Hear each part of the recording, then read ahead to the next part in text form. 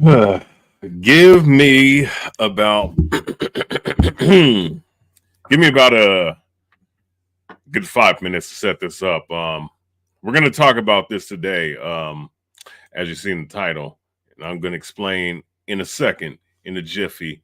Just give me a few minutes to set it up. All right.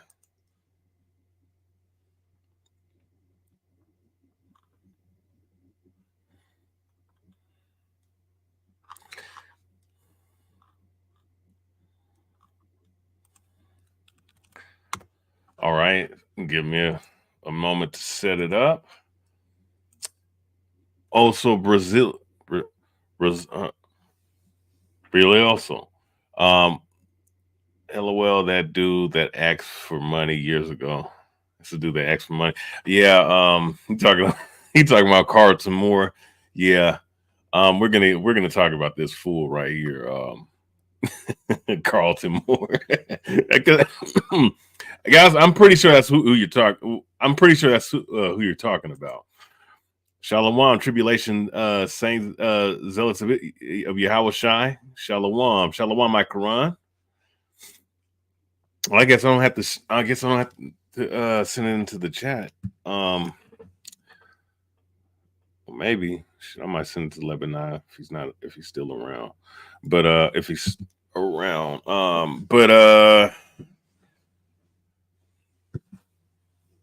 yeah. One second. Let me go ahead and send the invite to the brother, and then I'll send the invite, and we're just gonna chop it up in general about, in particular, this topic with these fool ass Negroes, man. Guys gotta be guys gotta get gat on, bro. So disrespectful these guys are, bro. Actually, let's do this. Let's pull this out. Where is Carlton Moore?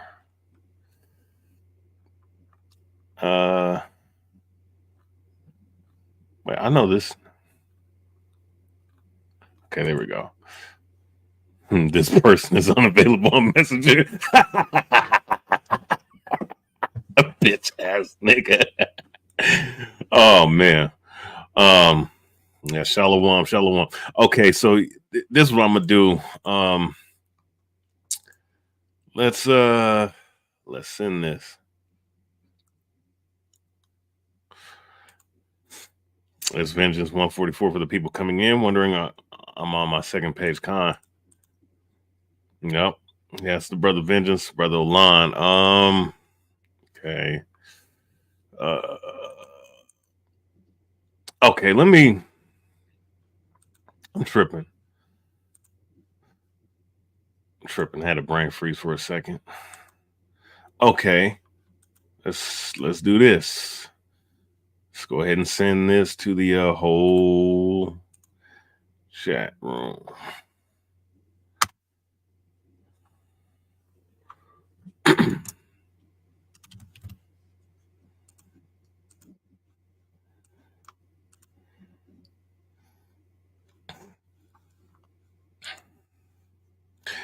So as things are getting set up, it might take a few minutes.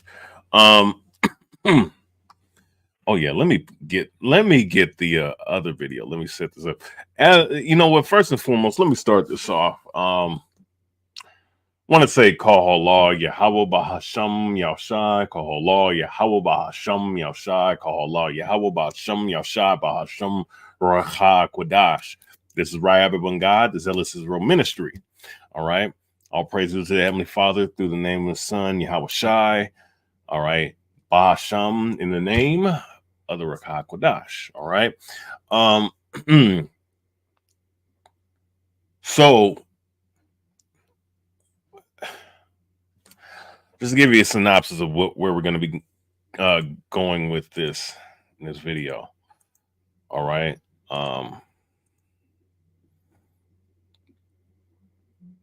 So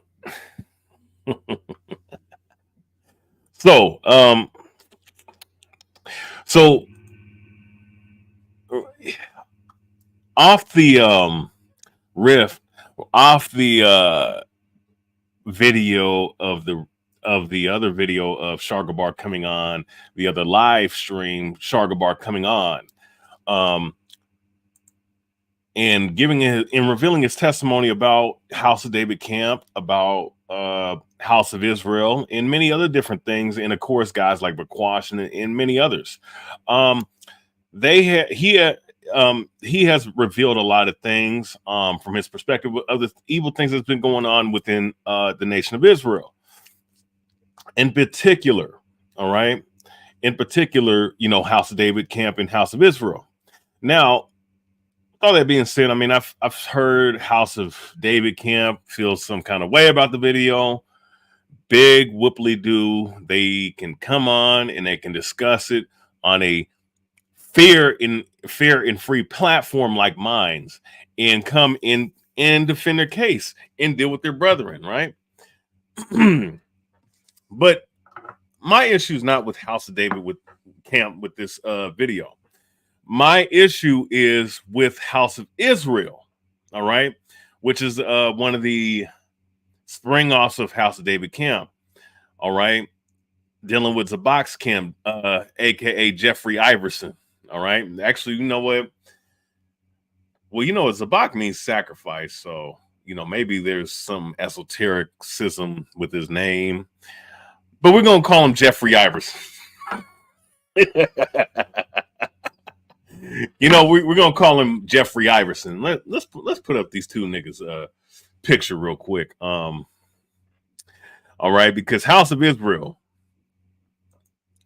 as you guys should know, all right, are a very rambunctious camp, very disrespectful camp. They think they're hard, they think they're tough, they act like thugs, right? Even though none of them niggas can get up the block. I mean, them guys have like bellies, as big as this, right? Mind you, I am not fat. You can see that. All right. The brother Shar-Gabar, boxes. I box, do mixed martial arts, we stay in shape. We get in shape, right? So we don't have to go out and threaten to do anything to nobody. You understand? I mean, and that's just straight carnality. But this is the things that they resort to because they have nothing better. There's no how should I say? There's nothing for them to really come at anybody with any real cold hard facts. So what they do is they resort to carnality and idle threats. So when these things happen, and let me take this off and let me put this up here. When these things happen, things are said, right? And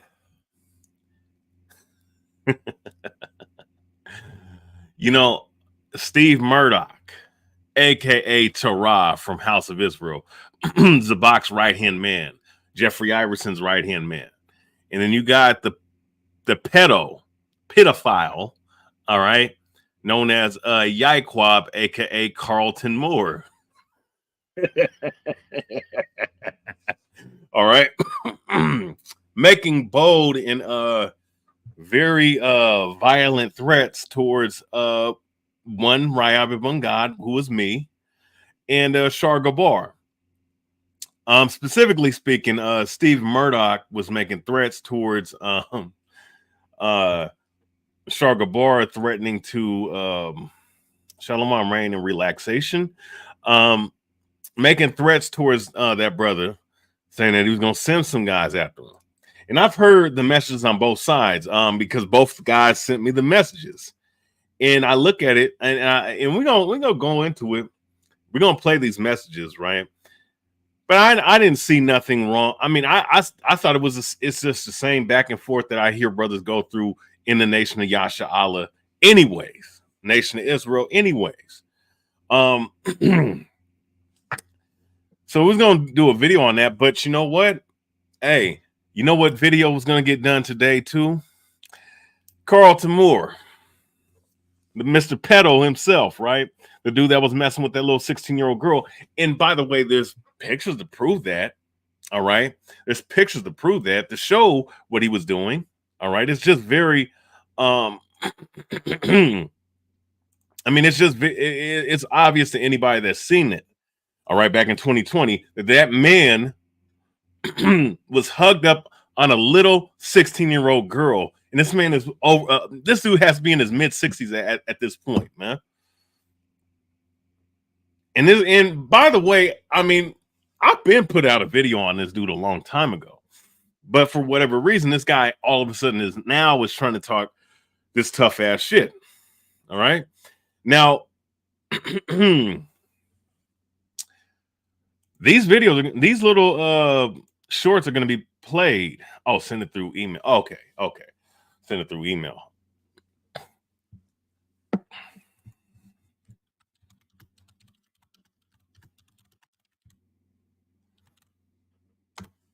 So these little videos are going to get played, or these little clips are going to get played, man. All right.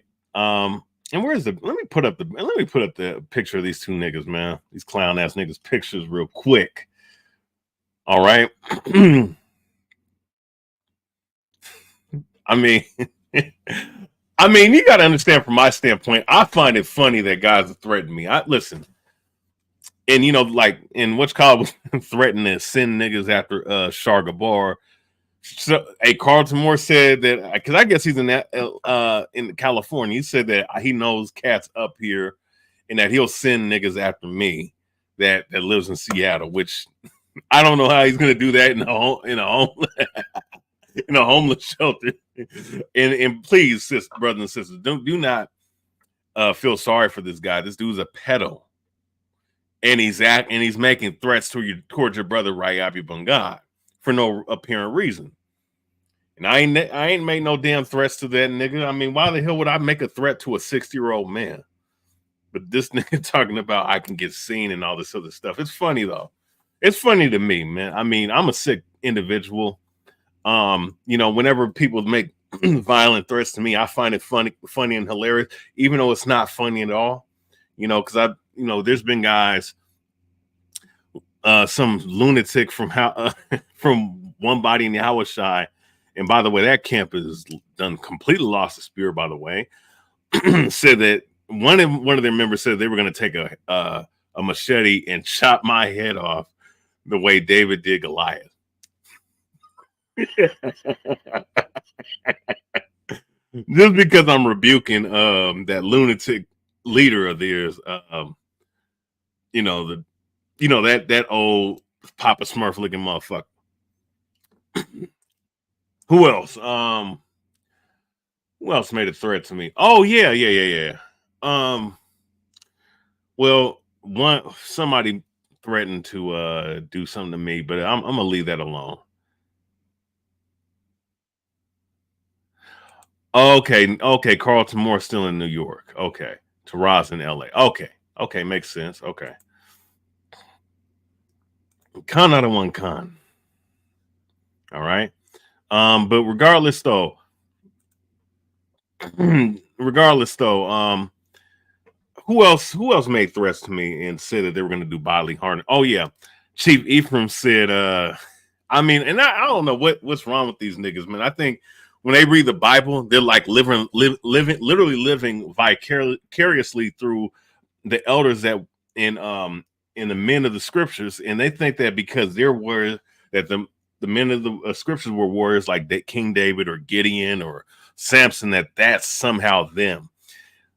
Chief Ephraim, that fat piece of shit, punk ass Ephraimite Puerto Rican fat boy, crab eating, lobster eating, law breaking fat boy, right? And Chief Ephraim, if you're listening, by the way, you are a fat bitch, by the way. I mean, because listen, I gotta talk like this because guys making bold threats, talking about he's gonna chop this ear off, and like what's his name, Peter did. All right. I had that little short midget, another pedo known as what's his name from what's that camp's name? whose camp is that? Oh yeah, Joel from Sons of Thunder said, "Man, oh, I'll kill this nigga, man." All because I'm bringing out the truth on him and exposing how much of a pedophile he is. Even in his own woman came out on him, or his former flame came out on him, right? And played a video, and the video, it is what it is, man. Zabak didn't deny it.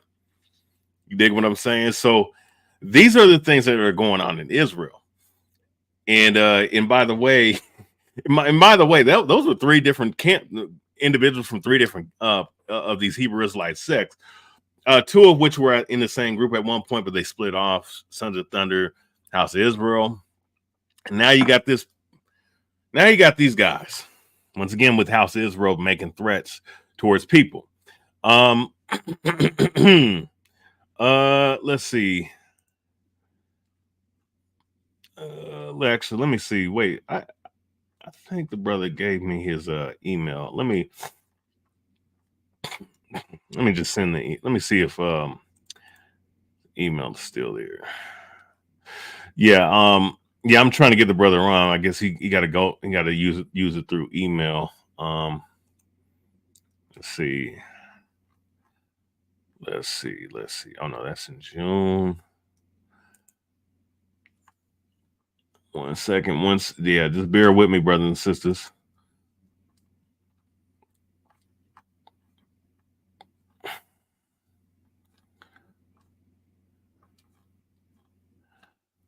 Okay. I might have to go through Instagram to find it, but yeah, I mean, brothers and sisters, this is what's going on, and this is the reason why I bring these things out. All right, you got to expose the wicked for who they are, man. You know.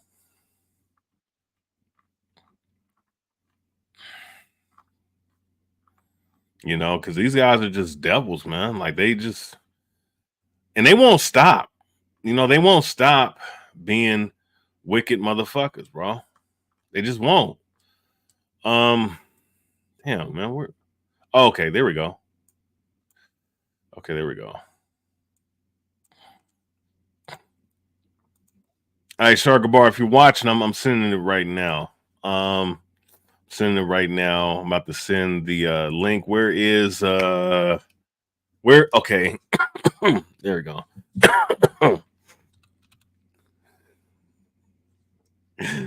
Oh man. Oh, I forgot to let's save a sound clip from one of my all-time favorite movies, Harlem Nights, man. When my man Richard Pryor's character, man, Sugar Ray, sat up there and called old dude in the beginning of the film a snaggletooth motherfucker, because that's exactly what Carlton Moore looked like, bro. And that's what he sound like. He sound like a snaggletooth ass nigga, bro.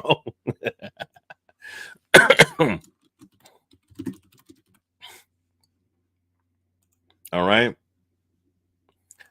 And oh yeah, Shalom, Bishop Melchizedek. Yep. Yeah, I got to, got to keep exposing him, Bishop Melchizedek. Shalom to you. Shalom, positive reinforcement. Shalom. Okay. Yep, it's coming right now. I'm about to send him the invite. Yep, it is. All right.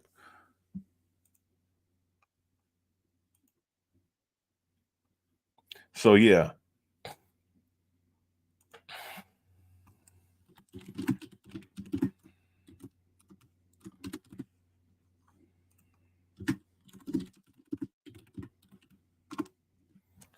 All right. So yeah, as I'm waiting for the brother to come on, yeah, I mean, this is, you know what? As the brother comes on, I'm gonna just play a couple sound bites of Mr. Pedo himself. You know what? Where's the? You know what? I keep forgetting to put up the overlay.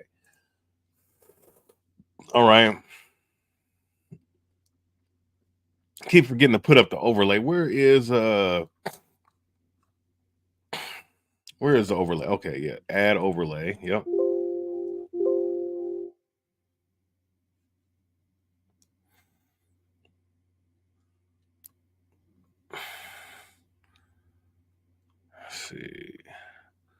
Okay, yep.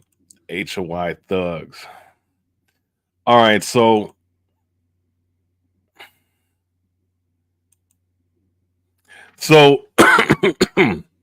as you see on the screen that you're viewing currently, um, you see,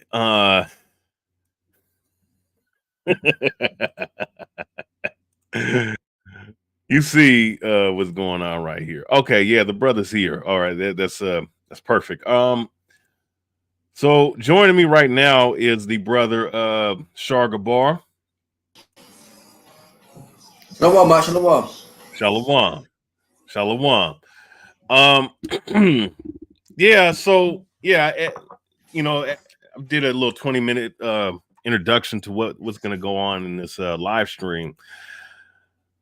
So tell before we get into these little clips and everything, right? Tell the people, tell these brothers and sisters what you've been dealing with these guys the last 2 weeks, and I'm gonna follow up. Yeah, so shalom. Israel, those are Indian Negro descent that make up the 12 tribes of Israel. I was going back and forth with these weak ass men, and the reason why I was going at them is because, you know, in this so-called truth, which is watered down now, we're supposed to deal with each other on a righteous level. We're supposed to deal with each other righteously. I'm supposed to deal with you righteously. Hold on for a minute. Hey, can you cut that down, son? It's too loud. Yeah. Yeah. So we're supposed to deal with each other on a righteous level, on a righteous level. Okay. So fat boy Tarah, who's obese, who got breasts on his chest, and I could get carnal like that, but that's not what we're supposed to do. And it's like, if you have a problem with me, talk to me about it. If you feel that I'm doing something that's wrong or off, okay, that's wrong and off according to the scriptures. But yo, Shar-Gabar, you was off for this, you was off for that, you said this or that, and we just have to deal with you accordingly. But no, they can't do that. What do they do? They tell bear, they talk behind your back. That's contrary to the Bible. You're not supposed to do that. And then these dudes have all types of problems. All these dudes got something in common. Zabak, a career bum. Zabak, all right, who garnished up $130,000 from the children of Israel, and never cashed a check in his life. Never made an earning in his life as a man, but got the right to get $130,000 total in about 5 years for a school that don't exist. All right. But that's his business, But you sitting here and y'all tell me, y'all talking about me like a bunch of cowards. Say it to my face. Say it to my face. And with these weak ass threats that H.O.I is giving me now, and a brother who I was talking to just yesterday was telling me, Tarah told another lie that I said something about his wife, that she's a fat bee, which I never said that. But he did that because they trust him. They trust his word.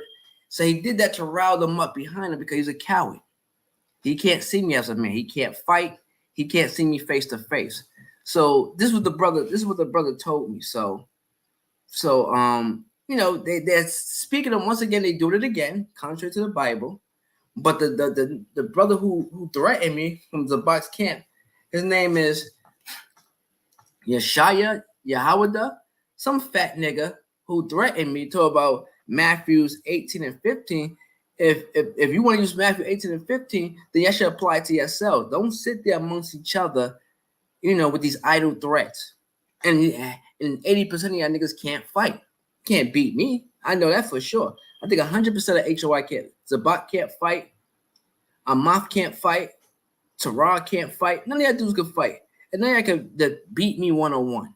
So y'all must plan on using a weapon or jumping me, which that would end your camp. I guarantee that. It'd be over for your camp. All right? It'd be over for your camp.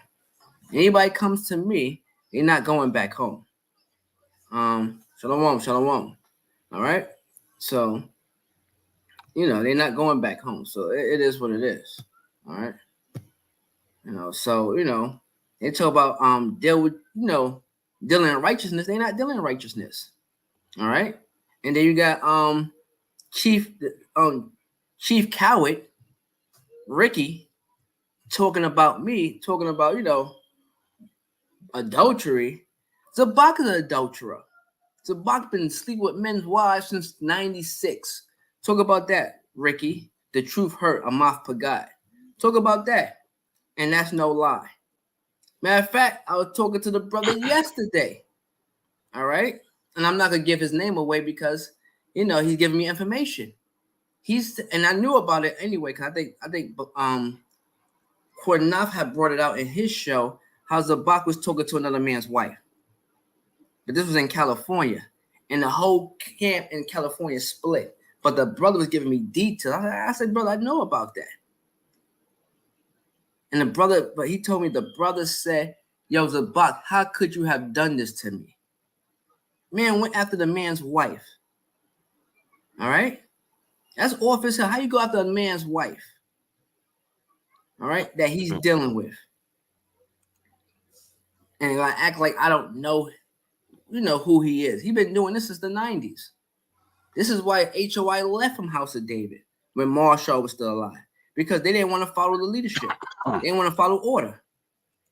So just to know, because the brother asked me the history of H.O.I and the history of some of these camps are a bunch of rebels. And they all got something in common. They can't stand on their 2 feet as men. They need a woman to carry them. Mostly H.O.I. Now Zabak and somebody else brag about, yeah, we got brothers that have jobs. Yeah, those are the new brothers that's coming in. You old niggas don't work. Like a moth. All these dudes ran down south into a woman's house. Where Tarah at? Down in Houston in a woman's house. Zabak in a woman's house. A moth forget in a woman's house. Shar-Gabar in a woman's house. All right, check out that pattern. Other men as well. Hey, sister, do you have a husband? Do you have a head? Who's your teacher? I could be your teacher. Shit like that. You never catch me saying that. That's what these bum niggas say.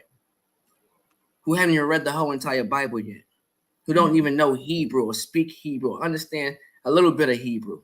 That's from Zabak on down. None of these dudes know Hebrew, but they Hebrew Israelites. Make it make sense. All right? So, these cats are coming at me with these, I'm gonna read one of the threats that was sent to me by this clown who, if he was face to face, wouldn't last 2 minutes with me. Okay? Wouldn't last 2 minutes. But he's over here sending me, stupid threats.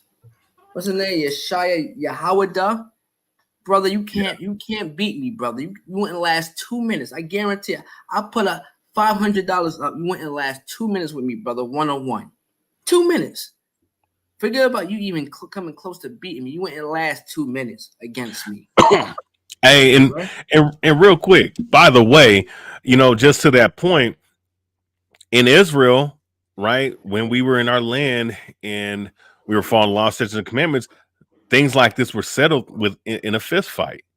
There's a law to that. You understand? You just can't beat somebody to the point of death. That's the, what I'm saying? So if someone wants to scrap and it can be legalized in the land that we're in now, it can be done. It can be arranged. We can set up exhibition bouts. And you can set up a mutual combat law in the streets. Zabak has said that to me, but Zabak don't want it. Zabak was like, yo, this is when the time that Bakwash hit me and ran like a coward. And big brother, hit me and ran. And Zabak at the time was like, yo, that should never happen. If brothers want to fight, they should go to a park and a local park and handle their business. But those dudes don't want to do that with me. Bakwash don't want to fight me. I just called that nigga out today on Facebook. He was on the brother's page, a brother named Genesis, and he was talking about the camps. And Bakwash made a statement about what's this Facebook going up against the camps or something like that. He said, I was like, brother, you talking, you over there hitting Israelite brothers and running. And what he did, he blocked me and deleted and block and delete. That's what he did. block and delete like a coward. These dudes are phony, man. But one thing you have to understand about these men, keep in mind, these men now are in their 50s, pushing 60s. They BS with their youth. We taught, and I was a part of it too. We taught by the year 2000, Christ is coming back to destroy America. Christ is coming back by the year 2000, and the most I might cut the time short, so it could be even 1998, 1999, 2000. No, we don't know exactly, but it's gonna be around that time frame when Christ's gonna be here.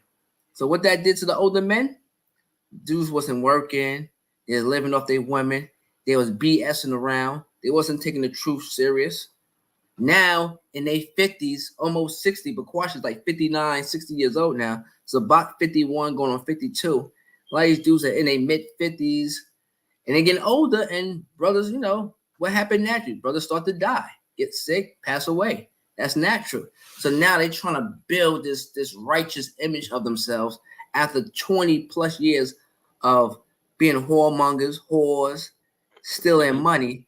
You know, now they want to be righteous all of a sudden. Look at the pattern. There's no lie there. The Most High hates a false witness. There's no lie. Now they want to be good boys now towards the end. And that's what you're seeing now. That's what you're seeing now. All right. So you're starting to see that pattern. You're starting to see that pattern with these older men trying to matter now. All right. Right. And that's very true. I mean, and instead of owning up, listen, these guys were played. They were played heavily. Instead of owning up to it and admitting that they were off on that false prophecy, which was a major false prophecy, what do? They go to Luke, the 17th chapter, to try to justify it'll be a year that would come that you think it is, but that could have been any time with anybody that was a true believer of Hamashiach H.O.I. Now, what these guys are doing now is what they're doing is they're polluting the minds of these younger brothers and sisters that are coming into the knowledge, and they're bringing them to their understanding, right? But they are trying to give themselves the preeminence, if you will. You know what I'm saying? Give themselves the preeminence of being these righteous figures. I've been in the truth for 20, 30, 50 years or whatever. What can you say against me? And some of these younger brothers and sisters that are in their, you know, late teens, 20s, 30s. Excuse me. I don't mean to cut you off, but they do that because they ignorant. They don't know the history like I know the history. Right. So they telling the 19, 20-year-olds who don't have fathers, who have no masculinities, who have no real male figure in their life, and they try to beat them in their head and control them. Because what Zabak and them try to do, Zabak, Bakwash, a lot of these cowards, they try to act like this truth belongs to them. Like this is my personal property or possession. Like this Bible and truth, it belongs to me personally. And brother, if you ain't right, you gotta get out of here. That's an old One West tactic. Like if you're not with me, you're not in the truth. You left the truth if you left me. That's an old school tactic that everybody uses. You understand? Yeah, it's a bully tactic. And then these young men who don't know better get discouraged. And it's this, and I try to, reach out to certain brothers. Most of them that came out of H.O.I. because Zabak brought in a lot of people, and he only have a small amount of men compared to the people that he brought in. And I tell brothers, look, man, do not give up the Bible. Do not let these dudes steer you the wrong way. Just don't mess with them no more, but don't get turned off by the Bible. That's a term Brother Lloyd used to say. Brothers got turned off. Get turned off by the man, but don't get turned off by the Bible. Keep coming to the Bible. Keep coming to the truth. Find righteous or sincere brothers who know better that you could communicate with and deal with.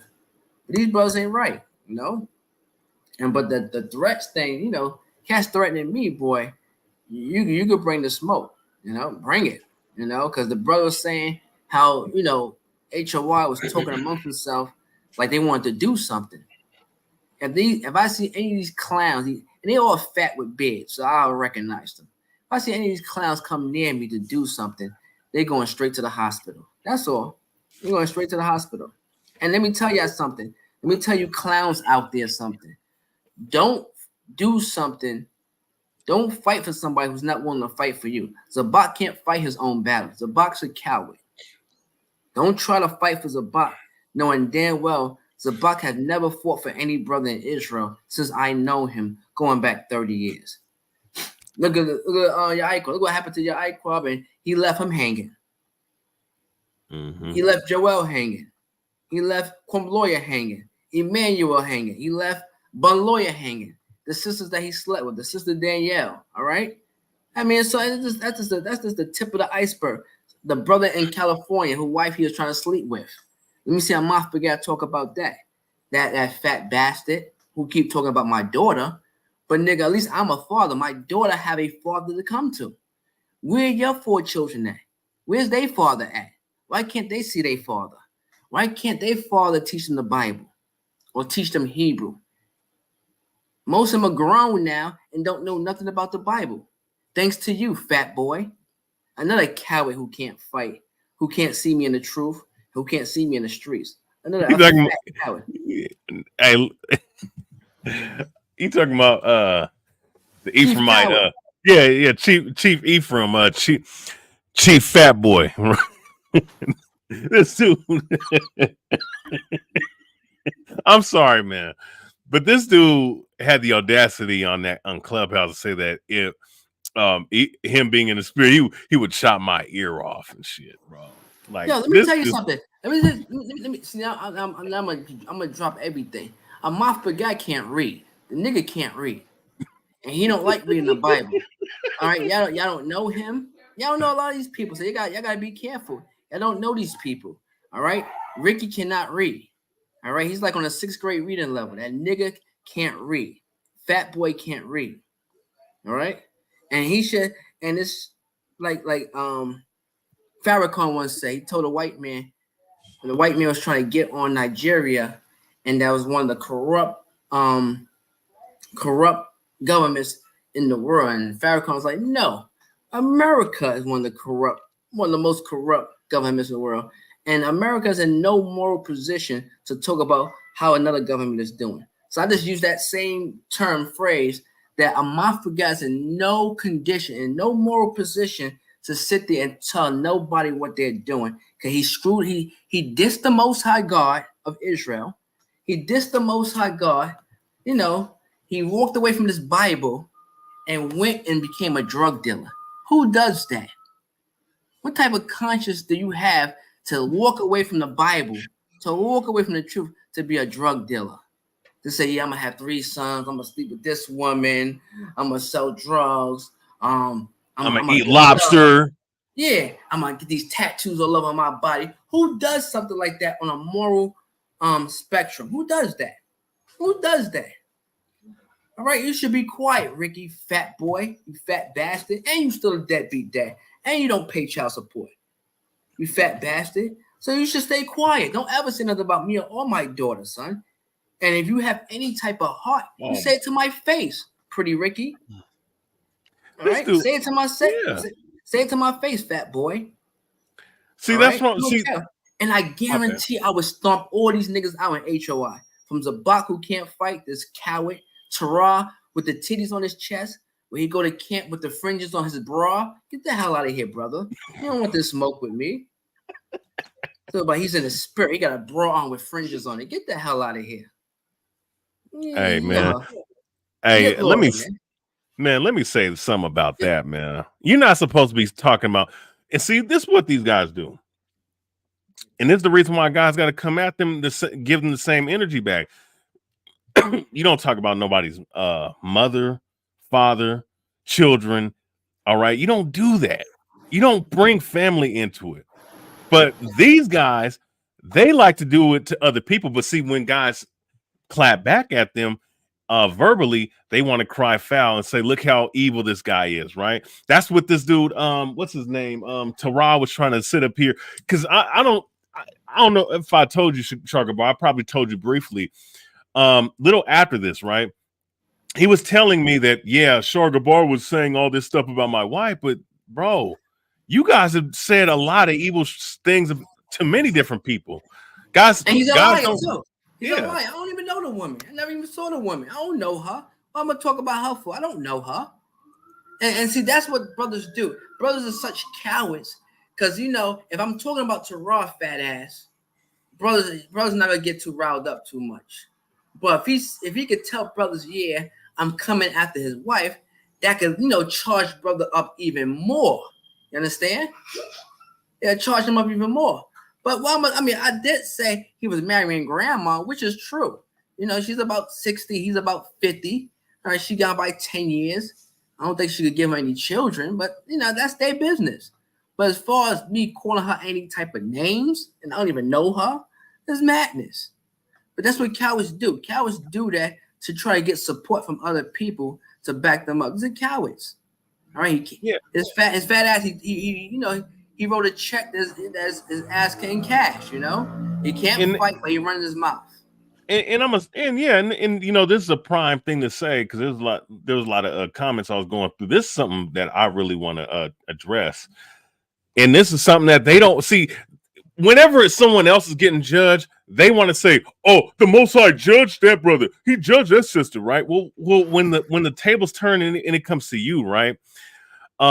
Tribulation Saints, Zealots of Yahweh. This is the brother of vengeance for you brothers and sisters that don't know.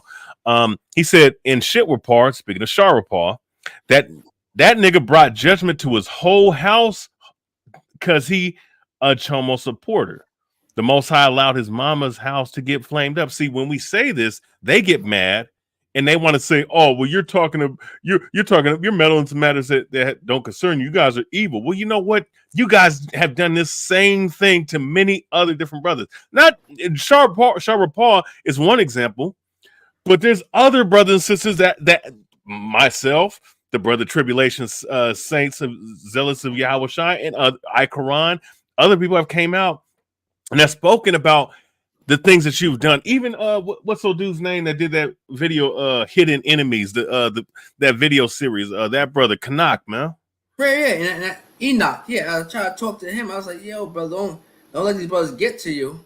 You understand? Because that's what they want. They want to discourage you from serving the Most High because they don't want to look the way it is. If people leaving their school, it looks bad on them.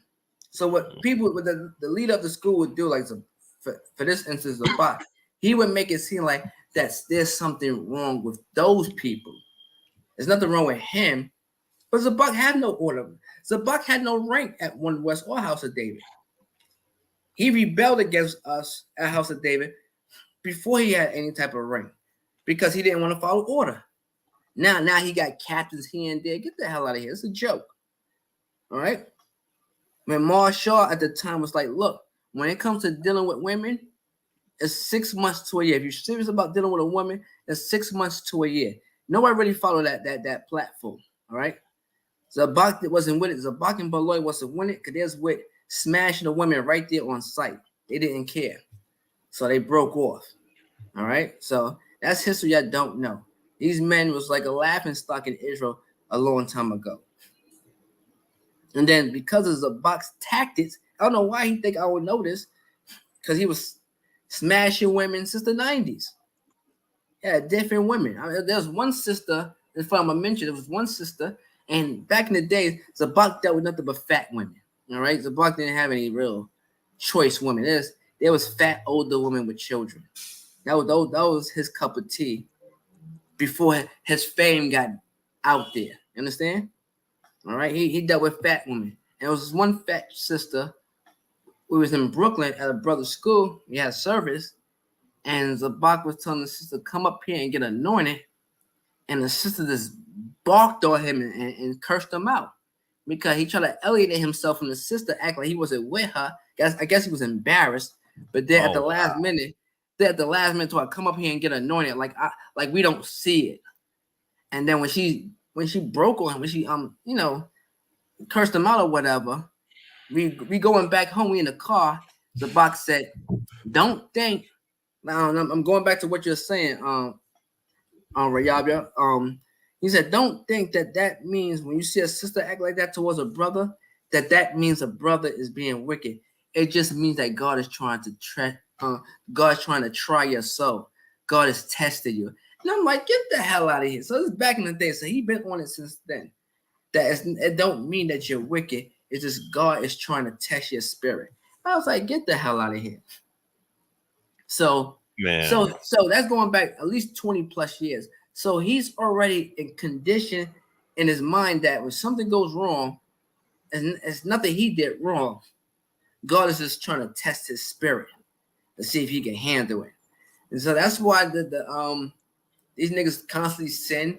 I'm gonna read something to you. This is Ecclesiastes in the Bible, the 8th chapter.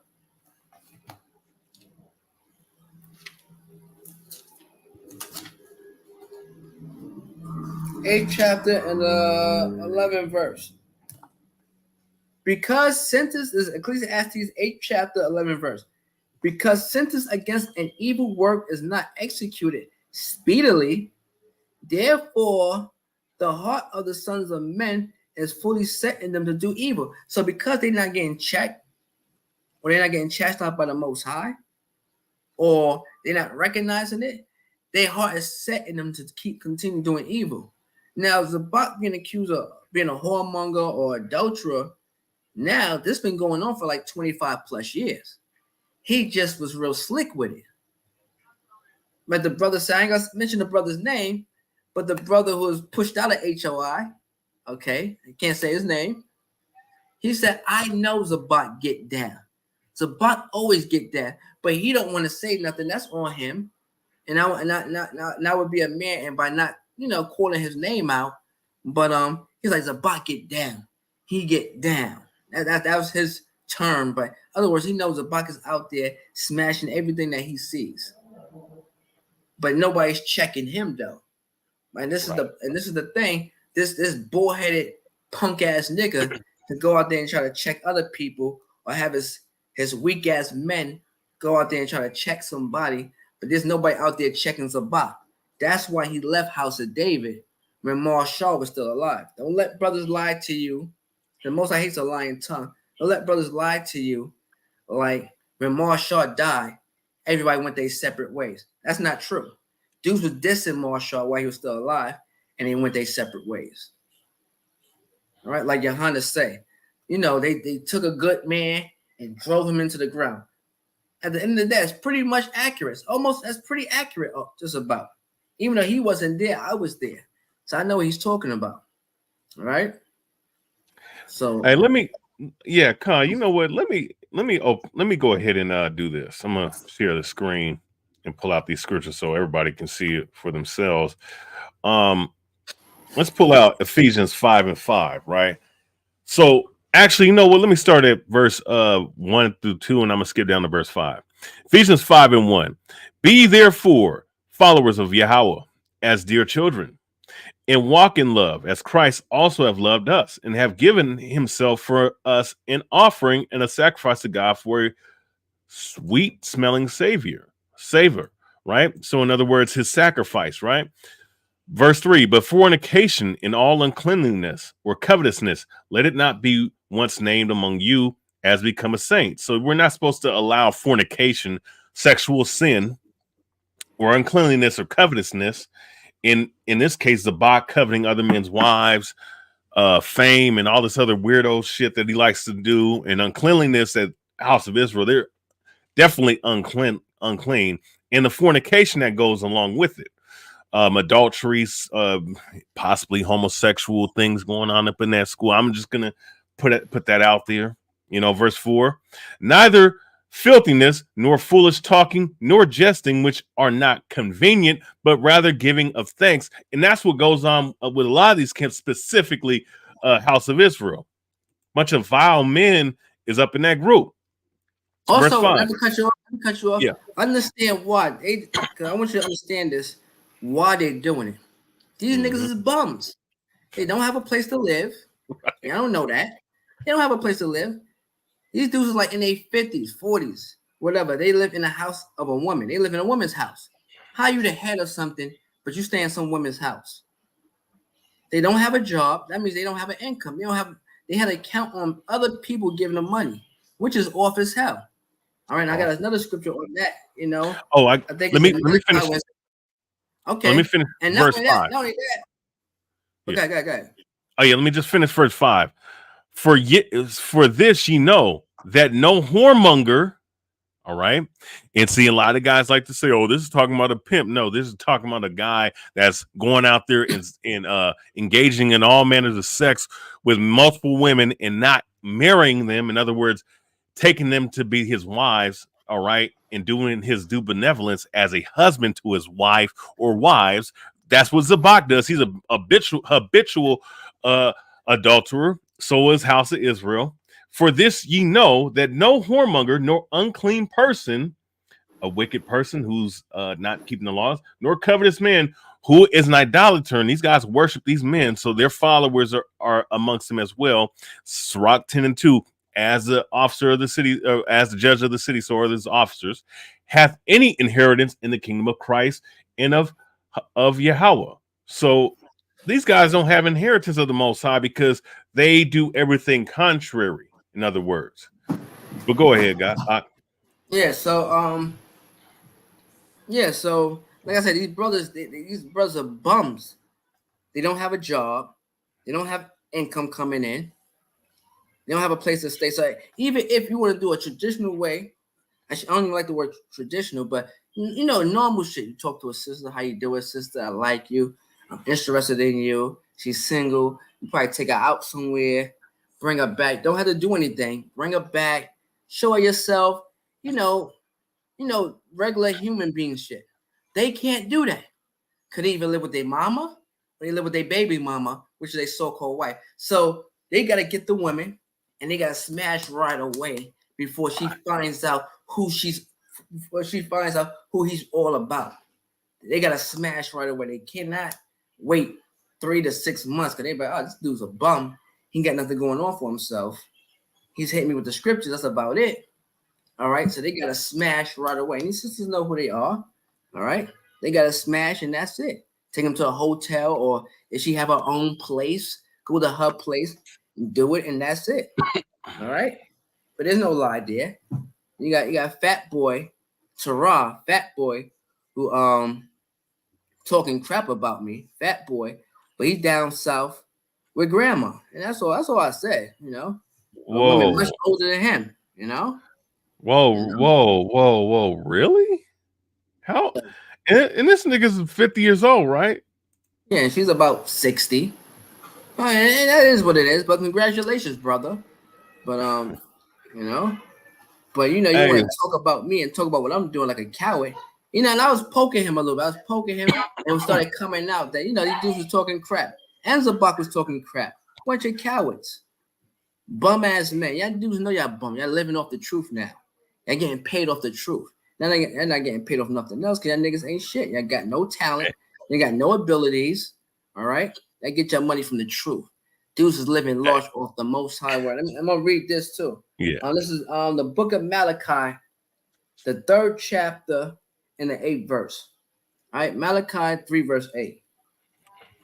Will a man rob God? Yet ye have robbed me. But ye said, wherein have we robbed thee? In tithes and offerings. That's how y'all rob the Most High. Because no reason why they should be giving y'all money. These dudes are getting cars, like Chief Coward is getting a car. That dude don't got no money for a car. He got his cash app, the hashtag cash app. Why are we cash apping you for? You can't even read, nigga. You can't read. Don't know the Bible. You can't teach class. Can't teach class. Can't read the Bible. Can't give no understanding of Hebrew. Can't fight, out of shape, undisciplined. Don't eat properly. Why are we giving you money for? Because you're a con artist. And you learn it from Daddy Zabak. Creflo Zabak. That's his name. Creflo Zabak. All right? The $130,000 man. Oh, and you know what's cold? I mean, these guys was driving around the city with 25K. And I guess the police confiscated that, man, from them. You know what I'm saying? But my thing is, really? yeah, this was like a couple years ago, man. Yeah. Who knows how they were getting that damn money? Well, most likely they were getting it from tithe money, but it's like, bro, this is what you have to do to get tithes. You got to fucking beg people, man. So it's pathetic. It's really pathetic, man. And I'm gonna continue reading. Yep. Say, ye are cursed with a curse, for ye have robbed me, even the whole nation. Yeah, they robbed them. This nigga should be ashamed of himself. Nigga never had a job his entire life. Since the last time he had a job was when I was 16 years old. 16, 17, I was still in high school. That's the last time this man attempted to work. All right? The last time this man attempted to work. And they all followed suit. But keep in mind, it was the year 2000 doctrine that kept them from working. All right? Now they want to talk about jobs and businesses 20 years later. Get the hell out of here. That's pathetic, man. Bring ye all the tithes into the storehouse, that there may be meat in my house. All right, yeah. And what's that meat for? That's for Israel, not for your personal pockets.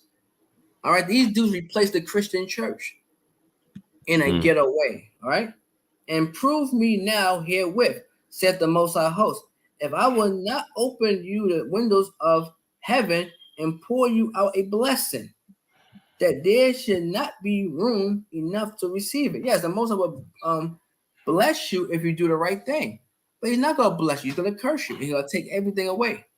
All right. Exactly what he's gonna do, man. Hold on, I don't know who this brother is. Reform and Rebirth. He said Tarah has always been a talebearer who gets off on speaking vow on other brothers. Yes, I don't know who this brother is, but he must be an old school brother because that's exactly what Tarah do. You know, I don't know who this brother is. I do. I know the brother. He used to follow. He followed GMS. He's doing his own thing now, but he knows about the things that goes on because he's seen and heard about some of the things that's gone on in Israel because he's spoken to other brothers. But yeah, I mean, yeah. That's a coward man. What type of man talks about another man behind his back? You feel some way? Talk to that man. Step to him if you feel some kind of way. Well, and let me tell you something. Zabak is a top coward. Zabak is scared to death of men. Zabak made his bones knocking black women out and getting arrested for it. All right, he's not putting his hands on a man. All right, he's not putting his hands on a man. He don't want the smoke. All right, he don't want the smoke. When Zabak got arrested back in the days, it was fighting black women, not a black man. If things did get rough with a brother, they all came and jump him. It was never a fair fight. But the women, it's one-on-one with the women. The women is one-on-one. Oh, wow. Wait, and I have Israel, you hear this? So the leader of H.O.I, House of Israel, Zabak, likes to beat up on women, man. But when it comes to men, back in the day, yeah, because he ain't gonna do it now because he learned how to he learned how to hustle and con the women. Yeah, he said that was his counsel. Yeah, so this the leader that you have, man. You know what I'm saying? The guy that beats up on women, but when it comes to men, he wants 4 or 5 niggas to fight with him. So I know they strategy. So when they threaten me, I'm like, yo, come on with it. And the person that's talking crap to me can't fight his damn self. Hey, I got a question. Do you want to hear these messages that Ross sent me real quick? Sure. Cause this shit is funny, man. Actually, well, you know what? Here's what we're gonna do. We're gonna play yours and his in conjunction, right? Okay, hold on for a minute. Yeah.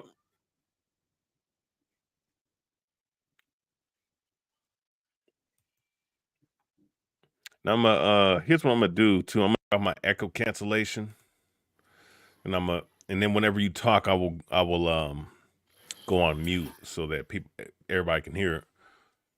Mm-hmm.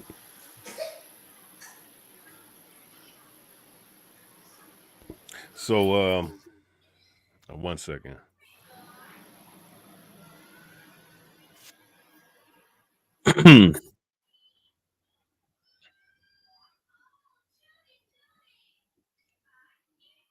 Okay. All right. Yeah. You want it? Want me to go ahead and play it? Oh yeah, go ahead. All right. So he only played mines. Yeah, he played yours, but he didn't play his. He played, right.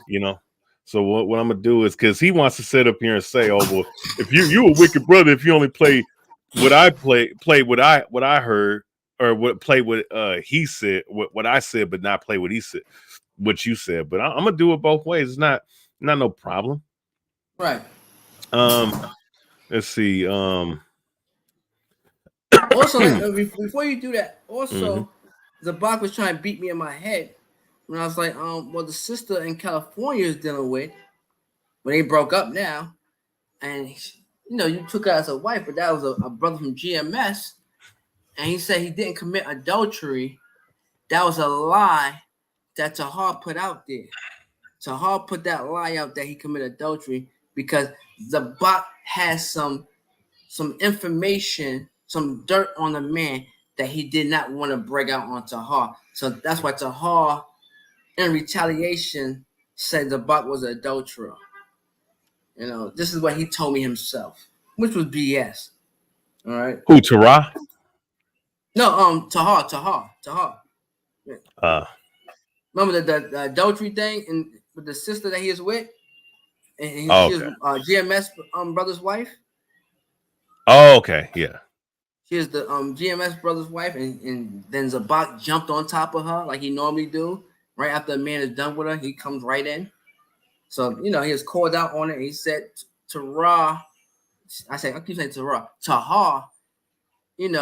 made that lie up because he knew Zabak had some dirt on him, so he came up with that, which I think is BS. That's exactly what should happen. What I'm reading right here. But you know what? Let's play this real quick. Let's play these.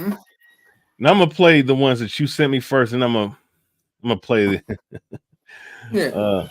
Let's see. I'm trying to think where, because you have. Okay, let's see. How many he gave you? He gave me quite a few.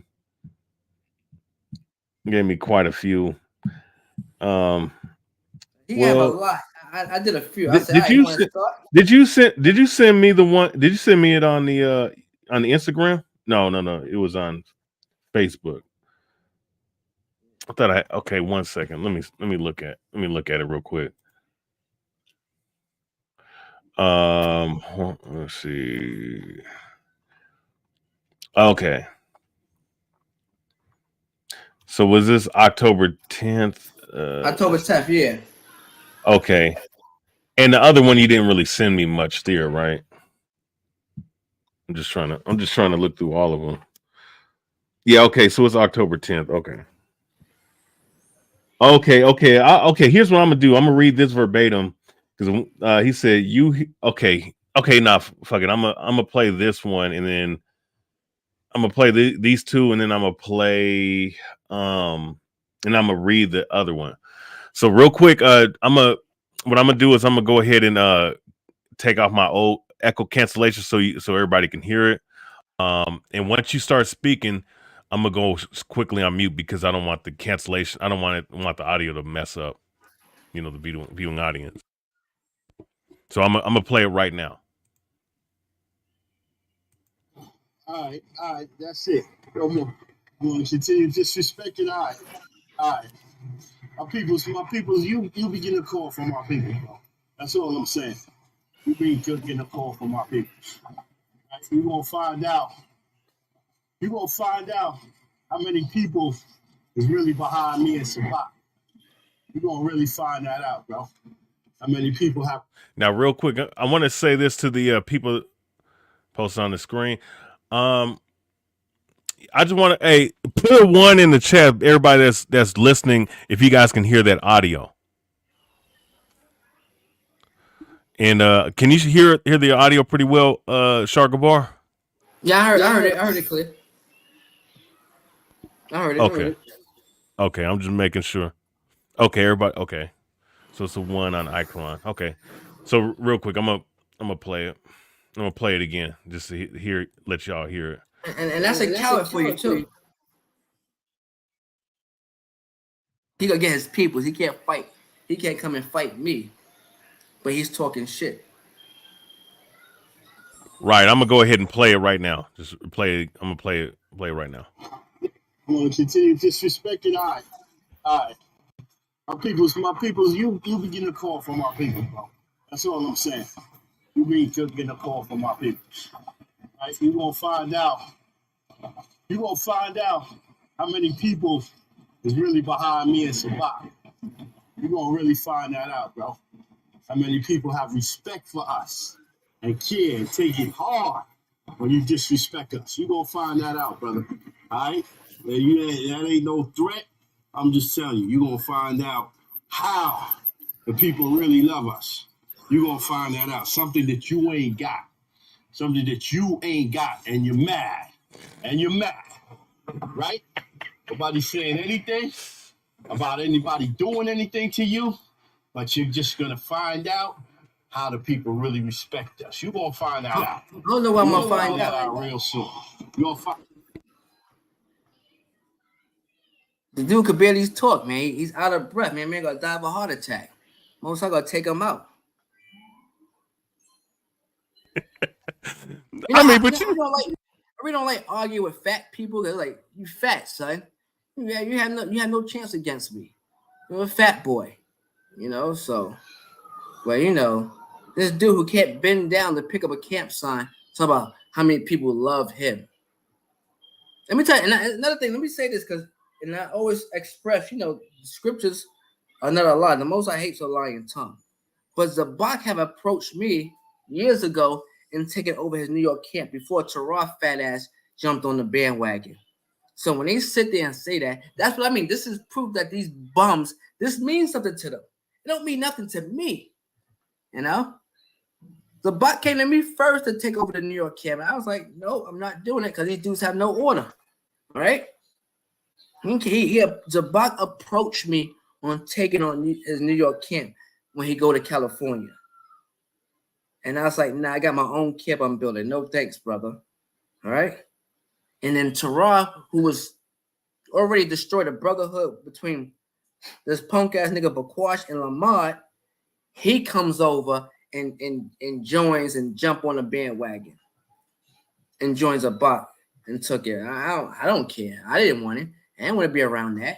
All these dudes do is chase women like a bunch of fiends, especially on 42nd Street and Broadway, like 43rd and Broadway. There's a lot of sisters coming through there. These niggas is a bunch of hound dogs. Understand? These dudes are pathetic. And I don't want nothing over there. I don't want nothing to do with that. And these guys is boasting and bragging. What are you bragging about? How many people like him, love him? Please, you didn't do nothing.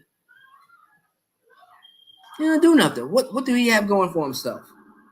Ran down south, left New York, he couldn't make it to go down south into a woman's home. He's in a woman's home. He's with grandma and her family. That's where he's at. Like most of the losers, the rest of the losers, they down south in another woman's home with her family. I don't get down like that. Yeah, that's off, man.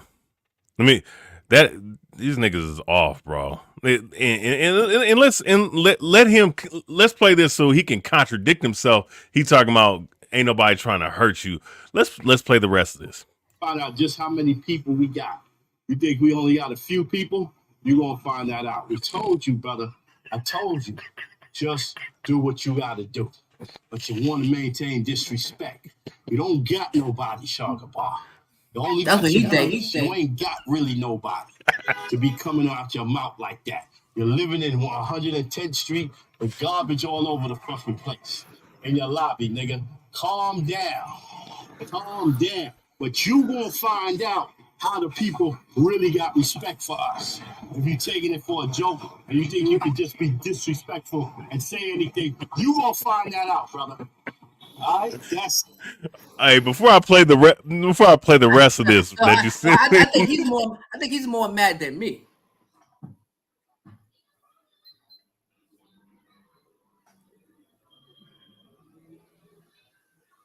I'm sorry, man. Niggas is hurt, bro. Yeah, his titties. His titties stood up and his nipples got hard on that one. No, but you know what? Here's the cold part. He said that we're not gonna hurt you. Nobody's trying to hurt you or threaten you, but nigga, you making a threat. How many people you gonna find out? How's he gonna find out? Now let's listen to this part. What you think this is? Tell you the truth, I ain't gonna be on this all now. I don't know what the fuck you think this is, nigga. You won 40, nigga, and I don't know what you playing with. Niggas ain't playing with no nunchucks and staff, nigga. Well, what got you trained on? Nigga, this ain't the 80s. This ain't a fucking karate flick, nigga. Niggas ain't playing with that. So I don't know what the fuck you think you talking to or what you think you doing. Talking about niggas step to your face, nigga. Niggas ain't playing with no nunchucks and fucking staff, nigga. This ain't no fucking karate flick, nigga. The fuck is wrong with you, man? Hey, no, but okay, what is that called? That's called a threat. And here it is. You're talking about stepping to somebody with both staffs and nunchucks, or even with the fist. He's talking about motherfuckers. He's talking. So they basically saying they don't want to fight. They want to shoot motherfuckers. Yes. That's the only way to interpret what he's saying right now. Because come on, nigga. He can't fight. Yeah, I might be 140, but he's like 300 pounds. So you know he can't do nothing. He can't do nothing. And he's talking about this ain't nunchucks or bow staffs. I mean, I could just use my hands. They can't. So I guess he talk about numbers. Bring your numbers out. It'll take at least 3 of them to take me on. Like, bring your numbers. Zabat can't fight. Tarah can't fight. All right? A Mafia guy can't fight. The dude who threatened me, Yeshaya can't fight. And I'm gonna read his threat. So I'm gonna read his threat too that he sent me. I'm gonna read his threat. Let me play the 1 minute and 30. Let me play the rest of this, right? And then you can read that part just real quick. Listen, man, just go about your business, brother. Just go about your business, man. For real, because you just showing yourself to be a fucking hater, right? You just showing yourself to be a fucking hater because you want us. We ain't even talking about you. We ain't even thinking about you, right? But you're mad because Bukwash, I didn't turn Bukwash against you. Bukwash saw what type of dude you was. You snap on everybody. As a riot, see what type of dude you are. Nobody want to fuck with you because you snap on people. You snap on people. You got a fucking problem. So you're mad because you're down there and nobody is around. You ain't got no manpower. And you can't teach nobody. Now let me say something real quick before you go. Why the fuck? Why would he say? Who? What is there to hate on them about when these niggas are in their 40s, late 30s, 40s, 50s, living at home with their ribs house, or their mother's house, or their grandmother's? Like, who the fuck is hating on them? They can't pay rent. And don't have a job and don't get no goddamn money, nigga.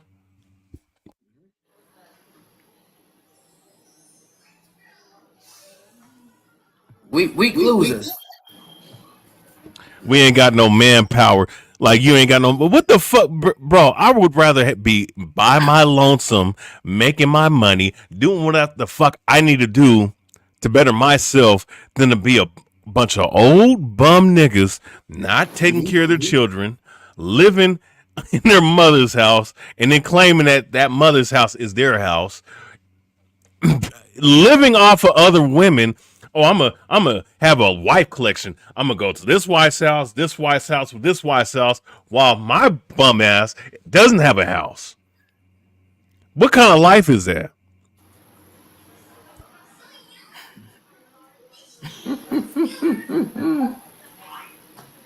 But they don't want us mad because they gotta live that. They have to depend on a woman. You understand that? Because understand something. As you get older, your opportunities start to become limited. They start to see that now. That's why it's so much. That's why it's so important to them to try to create this squeaky clean image and take over the camp and the truth and stuff like Bakwash and Zabaka, these clowns out here, because They're getting older now. They're getting older. All right. They're getting older and they hurt. They and speaking of Bakwash and these the names that he mentioned, these dudes are big time losers. Losers. They have heavy regrets. That's why they're jealous of me. How am I be mad? I don't have any regrets. Everything went according to plan. Since I was 14 years old in the truth, everything went according to plan. Everything went my way pretty much for the most part. In my youth on up, all right? All right. Had some bumps in the road, but for the most part, it was pretty good. I did the right thing. These grown men who was older than me didn't do the right thing. They have regrets. They wish they could do things differently. They unhappy when they go to work. The plantation. I got it easy at my job. Understand?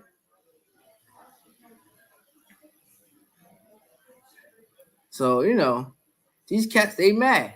They mad, not me. I'm just calling them out on it.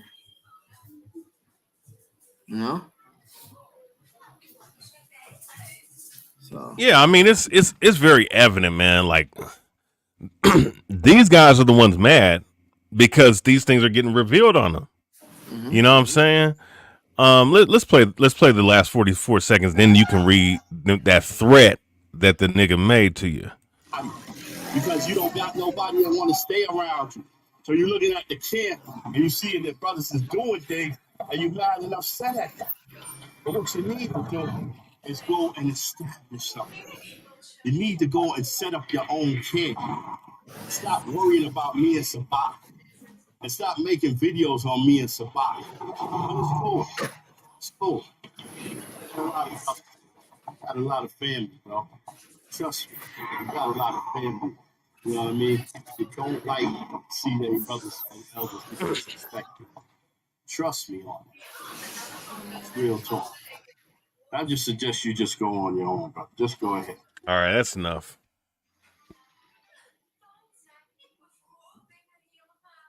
Yeah, so there you go. There you have it,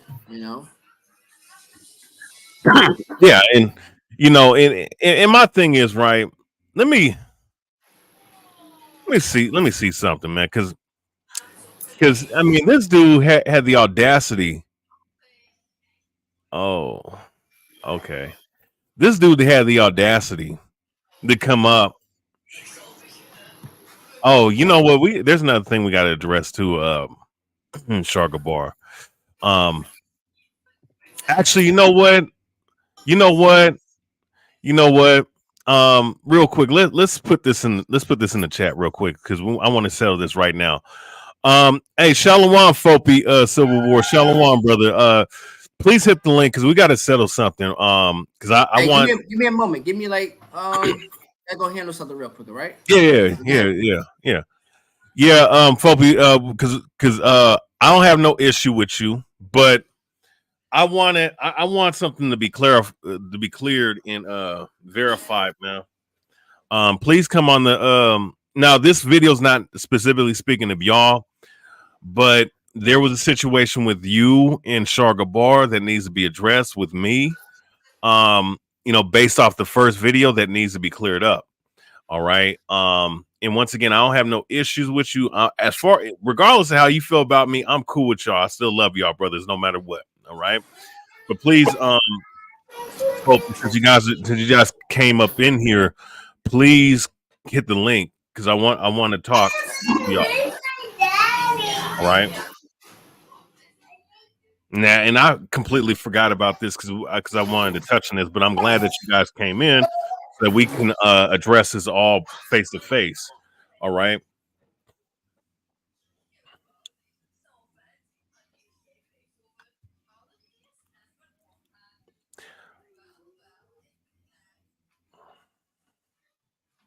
And and as the brother Shar-Gabar comes back in, I'm gonna talk about this particular thing. So it needs to be brought up. Shar-Gabar and okay, Fopi, you guys had an issue with the first video, right? And based off of you felt that when Shar-Gabar brought you guys up, when because of him going on your live stream, I believe a couple months ago, right?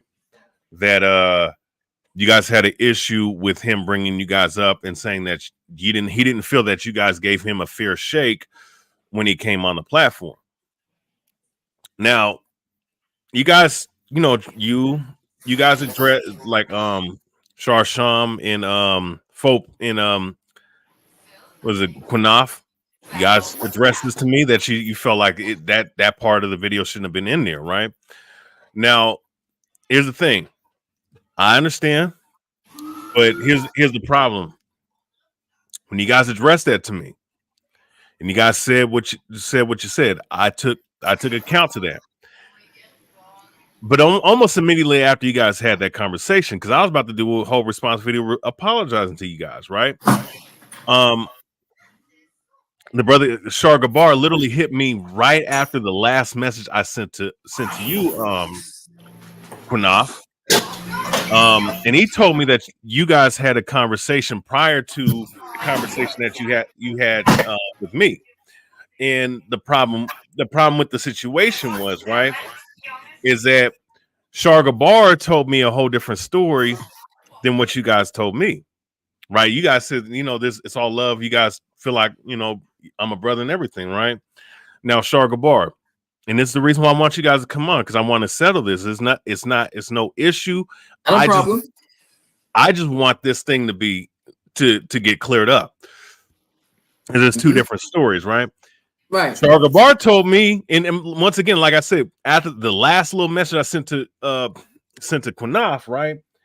And I was literally filming the video on my phone as I was going to work, to apologize for that, right? So that things can be cleared up. Shar-Gabar hits me, right? And he tells me a whole different story than what I was told, as far as what Shar-Sham and Ashkala was telling me, that Shar-Gabar was being highly aggressive on their show, coming at Bakwash, coming at in particular. It's about Bakwash, not Bakwash, Bunyamyam, right? Coming at all right, Shalom, Shar-Sham. Now, with that being said, because I want everything to be, because I just want to be cleared up, right?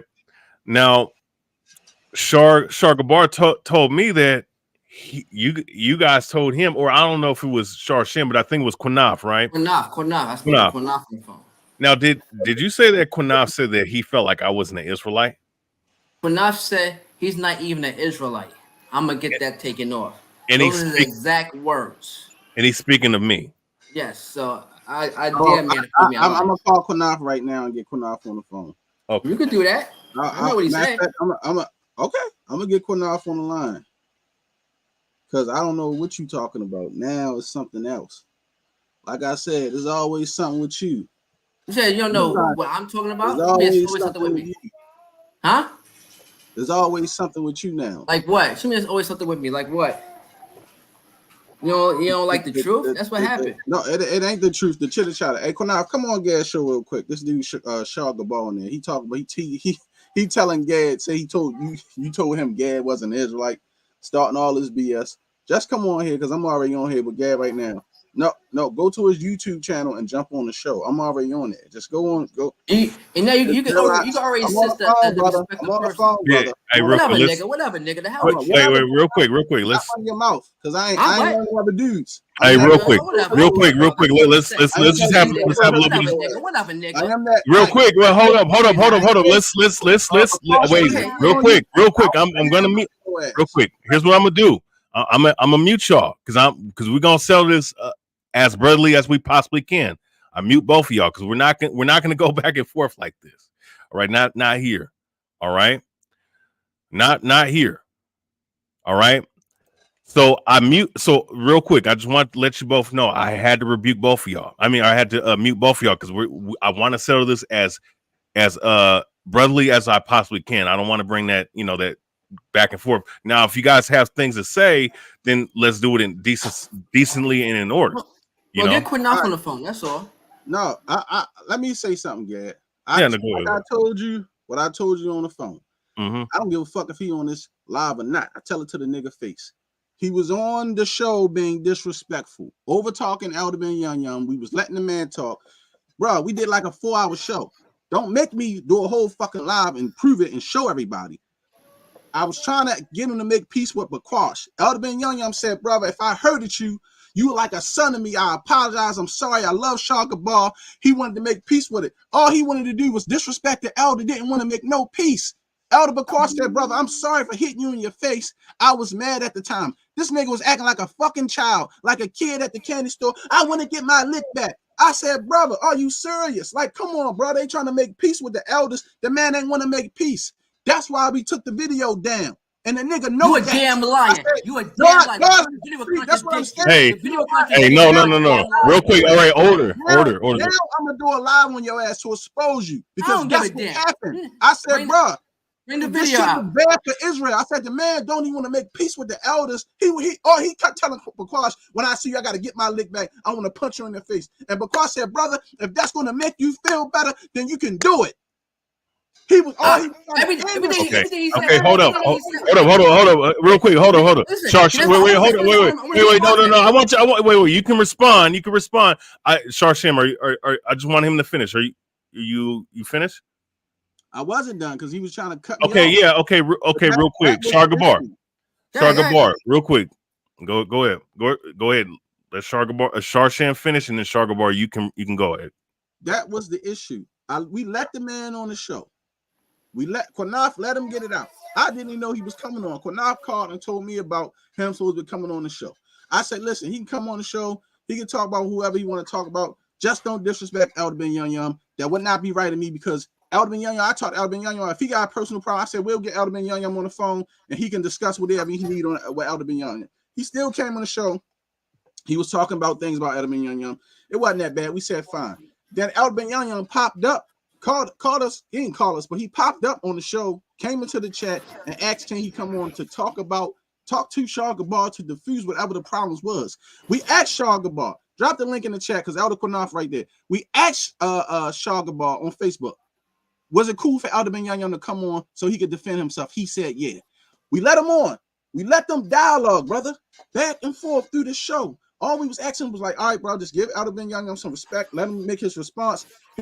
I could show you all through the show where he was going at Elder Ben Young neck, cutting the man off. We were like, man, let the man talk. Let the man speak. He didn't want the man to get his parts out sometime. So we were like, all right. So me and Elder Quanaf started interrupting both of them because they was going haywire. So at the end of the day, through all that shit, we was trying to make peace with Elder Ben Young and him and Elder Bakwash when Elder Bakwash came on. We were talking about Elder Bakwash punching him in his face to make peace with both of them. And I kept saying, Shar-Gabar, let's put this shit behind us, brother, and make peace. I said, Elder Ben Young said, brother, I'm sorry if you felt like I didn't protect you coming up in the truth. You felt like I was a father figure to you, like he's like a son to me. This is all on the recording. And I'm gonna prove it now. Since you want to come at me like I'm a liar, I'm gonna do a whole live gag and show you this nigga going off. I ain't got no reason to lie about this shit. That's why we took it down. You can ask Elder Quanaf. Why would I lie? Now, what he talking about about what Elder Quanaf said, him and his phone call, I don't know. Because, yeah, you already know, I don't talk to these niggas. I don't fuck with these niggas in Israel. I keep my communication with people in Israel very minimum because of shit like this. This is why. So whatever he talking about with Elder Quanaf, I don't know nothing about that. But that's it, bro. I'm done. I'm gonna wait right here and be quiet. Yeah, that's all right. Fine. So cool. So he said that, and a lot of stuff he said was inaccurate, and that's the point that I'm making. It's inaccurate, and so whenever, and he said it went haywire. Yes, it went haywire because whenever these cats spoke, just like Shar Sham spoke, and we listened to him. The minute I speak, I would be interrupted. At no time did Shar Sham check Yumya when I was interrupted. Now, not Quanaf, excuse me, but Bakwash said, all right, he was wrong, but Bakwash lied and said I lunged at him. So you can't apologize and put a lie in there. So that was the problem. He said I lunged at him. So Bakwash never truly said he was sorry for hitting me. He said he was pretty much sorry for hitting me outside in the camp. If you pay attention, that's why they took the video off where you can't go back and look at it. And he can edit the video if he want to too. So I'm not trusting that. So And Bakwash did say I can hit him back. But I'm like, no, I'm not hitting you back. That's not gonna suffice anything. Okay. He said, Bakwash said, I can hit him back. I was like, no. All right. So when Bakwash said I lunged at him, say he had to protect himself, that was a lie. I did not lunge at him. And that was the point that I was making. And Bunyamin said some things that was off his head. Bunyamin said the reason why Ash wanted to fight me is because I was rebellious. I was highly rebellious. I said, what made me rebellious? And they both backed Bunyamin up. And Bunyamin did not have to go into what made me rebellious. They backed Ben on that one. Now call me a liar, Shawsham. Call me a liar. They backed Ben on that. So Ben did never apologize. A lot of stuff that happened, he justified. So how you apologize afterward? I'm not accepting any apologies with lies in it. So that's not going to happen. Okay. So that was it on that. So Bakwash said I lunged at him. He said that in the video, and I did not lunge at him.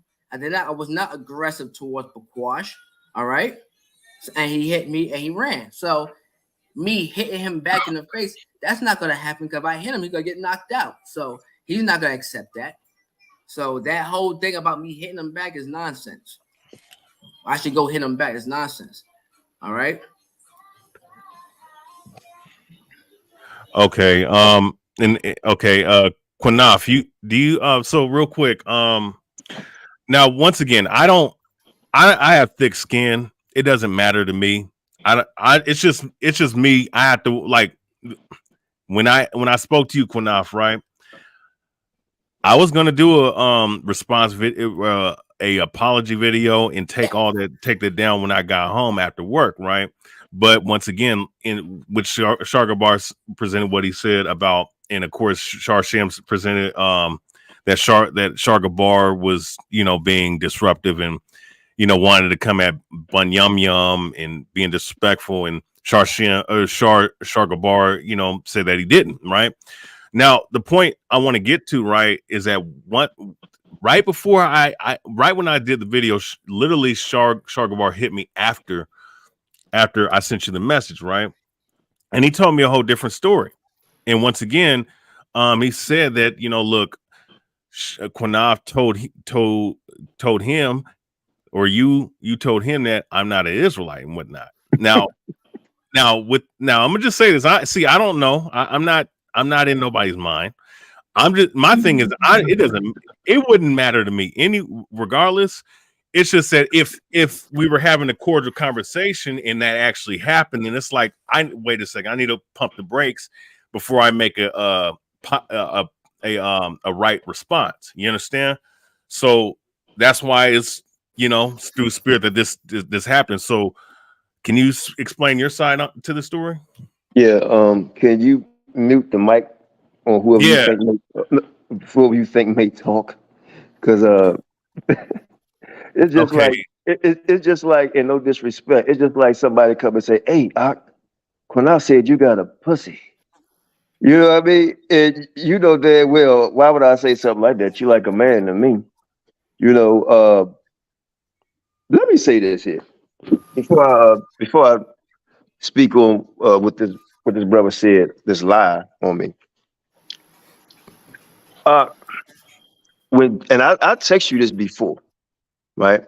And we've had private conversations where we talk, and we had conversations through text. I have always showed you respect. Always. I've let you come on our channel when people said you wasn't an Israelite, and always showed you respect when you came on. I took your side when certain niggas took a picture of you while you were sleeping. They supposed to be your brother.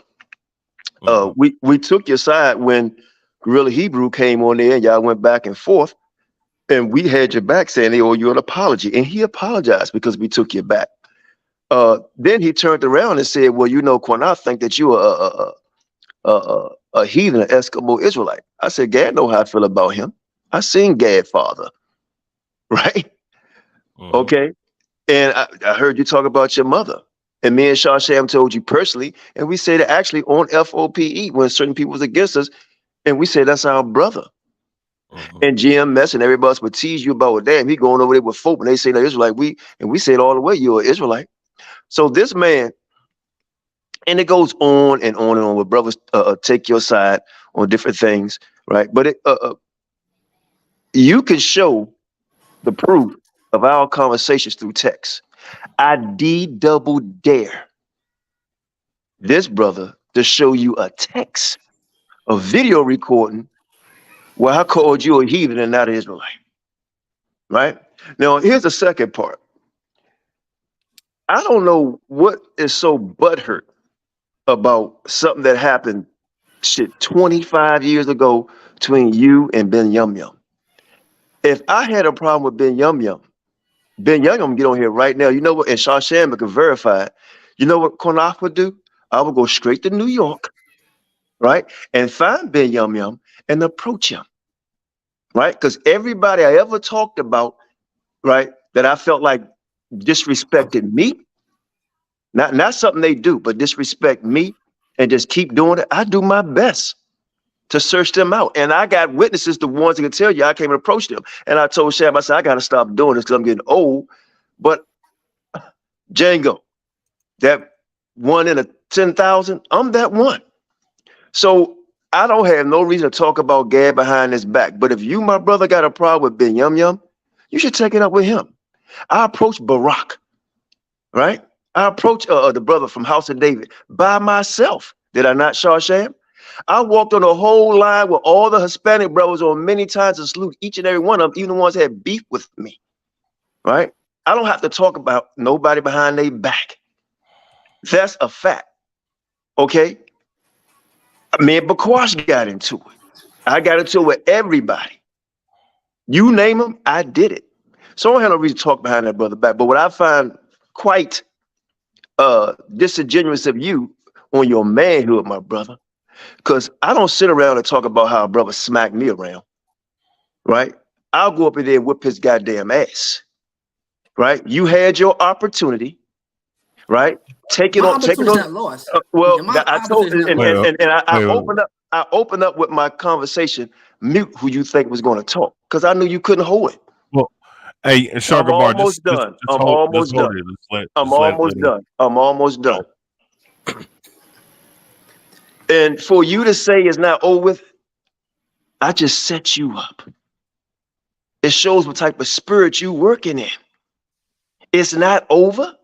The brother apologized. Then Yum Yum apologized. It may not be how you wanted it to be, but you talk about something Ben Yum Yum years ago. I don't agree with Ben Yum Yum on a lot of shit. In fact, Ben Yum Yum, I thought said something to me, not disrespectful, but delayed a message to me, and I wanted to straighten it out, and I wasn't allowed to, and I called Ben Yum Yum and left him a message, a nice one. And that's what I do.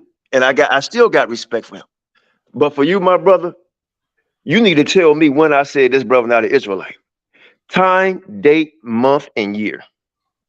And what was the conversation about? Y'all finished? Time, because I'm Oh, coming you on here finished. I'm coming on here. Quiet. I'm coming on here because this is what happened the first time you came over here, and this is why I called Gad and I called you. I said, brother, the title of that video had nothing to do with Shar-Gabar, FOPE, or Quanaf, and you chose to bring up something that you was butthurt about. Okay, on this man platform to cause division, right? You're trying to cause division between this brother and I, right? I heard you on there calling Sham out his name or whatever, and I don't know what type of brother you supposed to be, whether you're an Israelite or not an Israelite, right? But just being a so-called black man to your brother, and to say it's not over with Bakwash, brother, a real gangster don't say what he gonna do. He just go ahead and fucking do it. All right. So stop perpetrating the fraud, man. I don't want to talk about you and Bakwash Ben Yum Yum. Are we I'm finished? here to address you. I'm here to address you on the Let him line. finish. Now, Let him finish. time. I don't hear nothing else because I'm only coming here because you accused me. So I addressed other shit because Shar-Gabar right, and he's going to bust your seal when he's going to show the video of what really went down. Time, date, month, and year, video record or text when I said anything about this brother and why.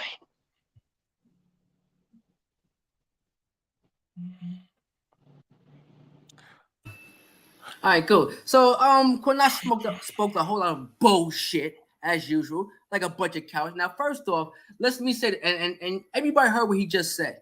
And this is my point exactly. This is the disrespect that brother said, but they don't see it. These brothers put themselves like he dictate. I need time, date. Yeah, spare me with that nonsense. All right. One, this was never about me and Bunyamin. And you said it tonight. I had a problem with Bunyamin. I never told you I had a problem with Bunyamin. I said House of David, nigga. That's my problem. That's my problem when niggas don't listen and pay attention. That's my problem. This was never about Bunyamin. We never had a conversation about Bunyamin. What you say, both of you said whatever you do, don't come after Bunyamin. That's what you said, Quinaf. You said don't come after him. He's a good brother. All right, and that's what I said in the last show. There was nothing negative said about Quinaf. There was nothing negative said about Shar-Sham. You can't go back there and say, damn, Shar-Sham is a sucker or something. You can't go back and see that. Nobody can sit there and say, look at the video and say, you know what? Damn, he thinks Shar-Sham and Quinaf are wicked or off. You can't go back and see that. So there was nothing said about you negatively or off when you go back to the video. So you're checked on that one. That's one, okay? There was nothing there put there, like you said, divide. You did say divide a moment ago. There was nothing divided you against you or no other brother. So that's a lie that you told. All right. So once again, this whole thing about me and Bunyamin, that's the problem I had with your two brothers. All right. You sat there and said I had a problem with Bunyamin. I never had a problem with Bunyamin. It was never about Bunyamin. All right. Bunyamin never did nothing to me personally. But this is what happened in your video. Y'all sit there and y'all narrow it down. Bunyamin versus Shar-Gabar, which was never like that. And that's why I kept saying, yo, brother, stop that. That's not what's happening. But y'all dictated the video. Y'all controlled it and y'all dictated it. It was never about Bunyamin. I touched on a lot of things about House of David. It was about House of David. It wasn't about Bunyamin. It's about House of David. Y'all sat there and made it about Bunyamin. Bunyamin was never the subject matter. Bunyamin was never the subject matter. So a nigga like you can shake your head all you want. It was never about Bunyamin. It was about House of David. Huh? I'm gonna keep shaking my head. Whatever, nigga. You can do that wherever you want. Nigga, I know. You can shake your hand. When I see you in person, have that same fucking mouth. You ain't gonna see me enough. You ain't gonna see me in person. Hey, all right. All right, let's have a little bit of order though. Let's have a little bit of order. Let me interrupt just real quick. Let's have a little bit of order real quick. Let's have a little bit of order. A little bit of order. What? Yeah, can I interrupt real quick, Gad? I want 10 seconds. I'm out, man. Go ahead. I just want 10 seconds and I'm out, brother. I promise. Don't hit against you, brother. And then after that, I'm gonna respond to you. Okay, let me say this. All right, right. I said time, date, year, and all that. He didn't do it, and I said he caused discourse between me and you. He said I didn't cause that. Well, I'm gonna prove that he did because you opened up, brother, saying the reason why you didn't take the video down is because what he said about me. I mean, I said something about you. That's why you didn't cut it out like you promised me you was going to do. You promised you was going to take that part out of him talking about us, and we wasn't on there to defend ourselves. Because I said, you come on our show, we allow you to come on to defend yourself. So you open up saying the reason why you didn't do that is because what he said. Now we're gonna go by the script. The scripture say had what 2 to 3 witnesses, right? He had none. And I'm not saying you believe him, but you said you didn't do it because of what he told you. Now, I only came on here, right? Because I don't give a shit what he say, right? I only came on here because he's trying to cause discourse between you and I by saying what I said, by saying what, but you said You said that I called him. I said he's not an Israelite. This, that, and third. Yes, you did say that. I said, okay. And I asked you to do something for me. You said, fuck that, nigga. I ain't got to do nothing. That's a lie. No, so if you ain't got to do that, why would you? Wait. Listen. We're gonna have. Did he not say that, Gad? Did he not say I said you was not an Israelite? Now I'm asking you to prove it. Listen. Yes, I'm gonna respond to that. I'm gonna respond to that. Can you just prove it, brother? Son, go. I got things to do. All right. So let me. Am I gonna respond to what you just asked? Go ahead. All right. First off. All right, this guy called me. Hold on. He called me right after whatever the date was, and Quinaf already proved it. He did call you and he did call me. Whatever day that was, that's the day he called me and said, why am I talking about him? Why am I talking about Shar-Sham? I said, I didn't say nothing negative to y'all, negative about y'all in that light. There's nothing in that video that said anything wicked or negative about Shar-Sham or Quinaf. He said, I don't care. Don't keep your name out my mouth. Don't say nothing about me. If you remember that, Quinaf, and you said, I don't care, he's not even an Israelite, I'm going to get that taken down. Now, if you say you didn't say that, I remember it like it was yesterday. Hey, brother, swear on your children. I said he's not. I swear on my daughter. Now what? Now take it to the Well, Most you don't love your child, brother. You're a High. liar. You full of shit, nigga. You full Hey. of shit. You're a liar, my man. But again, like I said, he didn't prove. He didn't prove. And listen, man. On the phone. Brother, okay. Real quick, let me say. You know what? At this point, I don't even care no more, man. Hey, man. Real quick. Let me just step in and let me just say this. Let me step in real quick. Let me just say this, right? Your character, no heart. Real quick, let me step in and just say this, right? Because there's, like, I mean, I have to be fair, right? And on both ends, right? My whole thing is, I'm not going to, we're not going to continue this, and I just want to get this out the way. You know what I'm saying? At the end of the day, it's still all love, and I'm gonna just say this, right? As far as phobia, it's still all love. Regardless of if it's true or not, it's still all love. I don't feel any other kind of way before then or any other time. All right. Now, as far as all this stuff, like brothers have to have better communication. I think we either have better communication or just not communicate at all with this situation. And as far as this situation, I just want to clear that up. And it's what, for me at this point, it's whatever. It doesn't fucking matter. You know what I'm saying? Hey, please, brother, I gotta say this, man. I want everybody listening to the audience to listen to what I'm about to say. He said that I called him up, and he's correct. I said, brother, why are you talking about me and Shar-Sham? I said, we didn't do anything against you. He said, I didn't say anything negative about y'all. He said that. And I tried to point out to him, he did. But let's just go by what he said. Now, make this make sense.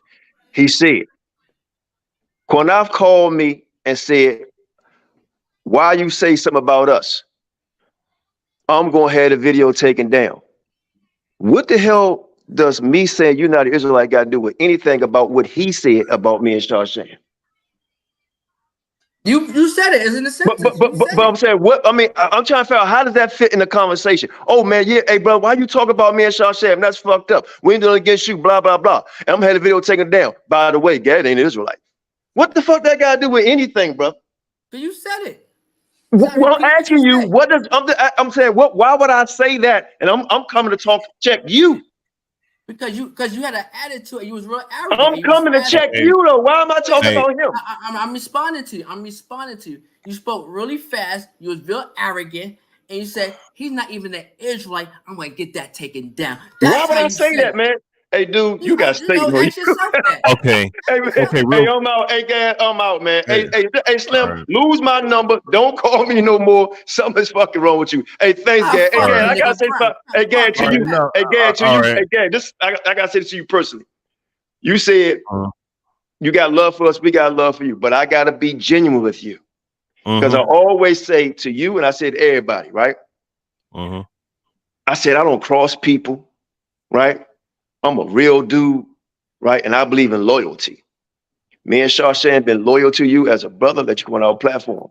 And you just said this, whether you said it or not, is in limbo. And we haven't done anything to you to make you even think that I said that or not. I'm telling you I didn't say that because I'm your brother. I allowed you to come on our show where people come against you, defended you against other brothers who talk mad shit about you and was very disrespectful to you.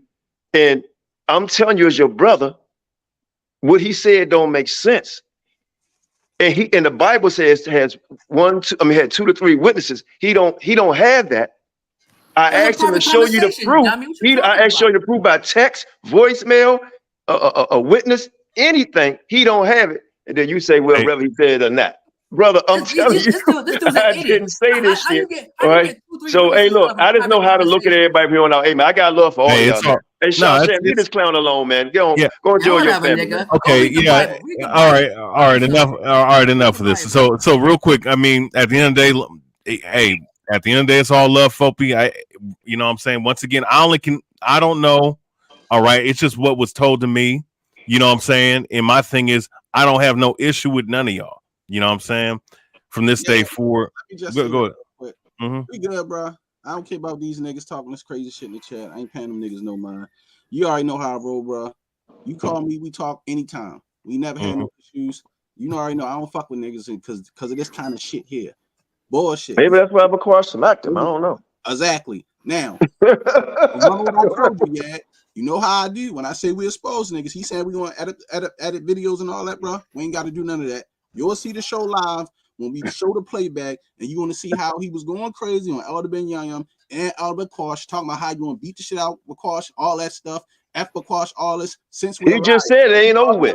He said he didn't do it. So now I'm gonna prove to you once again. Mhm. Every time these niggas do this dumb shit, this is why they get fucking exposed.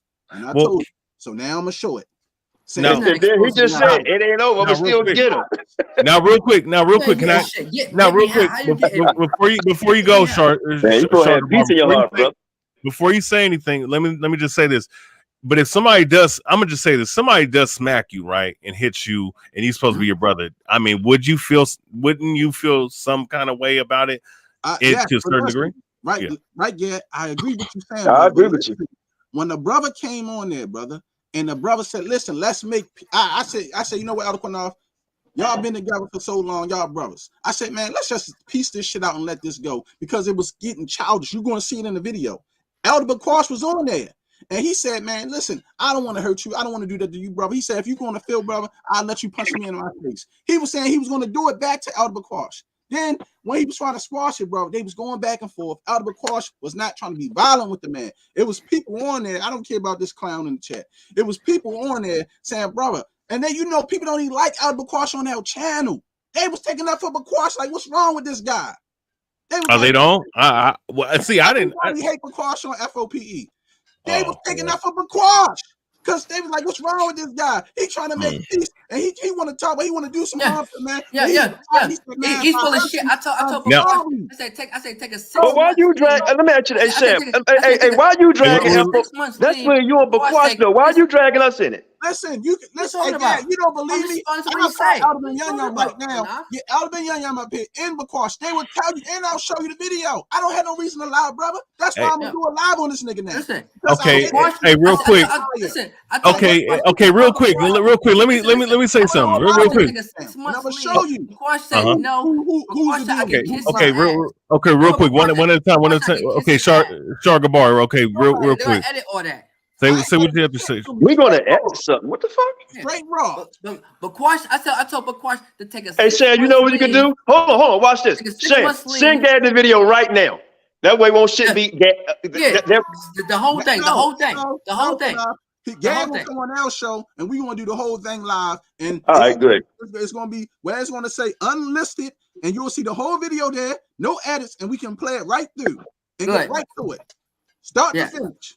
Yes, Bakwash. I tell Bakwash take a 6 months leave. Bakwash said no, kiss his ass. So how's that repenting? How's that? But brother, man, we gonna play the video. But I want to know why you putting us. Look, you wanted to come on the show, right? And we said, okay, you come on the show to bring peace, right? But you didn't want. What did you want Bakwash to do? You want him to take 6 months? He said he ain't doing it. Period. He told me to kiss his ass. He told me. No, he said kiss his ass after he kept on apologizing to you, and you said fuck him and all that, calling him all kind of niggas like you calling me a nigga, calling Shar-Sham a nigga, all this shit. That's what you doing. So he said, man, kiss my ass. That's what he said. Then Ben Yum said, he said, man, look, I apologize to you if you feel like I ain't a lookout for you, blah blah blah. He said, I apologize to you, and I guess something happened back in the 90s or 80s and shit. Yeah, you know what it was? He was getting bullied, brother. Let me say this. Between me okay. Can I say something real quickly? Hey, let me say. That's what happened to him. So he was like a child that was hurt. He was mad because he thought Elder Ben should protect him. That's why I said, bro. That's not true. Okay, let me say. Okay, real quick. Hey, real quick. Hold your peace. Hey, Shar-Gabar, hold your peace, real quick. I only saw now that live that you're talking about. I only saw a little bit of it. I only saw about maybe 10 minutes of it. Now the stuff that you guys are talking about, and that was a 3 or 4 hour live stream, if I'm not mistaken. And I only saw about maybe 10 to 20 minutes. And the only thing I saw, all right, from my standpoint, was Shar-Gabar and Jonathan Taylor going back and forth. That was the only bit of thing that I saw. Outside of that, I didn't everything else. I don't. Let me let me ask Shar-Gabar this, right? Why did you want me? Why is it my responsibility? Because you wanted me to have a quash, sit down, and all this. Like, you got so much respect for me that when I come on and say, man, I didn't say that, I'm a nigga and all this other kind of shit, right? You just like you wanted Ben Yum Yum to take up for you, you wanted FOP and Shar to take up for you. And then when we tried to squash, I told Bakwash, I said, look, man, you need to take some time. He said, I'm not taking some time. I said, I'll tell you what y'all do. I said, y'all to stay away from each other for 6 months. I told you that. I said, y'all stay away from each other. That's a grown man. I can't make that man do anything you want him to do, and vice versa. I can't make you do anything that he wants you to do. At the end of the day, that's between y'all. I did my best. If it wasn't sufficient enough to you or to anybody else, that's not my issue, because I'm 50-something years old, right? And I got children, they 30s, right? And I have a wife, and I have responsibility of the job. This is one of the least things on my mind about who's a goddamn Israelite or what Quanah said or what Quanah didn't say at the end of the day. So for you, I had nothing against you, brother, but it seemed like to me, you've been hurt. Right, because you talk. No, brother, bro. I'm being honest. You've been hurt because people been talking, bullying you when you was younger. I'm trying to have a dialogue with you. You're going too far. Okay, real quick. Let me hold up, bro. Hey, real quick.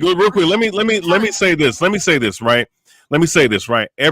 So real quick, let me just say this, right? Because I want to resolve this right now, because I want to continue on with the Steve Murdock, Tarah, H.O.I situation, but I wanted to address this because it's something that had to be brought up. But I'm gonna say this, you know what I'm saying? At the end of the day, the Most High knows the truth, but because it's not about choosing or picking a side. And for me, I'm not gonna feel anything either way. It doesn't matter. You know what I'm saying? Because it's still love either way. The point I'm gonna get to with this whole situation, all right, is it with this, as far as House of David camp, and I'm just gonna leave it as this, right? And let's say Shar-Gabar is very aggressive towards them. I'm gonna say this. I'm not saying that, from a brotherly standpoint from your platform that should happen. But one thing I will say about House of David camp, with all the evil things that have gone on with that camp, with them elders, some of the energy might be needed, and the things do have to be brought out about some of the things that they've allowed to go on in their organization. Now, I'm not gonna sit up here and exonerate how he may have came off, if he came off anyway in that video. Not at all. All right. But my whole thing is I'm being balanced. It's not about taking sides or even playing defense. It's about being balanced, because the scriptures tell you to be balanced. What I will say this though, right? I understand you brothers are understand you guys believe in the Negro only doctrine. You guys have said that many times. You understand that I believe that the Blacks, Hispanics, Native Americans are Israelites, and there's Israelite foreigners that have the bloodline of the Israelite lineage in. You know what I'm saying? That look other different ways. And with that being said, when we go into the scriptures, there was always a discrepancy with the apostles. You understand? Even going back to what's his name in the book of Romans, not the book of Acts with Cornelius from the Italian band. So we understand all that. But so we all understand that, and we understand that we have a disagreement here. All right. So I've never had no issue with y'all, and I've been cool with y'all since 2015. You know what I'm saying? I've never had no issue with you, and still don't. But as far as with as far as with Shar-Gabar and whatnot, and maybe him and his aggression towards other people, I'm not saying I agree with that either. You know what I'm saying? In certain areas. But some of these, I'm going to just say this, House of Israel and House of David camp, especially House of Israel, I'm going to say this. There's certain brothers that you try to be brotherly with, because I don't just come at any old body, any old kind of way. But I'm going to just say this, right? There are certain people that need to be gat on in a certain way, because that's the energy they project towards other people, or they allow certain energies of certain camps, because House of Israel, Lions of Israel, AOC, all these other different camps are pretty much the baby camps from House of David camp, and they've allowed a lot of bullshit. And I'm not saying every single camp I name is doing some bullshit, but majority of these guys, WFI, H.O.I, so on and so forth. They're doing the most, and it's under the watchmen or care of these elders. So with that being said, these things got to be brought out, and sometimes brothers got to be aggressive towards these guys, man, because they're allowing shit to go on, and this has been going on for decades. So that's all I would say about this. I respect that, brother, and you're 100% right. But me and Shar-Sham, we done talked to all them brothers. We had it out with them about doctrine. We don't have it against them personally. You know, we don't agree with their doctrine, right? And that's something he want to continue with. That's it. But look, hey man, next time you have Ralph, I want to respond to what you said. I want to respond to what you said. Hold on. Wait, hold on. Shar-Gabar, hold it real quick. I want to respond. Yeah. No. Finish Quinaf, and then you go ahead. Yeah, I just wanted to say, man, you know, just bring some humor in this, and I hope it don't make the brother mad. You know, man, Ralph Tresvant Ben made that song, "You Need a Man with Sensitivity," right? So at the end of the day, brother, don't be so sensitive and shit, man. That's what I'm saying. Don't be so damn sensitive. Hey, look, if Sham said something, I said something, I apologize on Sham's behalf, right? But I feel as a brother, you got anger issues. That's just my personal perspective on it, right? And I'm not gonna show all the text messages and shit, bro. You know, I don't have it against you, King. And I never say anything about that brother not being Israelite. Like you say, since 2015. Okay, we always rock with the bro when they try to make us go against him. So I've never said that about him, and I ain't even got to prove it. You know, I just find it funny that I talk to you. If it was somebody else that I didn't know, I'm like, man, fuck, gonna lie. But I'm surprised that you would say that I said that about that brother. And if you was a real brother to me, you'd have said, you know what, Cornoff, that's fucked up. You be talking to him, this and third, man. Let's have a counsel between us. Cornoff, why would you say that about that brother? What I say about him? But no, you want to tell him behind closed doors, and then you want to talk shit about me for whatever reason. And that's the problem. I can't. That's why y'all don't see us out here too much, because there's more important shit that we want to bring out. The shit you talk about, for real, brother, is old. That thing's when you on Bakwash, y'all handle it. Well, you saying a lot of stuff. I can't respond to everything. What I'm saying is, you on Bakwash should handle that, right? And however you see fit, you go ahead and handle it, right? I tell you this, Bakwash don't want, and I'm not really taking up for Bakwash, right? But he don't want no problems with you. I talked to him personally, right? He don't want to fight you. He had no problems against you. He don't even want to talk to you no more. He said, man, you know what? I just want that brother, leave me alone. I leave him alone. If I see him, I'm gonna walk on the other side of the street, and I wish him the best. And I'm asking you, brother, just let it go. But if you feel like you can't let it go, then set up a boxing match or whatever like that. You know, but other than that, man, all this going back and forth about that, something that happened that long ago between y'all personally, you know, you didn't even talk about the doctrine shit. You know, and I'm starting to feel like, brother, you feel like you're not important enough because you've been in truth so long. You're important to the Most High. That's what counts. And that's what counts. So don't worry about other shit, man. Let it go. Yeah. Okay, real quick. Hey, Shar-Gabar. Shar-Gabar. Hey, real quick. Hey, you can say what you have to say, and then we're gonna move on from this. He's taking small jets. These niggas are slick. Right, but anyway, he said a lot of things. All right, shalom.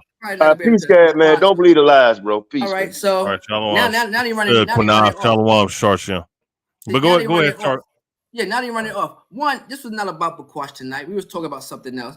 Bakwash was talked about briefly. If you go back, he was talking about briefly, maybe like 2 minutes, and that was it. But they, once again, that's like they did on their show. They made it about Bakwash just a moment ago. They made it about Bunyamyan just a moment ago. It wasn't about Bunyamyan. It was about House of David. All right, and this is what brothers do. They pick, and this is what Israelites do. They pick certain arguments that they're comfortable with and focus on that, versus like the whole pie. All right. So he said, he ran off like a bitch. He said, I came to him and Shar-Sham. That's a lie about the Bakwash situation. That's a lie. I did mention to him that Bakwash did what he did. Your man, went off. And he took it upon himself to want to get involved. But you see, he ran off the show. He ran off like a coward.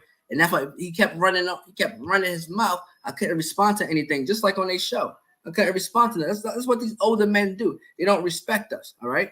Yeah. And they say, I'm hurt, and I've been smacked around. That's not true.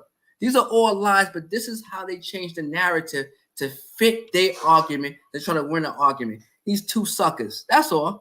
All right. And then let me tell you something, because the bitch ran off. He ran off. He came to me because I said I was gonna talk to Zarya or another brother and get on the show. He said, no, don't do that. Come on our show. That's what he said. But he ran off. Quinaf and Shar-Shan. I never talked to Shar-Shan. I talked to Quinaf. Quinaf ran off. He said, let's go on my show and do it.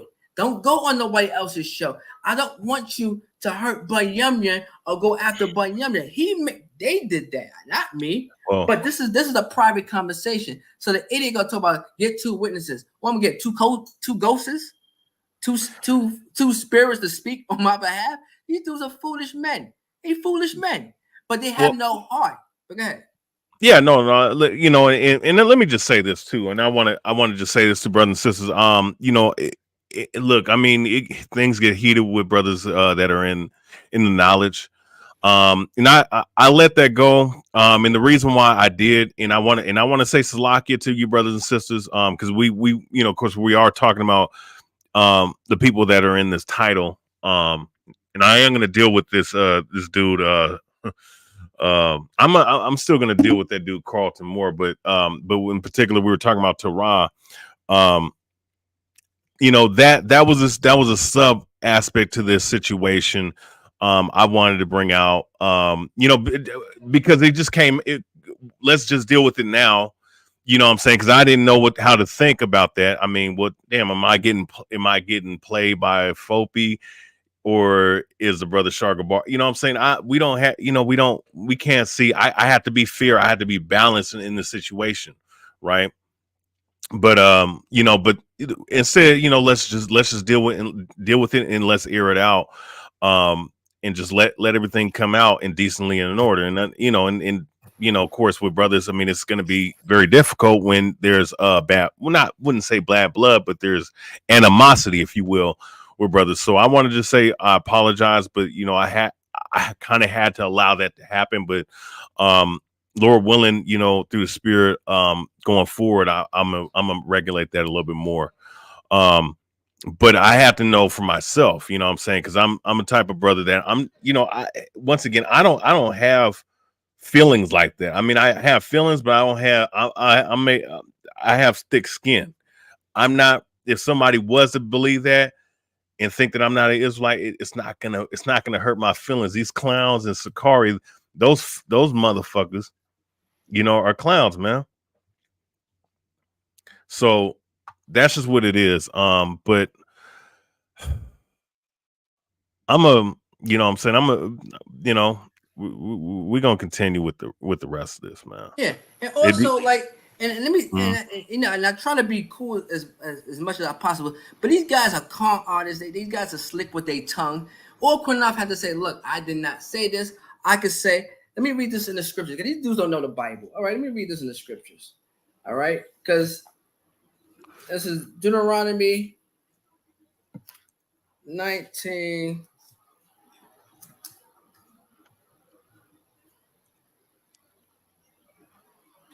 This is Deuteronomy 19 and 15. Because all Quinaf could have said, look, I didn't say that. Maybe heard the wrong thing. I could say, yeah, I know I heard what I heard. And that could have been over like in 2 minutes. But because they was hurt and they had respect of persons, it went over than what it should have been. They started talking about Bunyamin. No, we didn't come up here to talk about Bunyamin, did we? We didn't talk about Bunyamin last time. We wasn't here to talk about Bunyamin. We wasn't here to talk about Bakwash. Like I did mention what, because I exposed them on Facebook earlier, and he blocked me. I was like, you punched a brother in the face. You here talk about, you know, this brother's post, and you hit a brother wrongfully, and he blocked and delete me. I mentioned that earlier today, right? But that was it. That was like a minute. That might have been like 30 seconds, 45 seconds. But what niggas try to do, they try to change the narrative to win the argument. That's always been our strategy. It's what we do. And he made it about Bakwash. He made it about Bunyamin tonight. They said this must have happened at 1 West, and I didn't get over it. None of that stuff is true, but this is what they do to try to put, you know, fill the minds of the people to make them think one way or the other.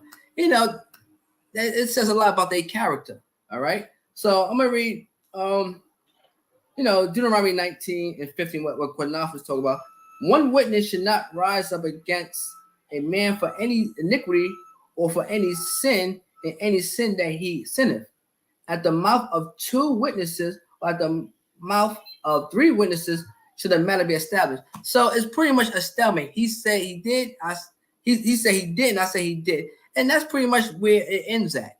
All right, but for them to continue it, it just shows a guilty conscience. Because they could have said, "Look, Shar-Gabar, I didn't say that. Maybe you thought I said it. Maybe you heard the wrong thing. I didn't say it. Quanaf, I could have sworn I heard you said that, and that would have been the end of it. But they had dragged it out. Shar-Sham, who I don't even speak to, all right, he showed himself to be a nigga. I don't even speak to him. So I'm running my mouth and this and that. Yo, these dudes got spirits on them. They got spirits on them. All right, or they could have said, when I would talk to Shar-Sham, so I don't know why he was involved or why he thought, whatever he was thinking.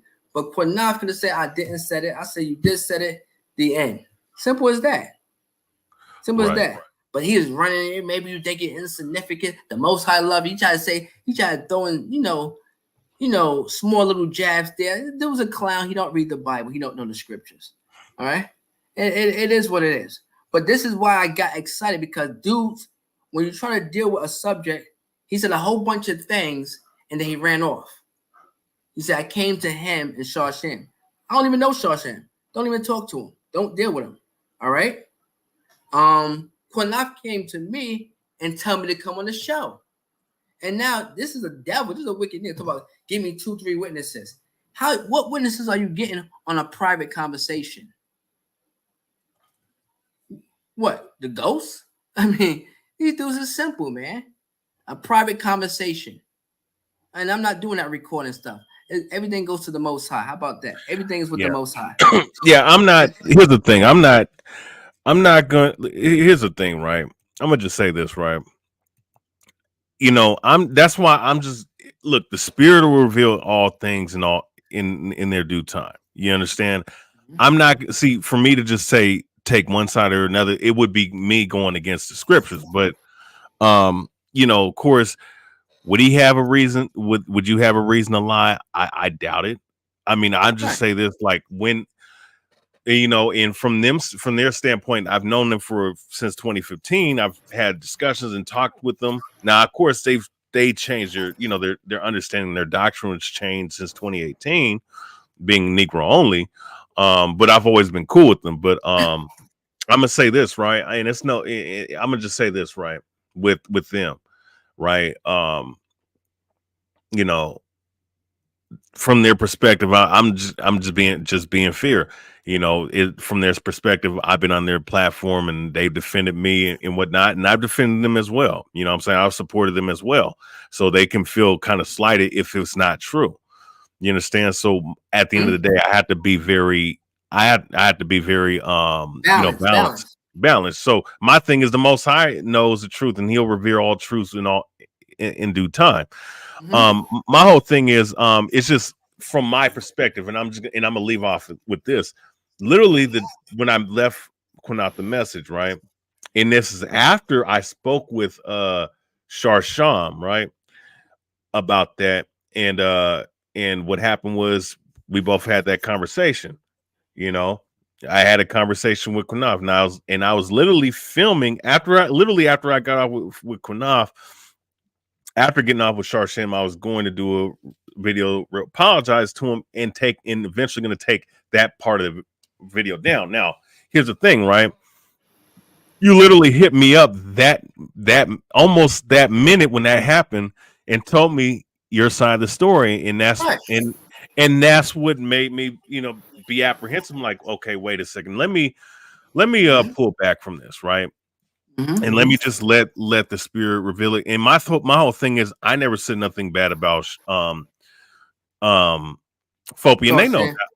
Shar-Sham or Quanaf, even when you said that. I just said if that was the case. Wait a minute, and notice they didn't respond back when I said there was nothing negative said about y'all. There was nothing y'all wicked, y'all stealing money, y'all adulterers or whoremongers or whatever the case might be. There was nothing where people could look at and say, damn, these dudes are off. They wasn't even the subject matter. But because they acting like women, They just want to get involved and say what they gotta say and have their panties in a bunch. That's all. But anybody can look at it and say, well, they're not even concentrating on them. They're not even the focus of the subject. You understand? But they want to get emotional. But I was right about that. And you know, and these dudes are liars too. And the Most High hates a lying tongue. A lot of these dudes don't fear the Most High. But Quanaf is an instigator, and he starts shit. And he said to myself, he said, I want to get Bakwash. I want you to come on my show. And he ran off. But it is what he said, I want to get Bakwash. He said, I don't care about Bakwash. Go after him. Just don't do nothing to Bunyamyan. That's what he said. And they never respond to that. They never said I'm a lie on that. They left that alone. Once again, let me stress, I didn't talk to Shar-Sham, so I don't know why he get emotional and coming at me. He need to stay in his place. But Quanaf is the one that I talked to.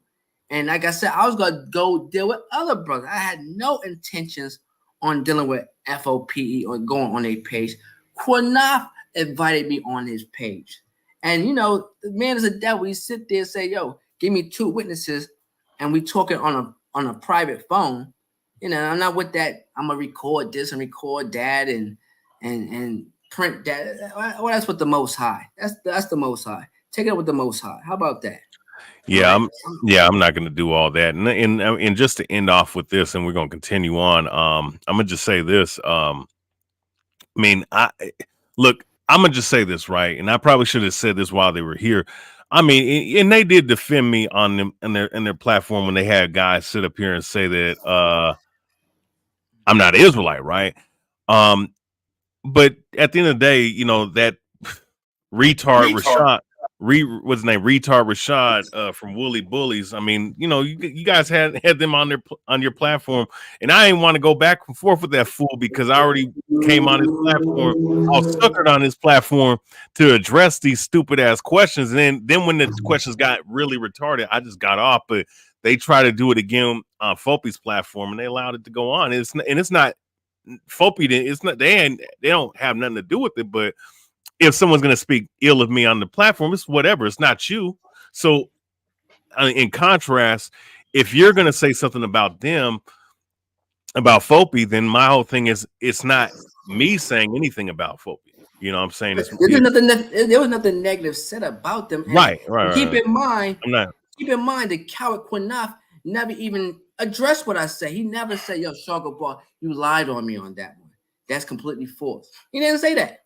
He tried to lie and say I told Yah that he worshipped Bunyamyan, which is a lie. I just say they took up for Bunyamyan and they were trying to protect them. And he told me on the phone, if you want to lie, don't come after Bunyamyan. Don't ruin him. He said, I don't care about Barak and Ben, but Ben is one of the good ones. We need Bunyamyan. That's what he said. Those are his words. But yet he can't respond to that. Those are his words. And I didn't like that. And that's respect of persons according to the scriptures. And I brought out a perfect scripture, you know, with Christ. So they can't get around that. Right. So yeah. That's it. But that was, I mean, this is your platform, but we was on that too long. Like they said it, they not said it. We could have moved on, but they try to make a big deal. They brought in Bunyamyan, they brought in Bakwash, you know. Nobody's talking about Bakwash. I mean, he did what he did, and that was it. Yes. So you know, it is what it is. Things were said. Yeah, I'm not gonna take it down. It's just balance is balance at the end of the day. Let me read this though. Aliyah Yasha Allah. The brother on Facebook, man, that Rashad, the one that made that false allegation on me. Oh, okay. So yeah. I mean, those guys, those Woolly Bully guys are clowns, man. You know what I'm saying? Those guys are goofy. You know, they have something against the Native Americans and Hispanics. You know, they have something against like Native Americans, Mexicans, Guatemalans, Panamanians, Puerto Ricans, so on and so forth. You know, Seminole Indians being Israelites, but you know, I mean, they know that I claim that I'm a Gadite because my father is, and his father's I'm gonna say what it is, man. I mean, my father thinks he's from West Africa, but if you look at him, you could tell that he has Native American blood in him. And my mother which I think is more accurate, is that my mother told me that my father's father is a Native American from Alaska. All right. And he had Asian features, but he had Native American features. Now I don't know his skin texture, but it doesn't fucking matter, man. You know what I'm saying? I'm out here. Yeah, go ahead. Not to cut you off. Let me explain. This is something that was said back in the days, back at One West and early House of David. Look, if you're not an Israelite, you're not gonna be delivered. That's it. So to sit here and once again have your panties in a bunch. If you're not an Israelite, like let's say I'm not an Israelite, I might be a Hamite. Those people are not getting delivered, and the Most High gonna find a way. Not find a way. The Most High gonna weed them out. That's all. 1/3 of Israel gonna be saved. That's most of the Israelites are condemned to death when Christ come back, and just that small remnant of Israel are gonna be saved. And if you're not an Israelite by blood, you can't be saved. That's it. So it don't make sense to sit here and dwell on that if he's an Israelite or not. It's real juvenile and childish. It's petty. Well, it would in that, and that's and those woolly bully guys that were shot, that Aliyah said that lied on him. He said he got the video on him. He accused me of being a pedo when we did a lot. Yeah, I mean, see, in brother, I've had conversations with you before, if I'm not mistaken. You're a solid brother. I mean, those woolly bully guys, they go on and they've caused a lot of childlike division. They're children. All right. That's why I had to jump off, and I'm like, I'm not talking, Rashad. I'm not talking to you retarded ass. I don't care that you have your businesses. You're still a retard, man. Just me talking to you. I've never you have a low IQ. You got an IQ of a 30, man. You have function, like my man 7-8 Sports TV a long time ago said, man, look, you got functional retarded people out there in the streets, and you do. Motherfuckers can be engineers and still be retarded, man.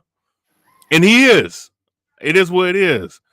But yeah, brother, the brother, Jedi brother, I'm gonna say this. You don't have to apologize for nothing from your earlier comment. Say what you have to say. It is what it is. I mean, the brothers feel a certain kind of way. They feel a certain kind of way. I don't, but I'm gonna say this though. Let's get back to read those comments with what's that fool's name? The dude that sat up here and made the threat on you. Huh? Let's go back to that. Let's go back to the Tarah situation. Oh yeah. So the dude that threatened me, the coward that threatened me. Yeah. And brother, I'm Shar-Gabar. I'm sorry, I have to parlay this, because at the end of the day, when you got threatened, I got threatened, and I have to address Yaiqab. I have to because it happened the exact same week. Okay. All right, so let me just read off what they said, which I find funny. And it's one thing to try to practice righteousness, but it's one thing you have to understand. The reason why it don't always work, because people have different backgrounds, and people, certain brothers and sisters start off at a disadvantage, so they can't always do what you do. So, right. Brothers gotta cheat up. If they want a woman, they gotta, talk about another man to get her. I don't have to do that. Or they gotta lie and steal and cheat, because brothers, we come to the truth to be righteous, to be men. But some brothers start at a disadvantage, but they don't handle it the right way. So right. And let me read this, and then you got it. Tribulation Saints, Zealots of H.O.I, the brother Vengeance says that Negro only doctrine hold no historical weight, but that's what they believe. But just like we got on one bum West, they need to get control of their men as well, jumping out there in the streets. Yeah, I agree with that. And I'm gonna say this too. As far as the situation with the Negro only doctrine, and they know this, and I spoke to Fopi before, and they know that what I believe in, and I stand firm, and I stand firm on, brothers, whether they believe the 12 tribe or not. At the end of the day, there's too much information, and my whole thing is with Shar Sham. especially with Shar-Sham. Like we've had discussion going back 2015, especially going with GMS retarded ass. They talk about the 12 tribe chart, but they can't break shit down, right? Because they talk shit about someone having scholarship, but the scriptures tell you if you're a teacher and a prophet and a priest, you have to use scholarship, right? Now, the point is that every freaking book I have, right, about the Northern Kingdom that we call the Northern Kingdom, the Puerto Ricans, and I'm talking about the Aboriginal Puerto Ricans, Mexicans, Guatemalans, Panamanians, people from Brazil, Peru. All this information I researched about the Toba Indians from in the all these different in the Mapuche. Like when I look at it, it's like all this shit lines up with which tribes they go to. It's like every fucking, it's like it makes sense. Like I'm gonna use an example. Haram from out in Puerto Rico, right? I remember he hit me up and said, "Bro, you're the way you are, your spirit. You're a Gadite. You know how I know you're a Gadite? Because Gadites go real hard. They talk a lot of shit. They go real strong, right? And they just have that kind of spirit. And he's like, bro, I've been around, the reservations. You act just like the motherfuckers, and that's the spirit. You understand? And whenever I was working at a job, right, and I was hearing some, and just to end on this, I was hearing I think it was I don't know if he was Asian. There was an Asian dude. I think he might have been I don't know, Chinese, or he might have been Vietnamese, and there was another dude that was Somalian, and we was working. It was a bunch of Mexicans that was running the thing, and it was like, man, hey man, these guys want us to work, but man, really, they ain't nobody work hard like a Mexican. And I was like, and I was thinking to myself, like, bro, that's the scriptures right there, man. You know what I'm saying? And we're not just talking about Afro Latino. We're talking about the people that we know, most likely know as those people. You understand? So I mean, and there's been a lot of race mixing for a long time. So there's going to be people. It only takes like 3 or 4 generations. So it's just like, man, come on, bro.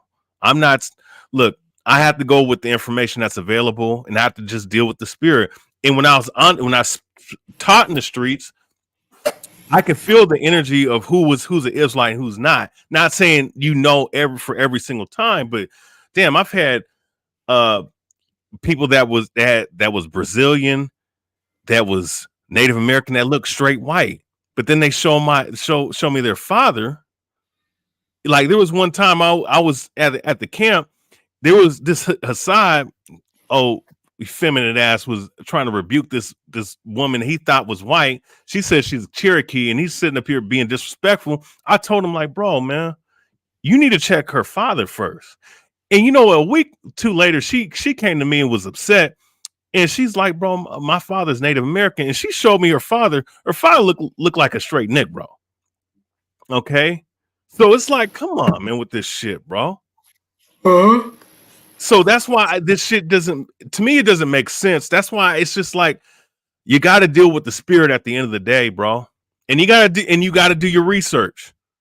That's all I got to say about that thing. But so just to put an exclamation point on that, let's go ahead and bring out that threat that fool ass nigga made. Yeah.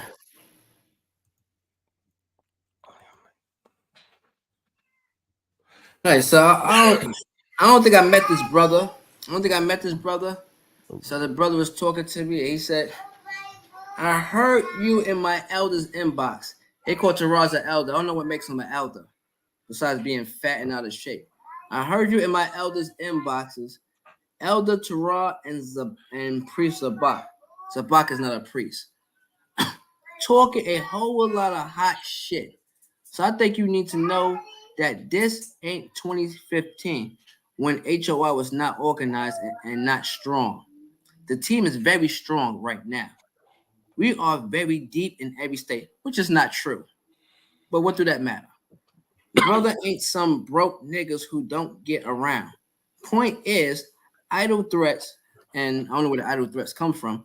Idle threats will not be taken lightly. Period. Chill out on the elders. This guy's a straight bitch. But whatever. I don't know what old grudges you're holding. And see that? So this is what Tarah's probably talking in this guy's head. But you need to dead that shit ASAP. Real talk. Do the Matthew 18 and move around for real. Once again, I don't know what perception you have of the old H.O.I, but this ain't that. Remember that this distinction has been communicated. Oh man, I just wish he could have said all that to my face. You know, all that to my face. You know.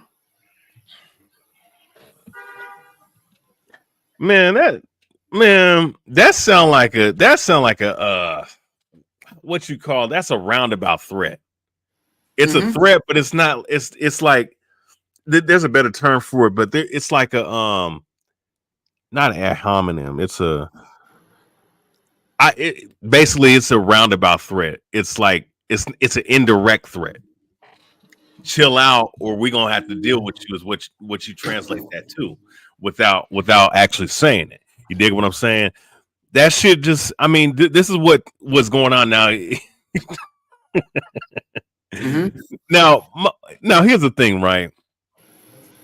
We can play. Listen, okay, watch this, right? In contrast, right? Because let's to be fair, because Tarah said, "Oh well, if you go up on there, you got to play all the recordings, brother." You know what I'm saying? I thought you was a good brother, you know, but you'd like to take something like, nigga, bro.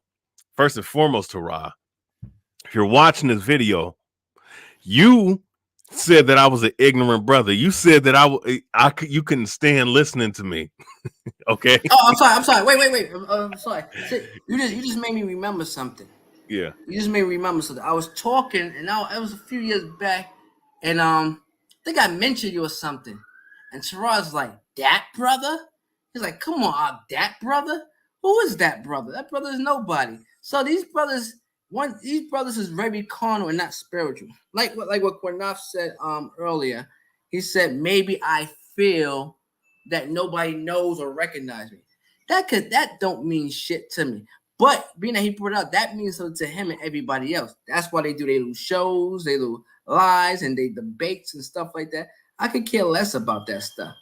You know, when I was helping Zabak with his H.O.I camp, he called me up to help him. It wasn't like I ran to Zabak. I was comfortable home by my lonesome, doing my thing by myself, solo. All right. Zabak would call me up to help him because Zabak didn't have nobody at H.O.I. When Zabak wanted to do his high holy day service or whatever the case might be, he would call me up to help him. I never called him. Yeah.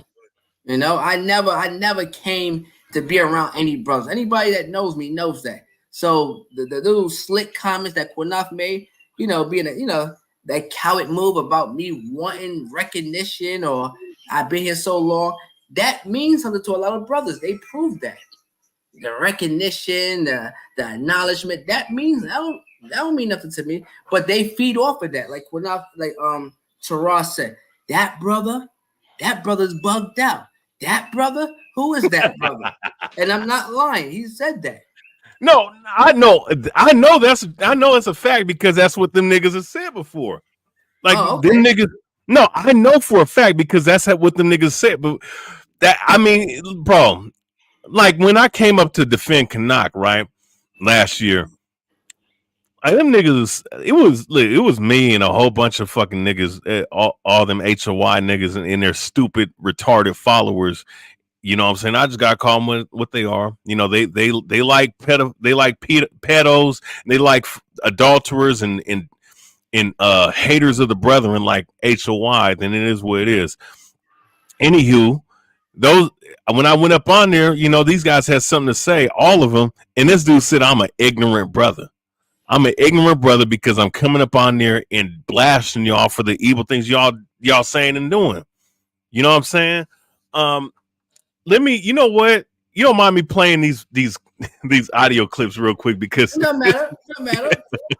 this nigga's funny, bro. This nigga Tarah is funny as hell, dog. Is only my videos? I mean, it's only my clips. Yes. No, I'm gonna play the clips that he played and whatnot. Right now, let's pull out this Steve Murdock. Shalom Vengeance. Shalom, brother. Say how you doing, most I bless, man. Doing good. All right. So okay. You know what? Fuck it. I'm gonna go ahead and just show it, man, real quick. So I said, fat ass nigga, why are you threatening niggas, right? So basically talking about the things that he said about you, right? Let me go ahead and real quick with the echo cancellation so you guys see this, right? Now listen to this fool. Yeah, you something else, bro. You something else. And now you know what? The most you claiming to be a just man. You're wicked. You're allowing this man Shar-Gabar to influence you and making you sin against the Most High. Y'all brothers won't just go away, man. Y'all brothers won't just do the work. Nobody's even listening to y'all brothers. But it's all good. It's all good. Y'all need to just do the work. But now you're gonna allow this man, and I guarantee you, he's gonna play the videos. Right? He's going to play the videos or the voicemail of everything I said to him, but he's not going to play the voicemail of the things he said to me, the disrespectful things he said to me. And I'm going to pause right there. He sent me all the videos that he sent, and I'm going to be honest, once again, it sounds like two cats going back and forth, man. So I can't really sit up here and say, "Oh, well, Shar-Gabar is wicked," or "You're bro." This is how niggas in Israel talk, or men in general talk, man. Oh, let me say something. Let me say something. I said some aggressive things to him because he said it to me first, so I wasn't backing down. So the gloves was off after that. So I could play it for you. It don't matter. But once he said what he said and got personal, then I said what I said. Let me tell you something how it all started. It was a few years ago, and Bakwash, he's a fool, and the brothers in my camp was telling me they didn't like Bakwash because he entertained a lot of foolishness. Tarah was telling Bakwash about a situation that don't even exist. I don't know where it came from. That I was messing with this sister. I was involved with the sister. And one day the sister and her man, the sister I was so-called dealing with, her man was in the train station, all right, saw me, attacked me, and I didn't do nothing. I was like, what the hell is this? Tarah said this. Now, I don't know where Tarah get that information from. A straight up lie. A straight up lie. One, I don't even take the train. I ride my bike to work. I'm never in the train station. And then first, when I approached Tarah on the situation, he said he didn't say it. I was like, you didn't say it? Yes, you did. And Bakwash was like, he did say it to her. And Bakwash told me, he said a few other things. I'm like, why is this guy talking about me for? Then I did threaten Tarah at that time, about 2-3 years ago. And Tarah admitted, well, I didn't threaten him. I said, I'm going to approach him at the camp and deal with him. And then he said, yeah, he did said it. I was like, why would you say that? Where you get this information from? I wish I knew about this. Tarah said, your Yaiqab told him. I was like, yeah, Yaiqab told you. So one, you got information that was a lie. There's not even partial truth to it. You got a lie from another party. Then I asked Yaiqab about that. He said he don't know anything about it. So I was like, all right, whatever.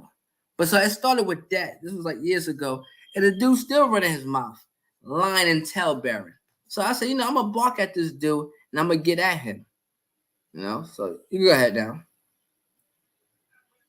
Yeah, Khan. I mean, that, and that's why, I just look at this shit as a joke with this nigga, man. Like, what are you trying to, like, my thing is, isn't this not the same shit that you guys do to other people? So it's to me, it's like, it's whatever, man. But let's listen to this. Never played on videos. So you're going to be partakers of that. So in the eyesight of the Most High, you unjust and you wicked because you partakers. If you're going to do a video, let him play the disrespectful things that he said to me. Don't just play what I said to him, responded to him. Let him show you the disrespectful things he said to me. But you guys hate H.O.I so bad and you unjust. in your judgment. You bias in your judgment that you won't even care about the disrespectful things he said to me because you hate H.O.I. And you just want to spin the narrative and make me look like some kind of thug, and I'm just going at him. Most High's watching you, man. He's watching you. He's watching your wickedness. So go ahead, make your wicked ass videos, man. Make your wicked ass videos. More than likely, somebody's gonna hit your channel.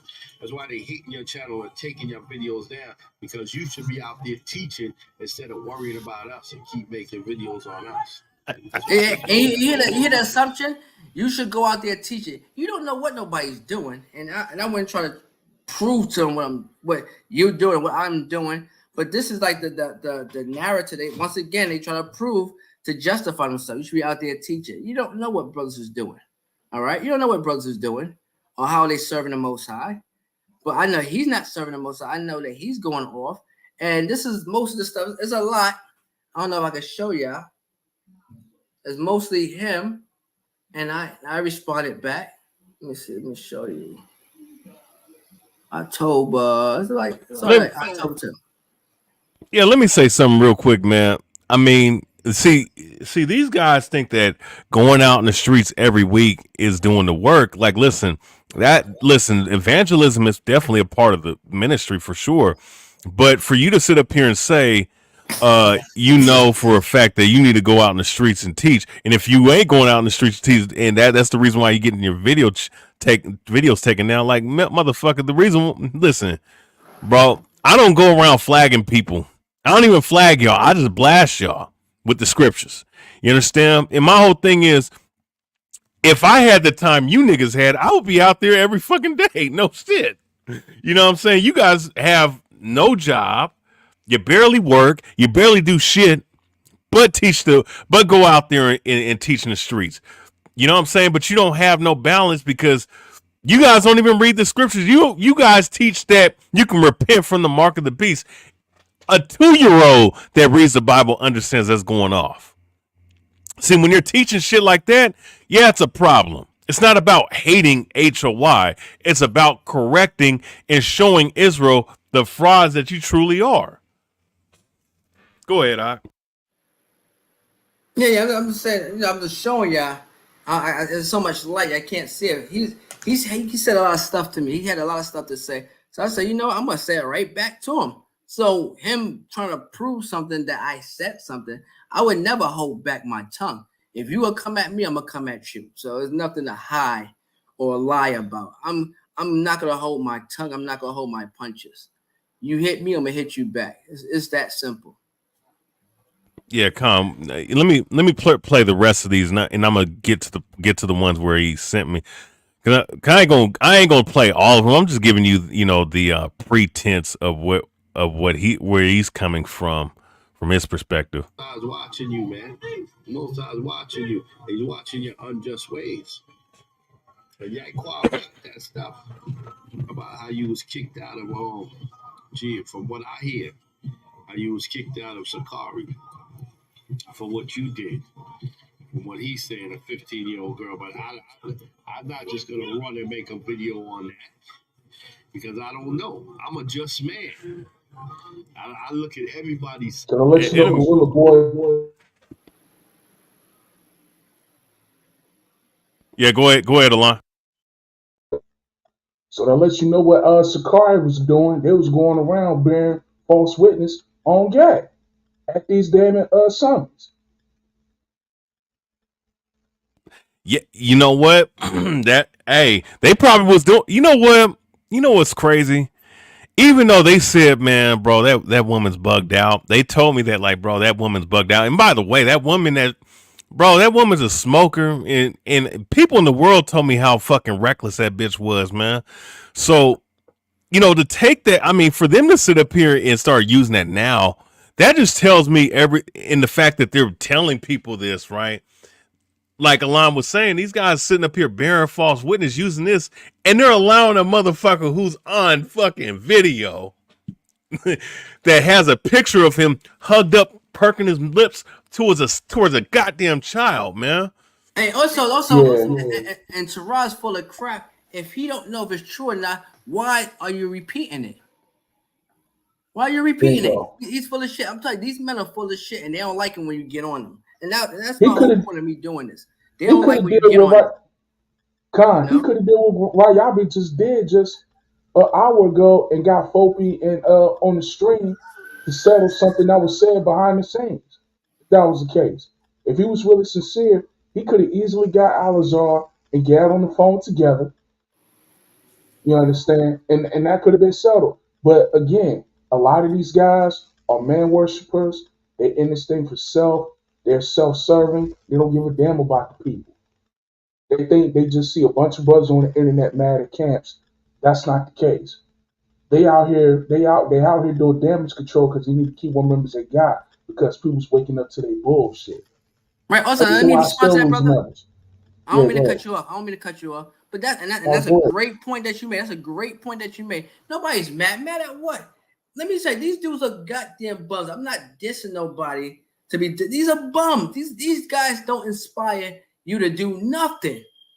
These cats can't meet. They can't see me in nothing. They can't go into the Hebrew like I can. They're not in shape. They're not disciplined. They can't eat properly. They don't live at home. I could walk into my door, unlock the door, and be home by myself and be comfortable. The Most High have blessed me. These men had to live with a woman to rest and to lay on their back, to go in bed, to rest their head on their pillow. They gotta do that in a woman's house. What's there to be jealous of? I mentioned this before, and I'm just gonna give them credit because I'm gonna give credit where credit is due. But IUIC is one group that you can really give praise to and say, yo, those young men are doing their thing under the leadership of the 30 other guys. You can say, look, they got doctrines, they got this, that's fine. But that's one group you could look at and say, all right, they doing their thing. You can feel how you feel. As far as organization is concerned, yes. But Zabak never had that. Who's gonna be judged of Zabak? Him as a man. He got also. Let me make this statement, and I don't know if it's true or not because Baloy is no longer here. But when Baloy used to live with me. I was taking care of Baloy, helping Baloy out. He was living with me for about a year or so, and I was getting on Baloy's case about not working and stepping up as a man and taking care of his family. And Baloy said, "What about Zabak? You don't say nothing to Zabak." I was like, "What about Zabak? Zabak doing what he's supposed to do." You know, me and Zabak was always tight. He said, "Zabak got a son out there that he don't take care of." Now, I don't know how true that is. They have not been confirmed, because Baloy is not here, but Baloy said that to me. And I was like, "What are you talking about?" He's like, "Yeah, Zabak got a son out there." And I was like, "Okay, I don't know how true that is, but Baloy told me that when he was staying with me, So Wow. So these are the point is these are things that I know personal about these men that I've been with 20 plus years. I can never be jealous of them. And you want to know what they're gonna say? You want to know what they're gonna say? Why you saying that? You going up as a talebearer, you speaking on the dead, and the Lord's gonna get you for that. That's exactly what they're gonna say. Well, call me a liar. This says it's not true. Say it's not true. I dare you. That's all. That's all. It says it's not true. That's all. Ain't nobody stopping us. This says it's not true. That's it. It's not true. These niggas are some fucking bums. Hey yo, man, these niggas out here is sexual deviants, passing STDs, and creating bastards, man. The Lord gonna kill these niggas. Fucking disgusting ass niggas, bro. But the point that I'm making is, how can you be jealous of these men? Why we like these dudes are like some real carnal niggas from the streets. Who jealous of you? Y'all young and immature. I mean, they're not young. They're in their late 40s, 50s, and stuff like that. Who jealous of these men? These men got set of titties. Zabak used to be a skinny dude. He's growing titties now in his 50s. These dudes are all growing titties. All right, so the milkshake camp. It's not the word. The brothers not coming to the word. The brothers coming to the milkshake. They come and get that milk. Yeah. I mean, they're fat asses, bro. Like ain't nobody hating on these dudes. You guys are teaching what it is. These guys are. It's about your false doctrine and the evil things you guys doing in your camps. That's all it is, man. And if you can't, and if you, and if when it gets brought out, you guys act like bitches, bro. Like every fucking time, it never fails, man. Like these These messages sound like a cat that's getting backed into a corner, man. Hey, listen to this fool. I heard, but I wouldn't make a video on that because I'm not so quick to try to destroy somebody because I don't like them. I'm like, watching you. Okay, let's play this part. Bro, stop it, because you don't know the half of it, bro. And I ain't got to plead to you, bro, but you don't know the half of that counsel. You don't know what the brother hid from the message. And see, and I'm not going to play the full minutes. What I said, I sit up here and basically asked them, right? I told him like, bro, the dude, because I don't know, because I know that brother Vinge is on here and Ikaron seen the video, right? There was a former member of House of Israel, I believe it was somewhere in the Midwest, but maybe it might have been the LA camp, but he sat up here in filmed or recorded a conversation that they had when they had a council where this dude talked bad about I think it was a Northern Kingdom brother and his rib. She left him, and the dude sat up here and said something about he didn't hit it right. That's why she left him. You know, basically talking bad about your brother, right? And there were several people that confirmed that, and throughout that little recording, and I still have it on the live stream if I'm not mistaken, or on one of my lives. I can pull that up, but he basically said, you know, one of the dudes said, bro, yeah, because the dude, because Steve Murdock tried to, or Tarah said, are you being disrespectful now? No, and one of the dudes like, no, man, you trying to slither your shit and slither out of this situation.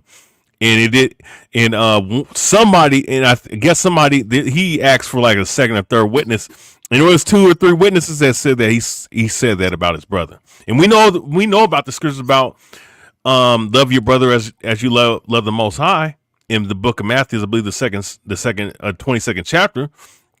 So if that's the case, bro, like you're violating the whole scripture. What he's trying to do right here in this little audio clip, saying that that brother didn't play the full video. Well, he played enough for us to get the context that you were going the fuck off, bro. I think I know which brother you're talking about. The brother, I got his name wrong. I'm trying to look him up right now because I think we're still friends on Facebook. Lataziyar Malak. Yeah, that's the name. Yeah, Lataziyar. He got a video called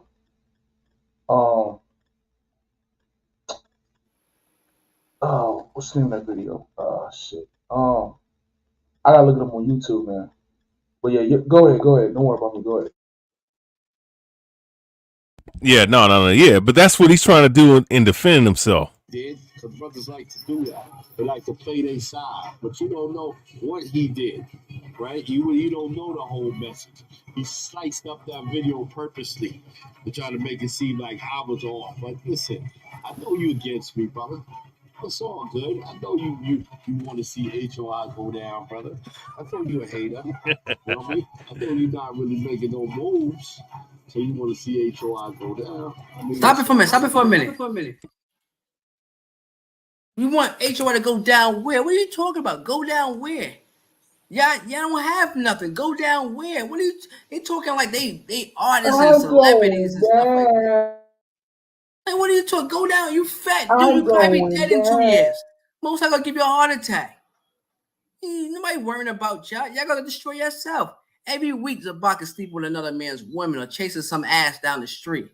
All right, they're gonna do it. They're gonna do it to themselves. Nobody gotta sit there and just bring you down. If you're doing something wrong, it's gonna come out. Well, they sound like niggas in the streets. You want me to go down? You trying to bring me down? Come on. Yeah, these niggas are fucking worldly, bro. Like, nigga, it's not even about you. It's about the shit you do, motherfucker.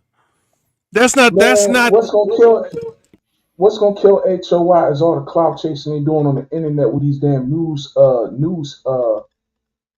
media shit. That's what's gonna kill H.O.I. Let me. I don't mean to cut you off, brother. Let me stop you for a moment.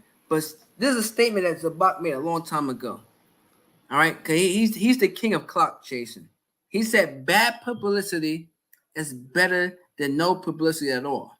So they're about bringing publicity to them any way they can get it. That's the statement he's trying to make. Bad publicity is better than no publicity at all. All right. I mean, I don't agree with that, but that's what he said. And also, he made that statement when I got on Bun Lawyer's case about these dudes selling a picture to the Village Voice. The Village Voice is a homosexual newspaper. All right. The free newspaper. It got mostly, it's a regular newspaper. You get information, get good information out of there. But it's mostly a homosexual newspaper. All right. And Zabak and Bun Lawyer pictures. Wait, what? The Village Voice. I don't know if you have that in Seattle, but in New York, I don't think it is around anymore. But it's called the Village Voice. It's a free newspaper that you could pick up. Used to. I don't think they have it anymore. But it's called the Village Voice. Whenever you hear the term the village, that's where all the homosexuals be at downtown in Manhattan. So Zabak and them sold a picture with garments to the Village Voice, and they allowed negativity to be said about the camps and the Israelites. There'd be a bunch of bums, men living at home with women, eating up their food, not working. Zabak and Baloy approved that. I might still have the copy of it because I had the copy of it because Baloy gave it to me when you're staying here. I gotta look in my closet. I think I might still have the copy with those two pictures.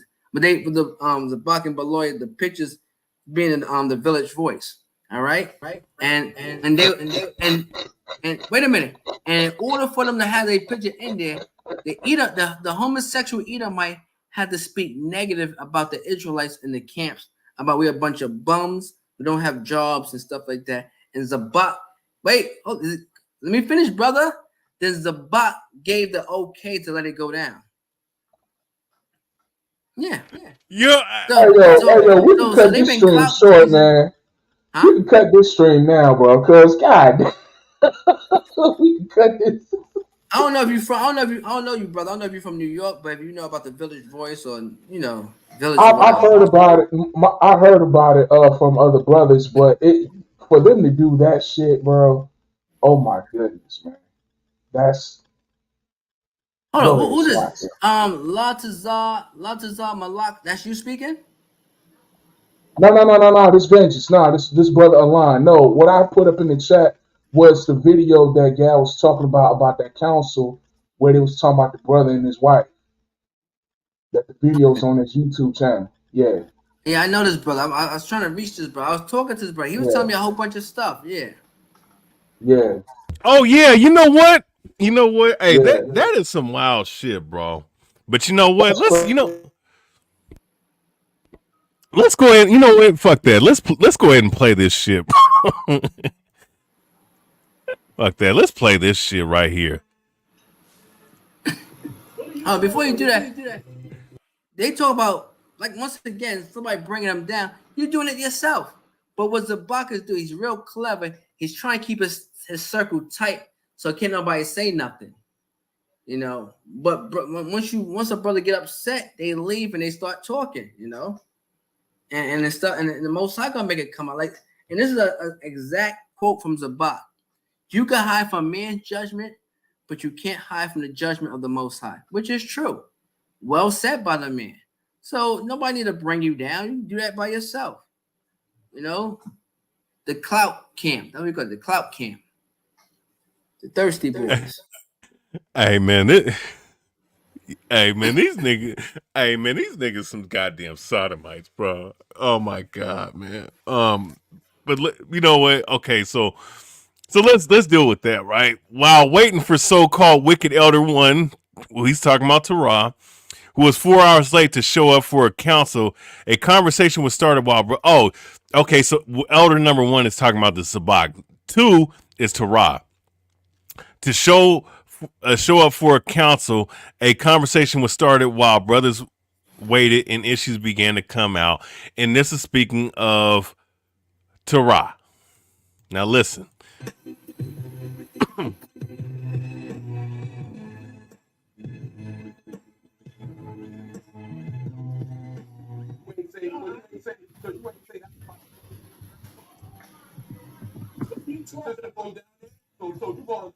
dead in my eyes and tell me you ain't say that about this brother, the rib left him because he couldn't get his shit up? Yes or no? See, you can't answer that. You can't even say yes. And that's so that you a hypocrite. You hear that? He's saying that you're a hypocrite and a grimy ass nigga, and all Tarah is saying, right? Because I guess it was a Simeonite.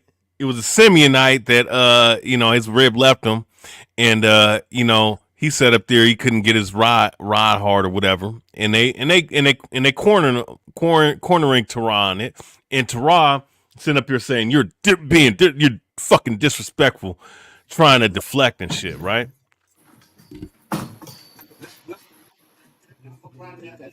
He did so say what he said about the He was. So you heard that, testifying that he heard so-called wicked elder number 2 spreading the brother's personal business amongst brothers. So there's another witness saying that. Yes, so was there. Was there at the wedding? At the wedding, he was there. Exactly. As the third witness. See that?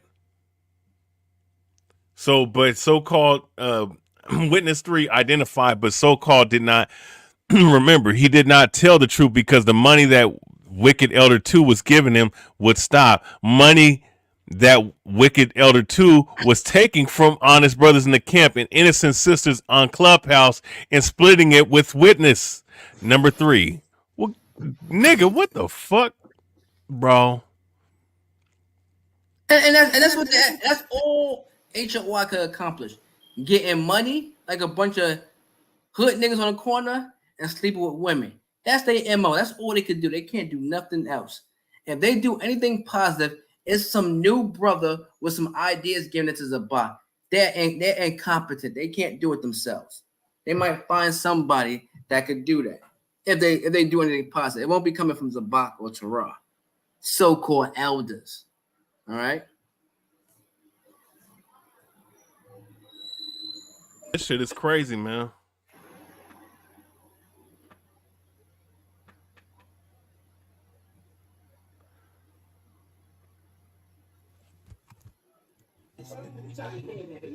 See,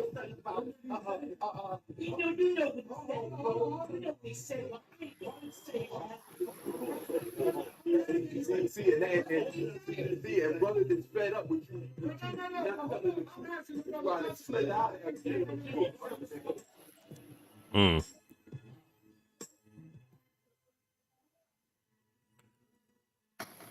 That is a crying shame that you have to record brothers to preserve the truth and have hard proof to defend yourself against dishonest so-called elders and wicked liars. This kind of wickedness is why people don't want to have anything to do with camps in Israel as a whole. See? Now watch this, right? Let's skip up. Let's skip up to the to when Jeffrey Iverson, aka Zabak, comes to the fray. All right, with the situation. Mind you, he's 3 hours late for this damn. Who knows? He might have been screwing 2 or 3 women in those 3 hours of other brothers' ribs, by the way, before all that. Who knows? But let's deal with this. Yeah. I'm in the building. All right, the bar. We need your testimony, brother. We need your testimony. The issue came up that Elder Tarah made a statement about Simeon at the wedding. Do you remember the Wi-Fi wedding we went to? Yes, I remember Wi-Fi wedding, yeah. Okay, remember y'all were sitting at the table and the sister from Philly, she came up. Do you remember that? Right, sister. Yeah, brothers was teasing you about you need a wife, whatever the case may be. Now, accusations being made against Elder Tarah that he said he made a statement about the reason why Simeon and the rib didn't work out is because Simeon couldn't sexually perform. Do you remember hearing that? I do remember hearing that. You do remember hearing that? So you corroborate that. Yeah.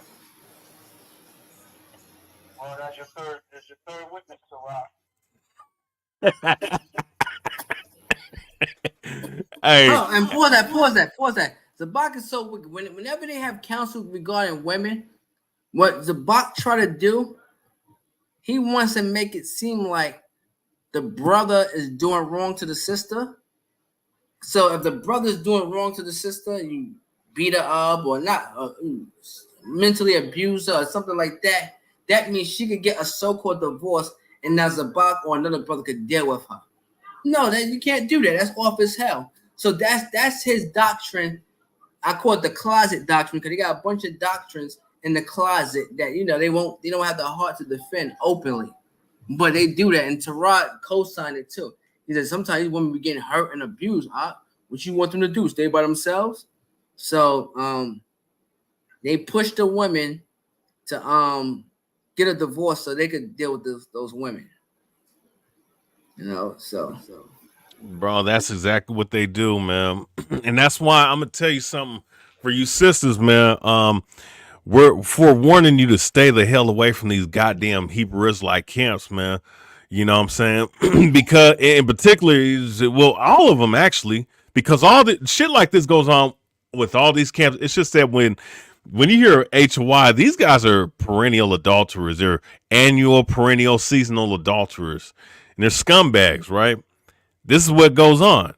So you need to think real careful of who you give your cavity to. All right. And I just got to put it direct like that, because that becomes marriage. And when you make that commitment, you can't break from that. You know what I'm saying? But even with all that being said, this is the conundrum you're going to be in, messing with one of these bum ass, dirty ass, grimy ass monkeys that's in House of Israel or camps like this. All right, because I've had many different situations. There was a situation with many. There's several situations. I ain't gonna put them out there like that, but of sisters dealing with the dumbass shit like this, bro. And they got with a mentally disturbed, bugged out Negro, all right, or Latino, one of these goddamn Israelite camps, bugged out, acting a goddamn fool, man. And then motherfucker, I'm gonna say this too. Some of these sisters getting raped in these camps, man. Quiet as kept. As far as I'm just gonna put that out there. Some of the stuff that I've heard. So y'all need to stay the hell away from these dudes. But listen to Tarah though. At the end of the day, I'm just saying, man, you gotta make sure that you right with the Most High. You judge everything. Now you can't tell me. Let Shar-Gabar play all them videos that he sent at me, and you don't tell me that I got a right to clap back at him. Okay, you know what? Let's skip. You know what? Fuck all that. Let's skip to that part. Because these are the messages that he forwarded to me, right? Mm-hmm. And when I heard these messages, I was like, man, okay. I mean, you guys were going back and forth, but the thing is, though, you said niggas don't use bow staffs and nunchucks. You were implying motherfuckers don't fight and don't scrap it. That's the difference. Now listen, brother, you full of shit. You full of shit. You started it, and once again, how can I be jealous of a bum or a nigga who swindled Israel out of $130,000 for building funds, and there's no building or school? Let me stop right there. And he cut himself. I responded to it. So he said something negative to me. He gonna send you something that I responded back to. You can tell I responded back to him. You know? Well, here's my thing though, right? They've been talking about a building fund since 2014, as I remember. So if you've been talking about a building fence since 2014, where the fuck is the building now? If you have $130,000 So and $80,000 from what I remember in those donations, go ahead. So again, here we go. Israel. Here's another instance with another camp getting hundreds of thousands of dollars from, I'm not even going to say from their own congregation, from the entire community, because it's just more the people within the camp that's donate to this nigga. It's people from other camps, other congregations, or just people who roll solo that's donating to these niggas, and y'all not seeing where the money is going. Y'all need to stop that. Y'all need to stop that. It's the same situation all over again with DTA and the brothers like Shy Montana and the other brother brought Zabak on the council about all the money that Zabak was embezzling from that one sister that was in there. We ain't forgot. Let me read this scripture. This is Sirach 21 verse 8. Sirach 21 verse 8.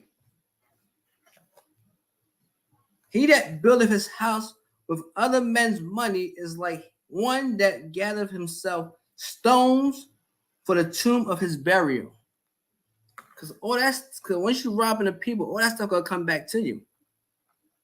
That's right. It's gonna come back to you. It's gonna backfire. Gun. Yeah, man, that's crazy, man. And what's so sad is people are still stuck on the cult of personality. They still stuck on the man worship.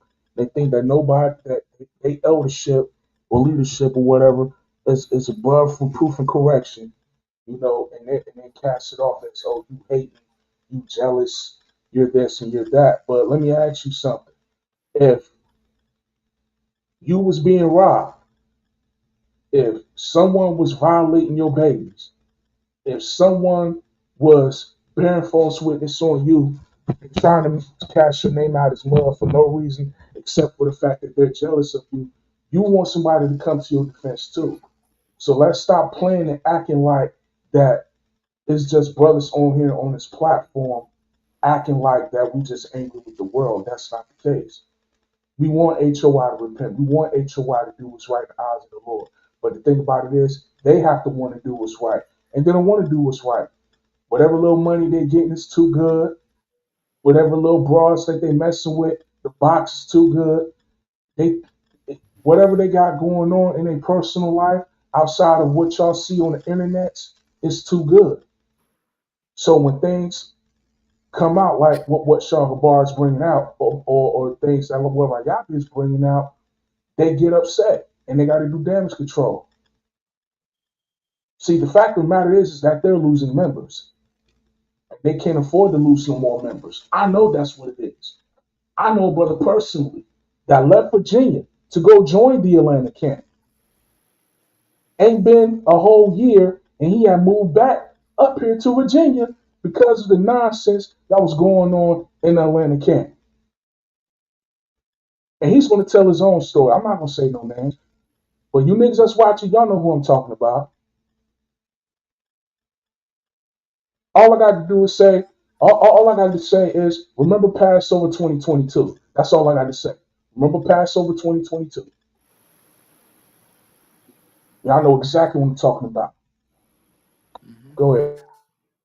And and you know what? And these guys, man. But see, here's the thing, though. This is all a misdirection. See, and we was talking, right? Me, you, Lebanon, and Ikron was talking the last couple of weeks, right? The reason why these motherfuckers are doing this shit is because they're feeling the threat, because listen. I blasted Carlton more before. What's his name? Yaiqab. I blasted these guys before. The whole nation did. Right. The whole nation did. Right now, the point I'm getting at is that when's the last time these guys are like, mind you, these are fucking, mind you, this is 2023, right? Why the hell is he then trying to contact me now all of a sudden? Trying to plead this case. What for? It's because you guys are hurting now. It's because now you guys are losing members. Now you have to address this because it's up. Time's up on you niggas. That's what it is, man. Let me get through these messages. This shit is fucking hilarious to me, dog. Anyway, knock it off, son. Stop trying to backpedal. Cause you're nothing more but a pussy, son. Straight like that. You're a pussy. You a coward, and you're not a real man. Real talk, Steve Murdock. You's a coward, son. You and Zabak ain't shit, and y'all can't fight, and y'all can't do a damn thing. Understand that? You got spirits on you, brother, and you're a wicked nigga. You started it. Now don't try to backpedal now. And you know what I like about this, that he doesn't play. See, if he would have He cut himself. He cut himself. Well, my thing is, why didn't he play the part where he said, what he said to trigger you? Because that was a triggering moment, right? Right. So, I mean, there has to be context. You have to put context here. What, where did this all transpire? Why did it go this way? You understand? Now let's play this part. Now check that out. Ain't that funny? I get a check. You damn right I get a check. I get a check every week, brother. More than you bum fat ass. I get a check every week working. Something that you and Zabak don't do, son. Alright, I get a check. More than $1,000 a week. Working, son. Something y'all men don't do. Alright? And the most I hate's a lying tongue and a false witness. And brother, I don't have to lie. So, I don't know what you and Yasha Alaba is talking about, but it's funny. But that's your comeback, fat man. That's your comeback. Well, good luck with that. Okay? Hey, yo, pause. Look at you, nigga. You're out of shit. So this is the disrespect that Carl Winslow talking about with his slow talking ass. So let me get this straight. Y'all can throw shots of reproof and rebuke your brothers, but when you know your ass is off and they check your ass for bearing false witness in line, we can't defend ourselves. That's the name of the game. Yeah, fuck y'all. Straight like that. This shit is hilarious to me, man. Like, bro, that's what I'm saying. Like, this shit just sound like you guys going back and forth. Yeah, he's cutting himself. So I'm disrespecting him. So keep in mind, you gotta understand the mentality they have. They feel that I'm not supposed to speak back or defend myself. Like they say something to me, I'm supposed to shut up and fall back. Nah, man, I'm gonna come and hit you back. I'm gonna hit you hard. That's why he's like the brother said. What part is that being disrespectful? That's what Tarah told you, right? Gad, I'm being. What part is disrespectful? I mean, it's balanced to me. I didn't send that to you. He sent that to you. Yeah, Let me say this, man. Y'all niggas need to be disrespected, man, because y'all out here putting on the front like y'all these men to be revered in Israel. Well, y'all don't do nothing for the people. You don't even do nothing for yourselves. But you prop yourselves up as these men to be revered and for niggas to bow down to. That's the problem. That's why I said, fuck y'all, a lot of y'all camps, bro. Y'all not glorifying Yahweh Shah. Y'all glorifying yourselves, man. Let me get the scripture out, man. Let me bring out this one scripture and I'm gonna go back on mute, man. You know what I'm saying? Let me get Romans chapter 16. I'm just going to get verse 18, man. All right? For they that are such serve not our Lord and Mashiach Yahushua, the world calls Jesus Christ, but their own belly. And by good words and fair speeches deceive the hearts of the simple. Yeah, come on. Come on, brother. Yeah, come on. Yeah. By Hashem Mashiach Yahushua, H.O.I to the chariots fly. By good words and fair speeches deceive the hearts of the simple. You niggas are simple, man. Straight like that, man. And it's sad that we even have to do a video like this on you old niggas, because at one point in time, we did respect y'all brothers. Until the Most High revealed some things about y'all brothers, because y'all refused to repent and get it right. So now you see the younger generation of brothers that actually is trying to learn from y'all stupid mistakes, that's trying to do something from yourselves. Y'all trying to hinder that progression. Y'all trying to hinder that growth, man. So let me say this to the young lions, man. All right, that's coming into this knowledge. Do not let don't let nobody really hinder your growth in the spirit. Don't let nobody hinder your growth. Always study to show yourself approved to the Most High. All right, your job is to please the Most High, not men.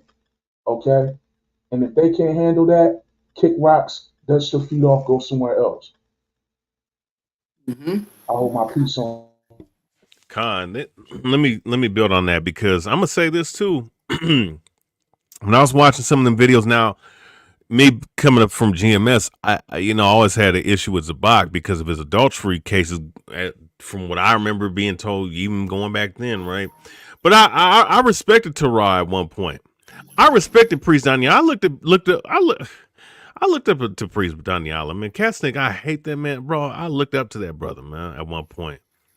You know, I thought Tarah and some of these elders was on point. You know, they just need to be guys to be respected. But come to find out, guys talking shit about you behind your back. You don't even know these niggas. And then, this guy, is defending his wicked ass elder, Zabak, like everything's all good. So it's just shit. Is just, I mean, it's but these things have to come out, and this has to be done, because who else is gonna do it? These brothers got, like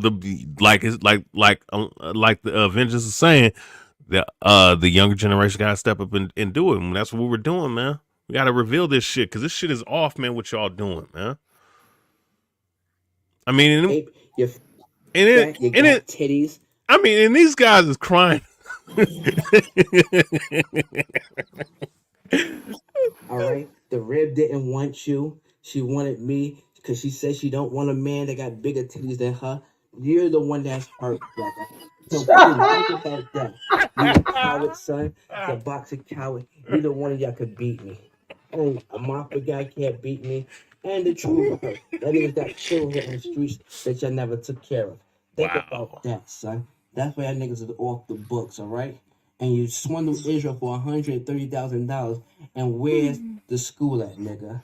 Think about that, son. You fat bastard. That's why you got one eye now.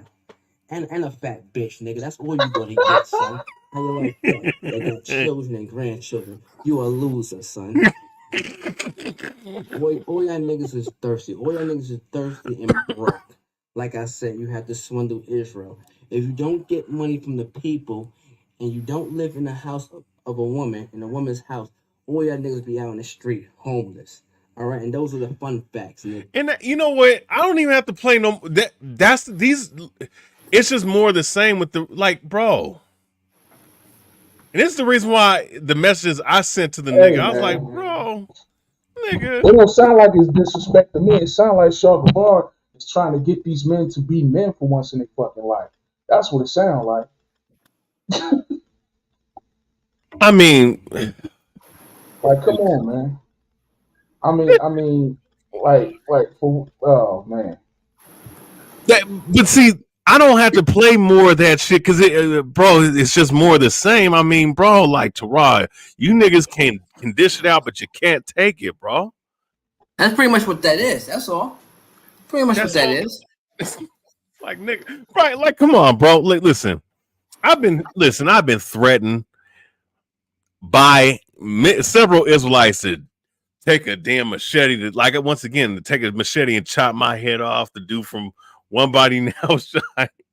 All right, you have Fat Boy Chief Ephraim talking about he gonna chop my ear off. He said he would chop my ear off like he's fucking Peter or something. You know what I'm saying? I've had fucking y'all all said he gonna kill me and all this other stuff, but then when you go in his inbox and say let's box, let's do it in the streets, this dude want to say amen and never respond to you ever again. Yeah, I mean, these guys are some friendly motherfuckers. They're not hard, man. They're not tough. And my whole thing is, stop. If you're not tough, then stop acting like it, bro. I don't know what the fuck is wrong with y'all. I don't know if, like, this is the only thing you have in your life. And if you didn't have this Israelite bullshit, as far as the camps is concerned, you niggas would be on the, you guys wouldn't have no life, bro. But you know what? Time's up, man. Like, the Most High is fucking revealing y'all. And it's over for y'all niggas, bro. Like, you guys done too much damage to yourselves. and you've done too much damage to other people. Now, let's segue into something. I want to address this. This is going to be a little bit quicker, but let's deal with Carlton Moore real quick. Let's deal with this piece of shit, man, because this happened. See, the stuff that you were showing me days later. I had this piece of shit, Carlton Moore, aka what's his name, Yaiqab. And we're gonna deal with some of the lies he said, man. Actually, you know what? As I'm talking, let me pull up that video. Let's pull up that video. All right, because there was people that literally saw how this dude,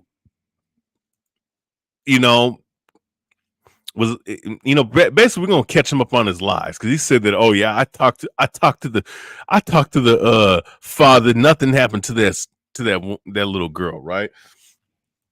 Let's deal with this. Let me pull out this. And I'm gonna share the screen. Let's see, because I'm glad I archived all this shit, bro. I'm not gonna lie. I'm glad I archived all this. Let's see. I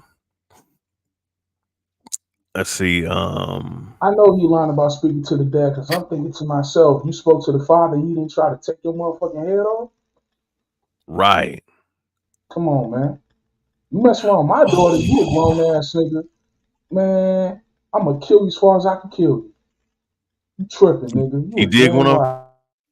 Come on, man. You know what I'm saying? You ain't touching nobody's children and somebody don't do nothing. That's how you know that shit with the what you call it, man, because he tries to bring this out and say, oh, well, you got caught with something. Like, no, bro. Let me, because I don't want to show too much, but let me pull this out. Like I said, if it's true, then why does Car take the video that? Why they try to sing your top in niggas' inboxes telling niggas to chill out, trying to make peace? Come on, man. I can't. Hey, only the simple mind ain't gonna figure things out. And you know what's so funny? You know, when I in that video, there were certain people. I'm like, well, we got to hear both sides of this. There were people that was actually making sense in that video before they took it down. That, yeah, man, we have to make sense of both situations, because people can lie. You know what I'm saying? So, but yeah, this is Carlton Moore. Yaiqab. What's my name in your mouth? I'm crying at. I don't even remember saying this nigga's name like that. Now look, this is what I said, right? Did I? Okay, yeah. Let me go ahead and this shit is fucking hilarious, bro. All right, because you're a fucking pedophile. That's why. Why is my name in your mouth? What scripture in the Torah have I violated? Being a pedo. Was King David a pet? Oh my God. See, these niggas trying to... Oh my God, bro. Again, scripture in Torah, question mark, thought so. And then he proceeds to go on a rampage. Now look, listen to this fool. Talk all that hot shit on the internet, nigga. You can get seen. And your man, he can get seen too.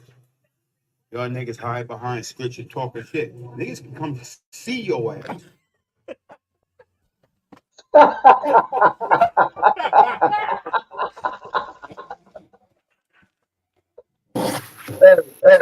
Hey, right now, I know you homeless. You ain't got nowhere to live. So I know you traveling. So if you in the Virginia area, come to Hybrid Martial Arts Academy. I ain't hard to find. It's in Virginia Beach. Oh God. All right? It's in Virginia Beach. I'll give you the address right now. Oh man. All right? Oh my God, I'll give you the address right now. 5476 Virginia Beach Boulevard, Suite 127. I'm there 3 times a week, training. I ain't hard to find. Ask for Sensei Bo Williams. Since you talk all that talk, and bring your niggas. They can learn something too. Bring your niggas. We be ready. We be ready. We with all of that. All of that you want, nigga. We with all of that shit. Because people who own that dojo is former police, former military, former spec ops, former bounty hunters, and former gang members and prisoners. So we with all of that you niggas want to be about. Since you talking tough, nigga. I'm going to give you the address again. 5476 Virginia Beach Boulevard, Suite 127 in Virginia Beach, Virginia. Hybrid Academy of Martial Arts. We'll be waiting. Oh man, this shit is. Hey man, I'm not gonna lie. I need to keep these damn fucking audio whenever, man, because man, I was crying today at a funeral, but this shit right here got my fucking spirits up listening to this shit, bro. I'm not gonna lie, this shit is funny as fuck. Let's listen to more of this shit. You ain't perfect. The scripture says no man doeth good and sinneth not. Fuck out of here. Watch your fucking mouth. See, here they go to Christianity Shar-Gabar, man. You not perfect. We all fall short, You know, he does without sin cast the first stone. Man, y'all will make any excuse to justify bullshit. Yeah, and look at this. No scripture have I violated. 1 Kings 1:1. Nigga, fuck you, man. Now listen more of this shit. It's funny that he went to 1 Kings. It's funny he went to 1 Kings. So let's stay in 1 Kings. When Ant-Man, the stepson of King David, when he violated Tamar, and Absalom set him up to get killed, was there sacrifice of bloodshed for him over that situation? No, it wasn't. Because David knew he was wrong for what he did. I'll give you another case.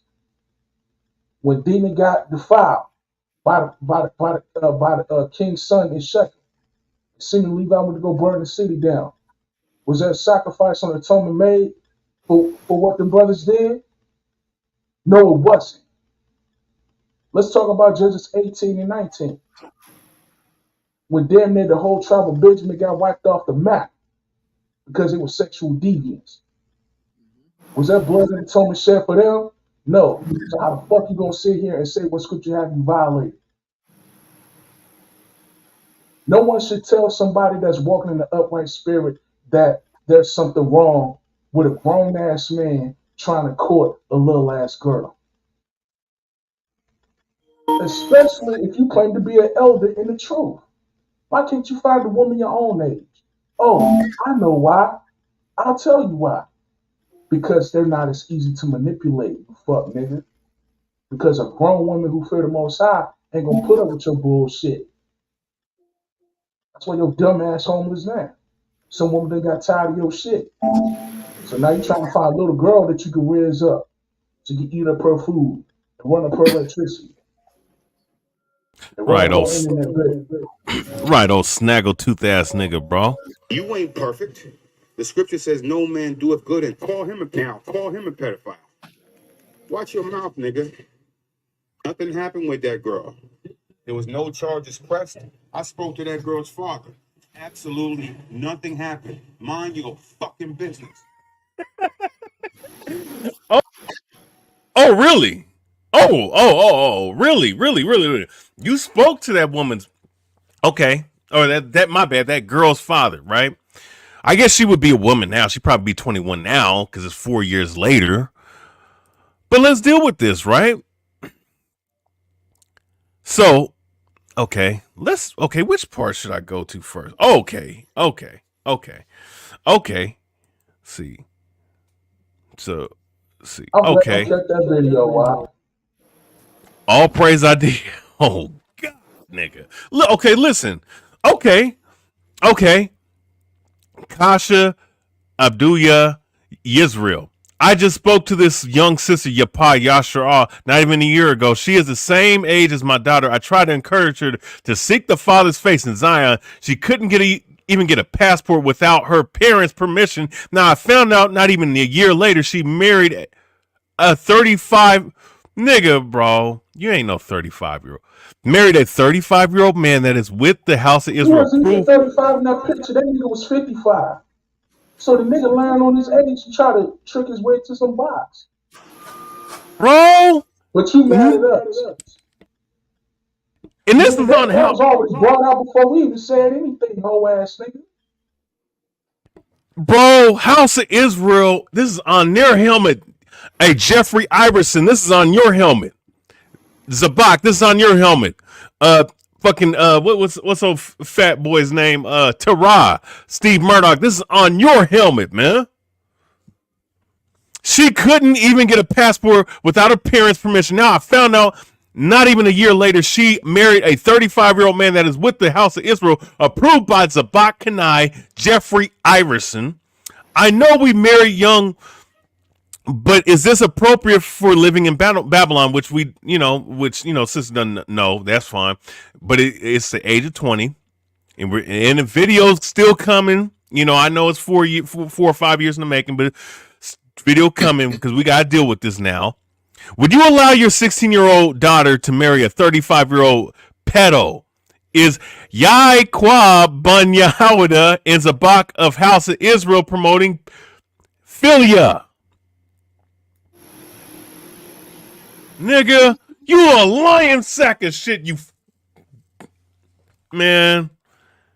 Okay. There's more. Oh. Look at that dust ass thing in that picture.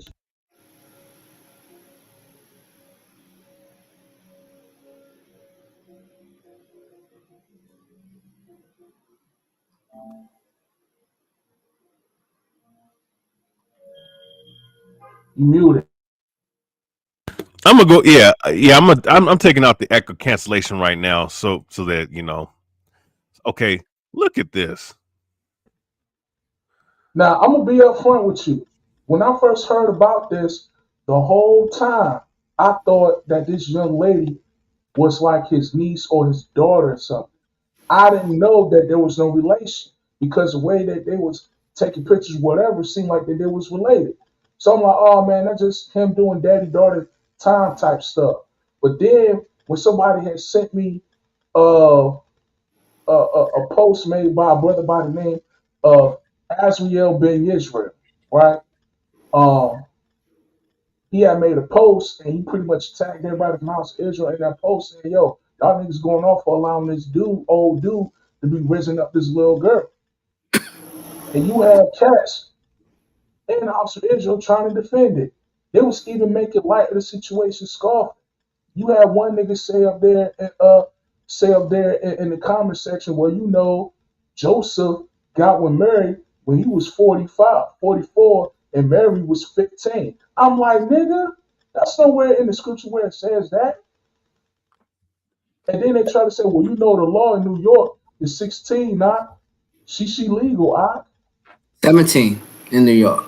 Oh, 17? Well, Yeah, 17. Okay, come. Yeah, so, I mean, go ahead. Yeah, man. This is, look, bro. Look, your pa. So, is this off? No, that's not. This off the other one. Because I think, okay, your pa, Shalom, my day was good, and yours, I was able to. Okay, so these two going back and forth, and look how he's hugged up on her, perking his lip, bro. Come on, nigga. All right, I was able to buy my bus tickets to attend. So the federal, I don't know. I'm 16. Oh, you're young. I'm glad that you're in the truth. You are the same age as my daughter. Is your father in the truth? Now stop right here. Mm-hmm. She expressed off jump how old she was. Why is you even still having that conversation with her at this point? Right. Because one thing is this: if you want to speak to her father, tell her to give you her father's phone number. Why are you having a conversation with that little girl? Why would you still keep pressing the situation? Talk to her fucking parents. Go ahead. Yeah, Con. No. That's perfect, man. Yeah, I mean that's just common sense, right? Okay, this is even more glaring. Look at this shit. Oh yeah, I filmed this off of Facebook, so the quality's not super clear, but it's clear enough for people to see. This Right? is a nasty nigga, bro. This is nasty as shit, bro. This looked like a little, bro. This looked like a little kid, man. Look at this nigga face, bro. Nigga, faggot, bro. Look at this shit, man. Oh man, this is these. Brother But let me say Sean, this. Let me say this. Let me say this. Let me say this. Let me say this. You have to blame Zabak for that, because Yep. you can sit there, you can talk about the man, make fun of the man, point the man out. Understand the environment. See, this is not a religion. A lot of brothers is treating this like a religion or a cult. This is saying that you're Israel is your nationality. So we have to come back to being Israel. We still don't understand that. We still black, Hispanic, nigga, bro, what up, son? We still haven't really mastered being an Israelite. And then Right. brothers coming in, and the first thing they think about is some cheeks. Oh, wait a minute, Right. so-called wife. Nigga, get a job first. Get your place first. Build Right. yourself up as a man first. All right? Right. So this situation here, you can point at the situation and say, look what this brother is doing. That's all Zabak right there. Because when you look at all the situations, all these falling outs Zabak have is dealing with a woman. It's dealing with a woman. And I can name like 7 off the top of my head. You know, and I did it last time. It's dealing with a woman. It's like the environment with Zabak, because Zabak is a whoremonger. Everybody falls under that umbrella. And I'm going to eliminate, and I'm going to do this, I'm going to eliminate a Moth Pagad or Chief Coward, because he's never been about that. Now, what he did in the world is what he did in the world. But he's not on some thirsty train like the rest of the brothers did, because he just came over there. But the rest of those brothers, they all thirsty, minus that one brother. All these dudes feel they have to have a woman. They got to have 2, 3 wives. They're in some woman's face. They feel they got to do that. Why? Because they following the leader. Zabak is like that. They see him doing it. What? They're gonna do it too. All right? They're gonna do it too. He's supposed to say, look, brother, we supposed to be spiritual men. Let me read the scripture in St. Matthew's, because everybody's allergic to the scripture. St. Matthew's 19. Mm-hmm. St. Matthew's 9. Everybody, all these Israelites in the truth, the men are allergic to the scripture. They almost feel like they're entitled to having a woman or getting some ass or whatever. 19, right. And I want to start at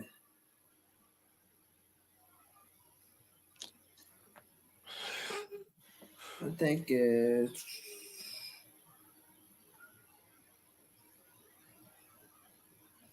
all right. This is St. Matthew's 19, verse 11. But he said unto them, all men cannot receive this saying, save they to whom it is given. So you know H.O.I is completely off. They can't receive the saying. For there are some eunuchs which were so born from their mother's womb, and there are some eunuchs which were made eunuchs of men, and there be eunuchs which have made themselves eunuchs for the kingdom of heaven's sake. He that is able to receive it, let him receive it. So obviously they haven't received it, because it's almost like a must. I must get some ass. You know? No sister could say, yeah, he's coming after me. He won't leave me alone. He's in my inbox. He's harassing me. He's courting me. He's asking me this and that. Can no sister say that about me? You know? But these dudes can't leave the woman alone. And it's spearheaded by Zabak. All right, they can't receive that saying. Everybody gotta have a wife there. Everything is like you said about the brother. I just read it about the he can't satisfy his woman sexually, Simeon or whatever. Right. Everything is sexualized with these dudes. These dudes that camp is like a straight porno. And you know what? And it gives the validity to because throughout the messages with Tarah, I'm not even gonna play him, but he's trying to sit up here and say that the dude that sat up there on Crossline Radio was repenting and say that he was just mad at House of Israel and saying that they was in the trannies and shit. I'm like, man, come on, bro. I mean, and he said that he got an STD from him, so listen. Well, it can't be too far fetched because the brother Shar-Gabar just brought out tonight about the niggas being in the village wars. Right. That's what I'm saying. It's like, bro, you niggas are sexual Oh shit! deviants. Like, come Straight up. on, nigga. Like, so, and this is sexual deviant shit right here, bro. Like, come on, bro. And mind you, we're going off of what he was saying, right? Going back to this dude saying the shit he said, right?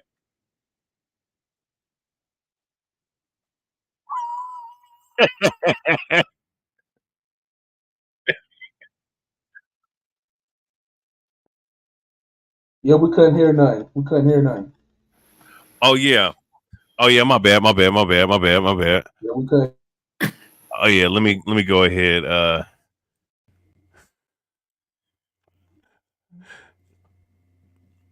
Shit, Steve Murdock's messaging me now. Ain't that a bitch?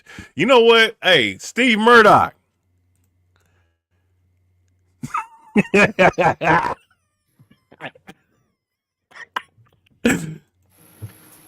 Just like I thought you would do. Well, people telling me they ignore you because nobody's really paying you no mind. Nobody's really paying you. You guys know. Hey, he just sent me this message just now, man. Let's look at this nigga, bro. No mind, but that's why they're telling me just ignore you guys. But just like I thought, man. She had some kind of The dude came in breed. you know, Wait a minute, didn't this nigga block you? So why did he unblock you just to talk some shit? That nigga sound like a female. Hey, and my thing is, why? My thing is, man, like, bro, you can come on and plead your case, but you're sitting up here saying guys ain't listening. Well, motherfucker, they obviously listening. So they obviously listening enough to tell you to not respond to me. So obviously, it's getting to their fucking feelings, man. Bitch ass nigga. Most I revealed you, you know. Obviously, he sound constipated, bro. you didn't want. Nah, the man can't breathe. The Most High about to take him out. The man got spirits on him. He don't realize it. And Zabak is not checking him. He can't check himself. The man got spirits on him. Shit. Videos on his voicemails because you know he would sound bad. You know he would sound terrible. But you know what? The spirit has Sham and FOPE come and reveal him anyway and show you what type of person you're dealing with. So it was revealed anyway. You know, you so badly want to prove us wrong and get back to us, so you tried to deviate. You know what? I can't listen to this nigga no more, bro. This nigga talks so fucking slow. I mean, Shar-Sham and what you call it coming on was to resolve a situation. All right. This nigga, that nigga talking to every breath like he about to die. Hey, listen, brother. You guys are getting on my fucking nerves, man. Shar-Gabar, he's a wicked nigga, man. What made me wicked? You the one that ran forth ways.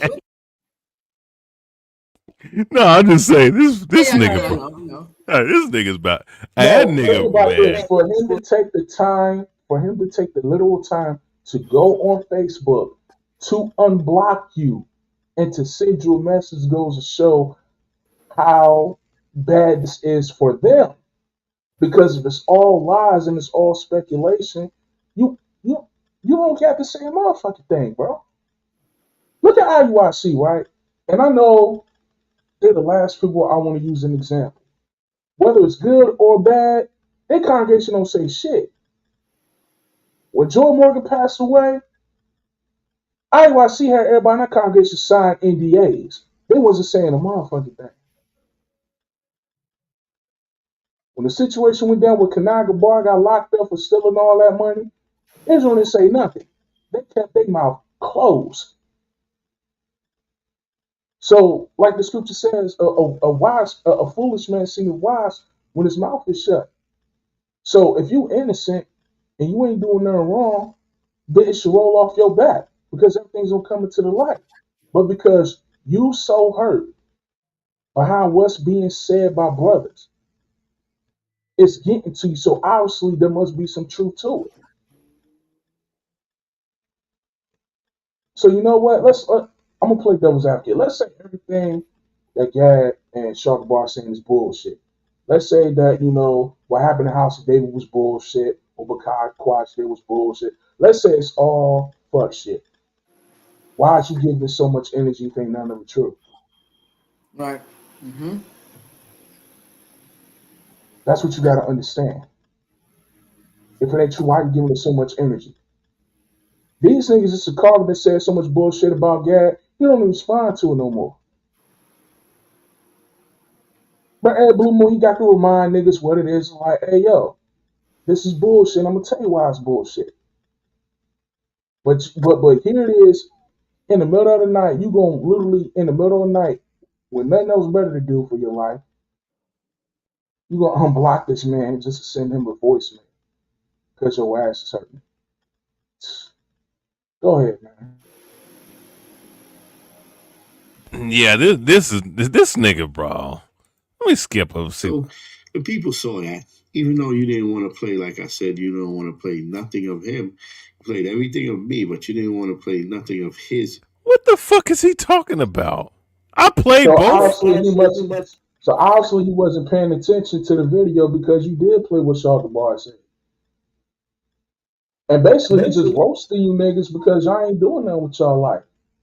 If I was Shar-Gabar and I was good where I was at, I would roast you niggas too. Because the fact of the matter is you trying to start a fight with a nigga that got his life together. And it's obviously the Lord is dealing with him and not y'all niggas. Let's keep it a building. Again, if he's such a non-factor and a nobody, why is y'all so pressed?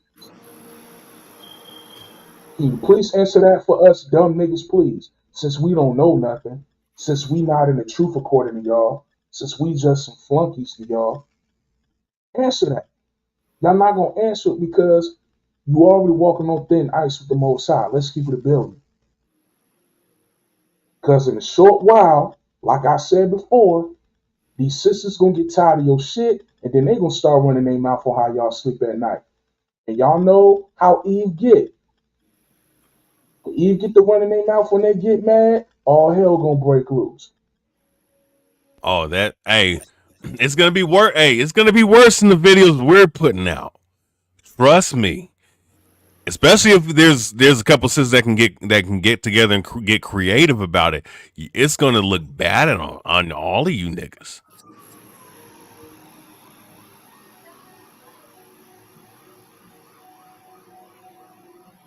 But yeah, I mean this fat piece of shit, man. This is a bunch of lying ass nigga. Let me go back to this nigga, this clown right here.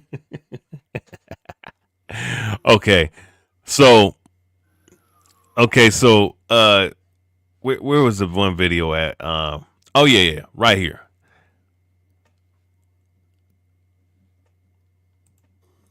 There we go.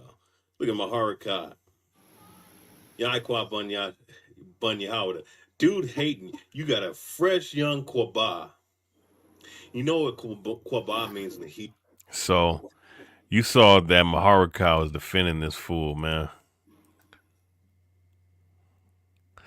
All right. So another person, Hana Yasha Allah, he looks older than 35, and he should be a damn shame of having eye contact with anyways. And then where's her parents at? This is the most definitely unacceptable, dating your grandchild. So people was getting on his helmet. Okay, so watch this, right? So this person right here, Asante, right? And we remember her. Whoever didn't. Okay. So there was a okay. Let me skip up because there's some more on this, right? No, don't skip Maharakah's message. Don't do that. Don't do that. Brothers, I'm gonna take it down, brother. All right. You know, good building. The water Gad for that, you know. Con. You know, brothers can't handle the truth. You know, and the point and my conclusion is us as brothers, because we're all brothers here. We supposed to be in the business of being righteous. And we're not doing that. And that's why so much division. And most of that's because brothers at a disadvantage. Brothers never had girls growing up. Brothers never had acknowledgement. And they get with this truth, and now they just make a profit off of it. Right? So, Right. So the Most High going to deal with all flesh. And with that, I'm going to say Shalom, brothers, to Gad, vengeance. I don't know who you are, vengeance, but you know, stay in contact with you. I'm nobody, man.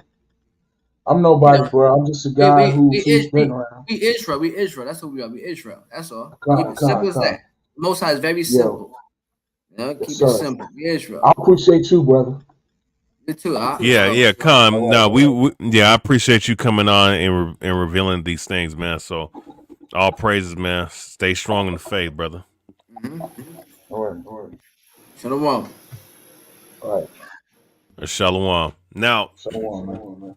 Okay, so he said if she from Ohio, it's all good. The Ohio age of consent is 16 years old. In the United States, the age of consent in the minimum age at which an individual is considered legally old enough to consent to participation in sexual activity. Individuals aged 15 or younger in Ohio are not legally able to consent to sexual activity, and such activity may result in prosecution or statutory rape. Now, why would he even bring that out? Why would he even bring that out? What does it have to do with this grown-ass, elderly man hugged up with a teenager?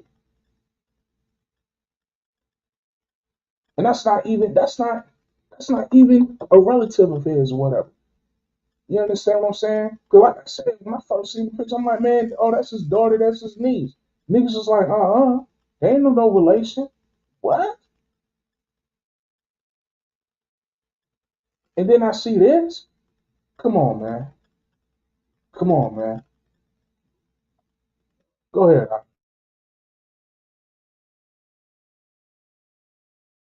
Yeah. Yeah, Con. No. Yeah, no. I mean, it's just bugged out. You know.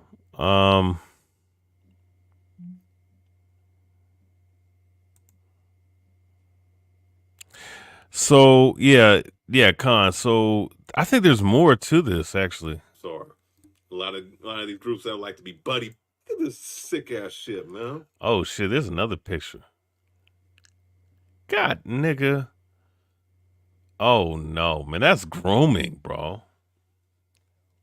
That's exactly what it is. That's exactly what it is.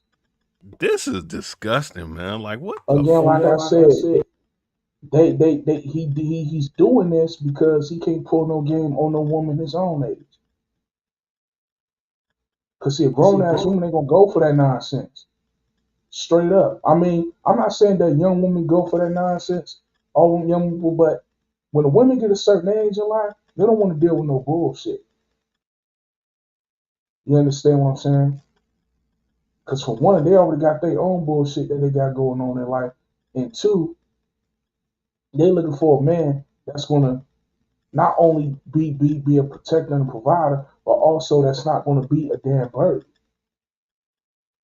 And since these niggas ain't got nothing going on for themselves as men, they ain't doing nothing but putting burdens on these women. So what is he doing? He grooming this little girl to be a damn slave to him. That's what's going on.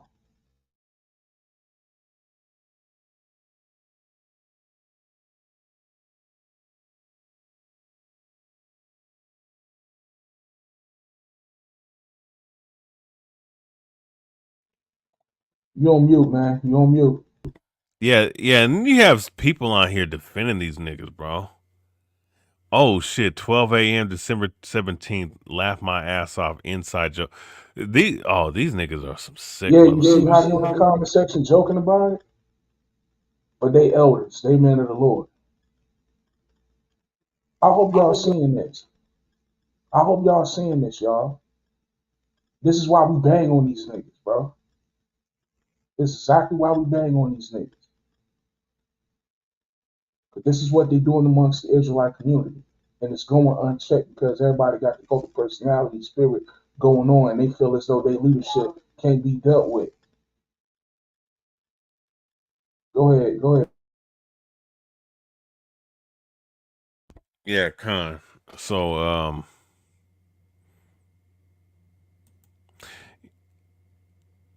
so let's see. There was there was a key moment in here that I found with that picture. There go Maharka.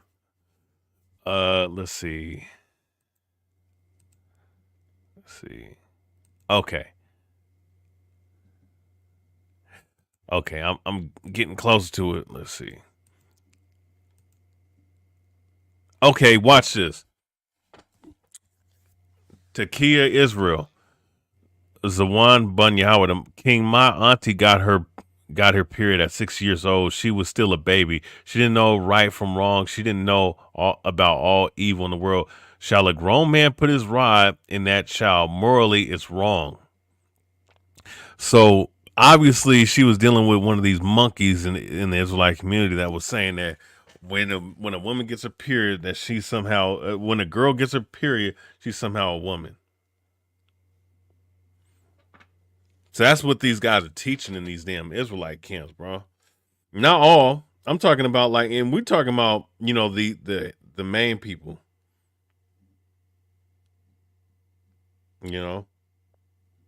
Right. Yeah. So this is what we're dealing with. You know what I'm saying? Unfortunately, these guys are they're wicked. They're vile, man. Damn, man. Where is that one? Okay. Hey, I'm skipping a little too far. Yeah, vile niggas, man. So this is a Zabak who's all right. Zabak who's basically giving the okay to this. All right.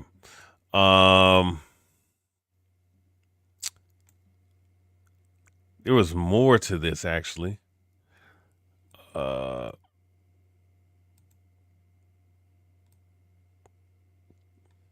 me skip back. Let me go back. Because all we doing right now is disproving him and his lies that he did. Because there were several witnesses, like we just brought out, that they were basically trying to keep this girl from her family, man. And then he didn't talk to this girl's father, man. And Alon, I got a question. Did you hear anything about this situation, like a counsel from anybody?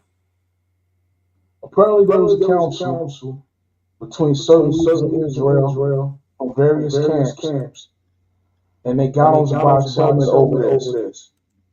Okay. Zabak didn't want to keep it. He didn't want to make it public. He said he wanted to keep it in house. Matthew 18, they grossly use that scripture or misuse it. But then you had certain elders that was playing with his ass. They told Zabak, listen, nigga, you ain't got forever, nigga. And then pretty much all of the same. That's when the brothers Canuck left and did his hidden enemy series on the niggas. And then H.O.I had another pedophile case that I think Fopi had brought out with the brother and his son. So there's so much madness going on within that group to where they ain't had no choice but get Yaiqab out of there, or so they say. Because cats was leaving the camp, and niggas is still leaving the camp to this day.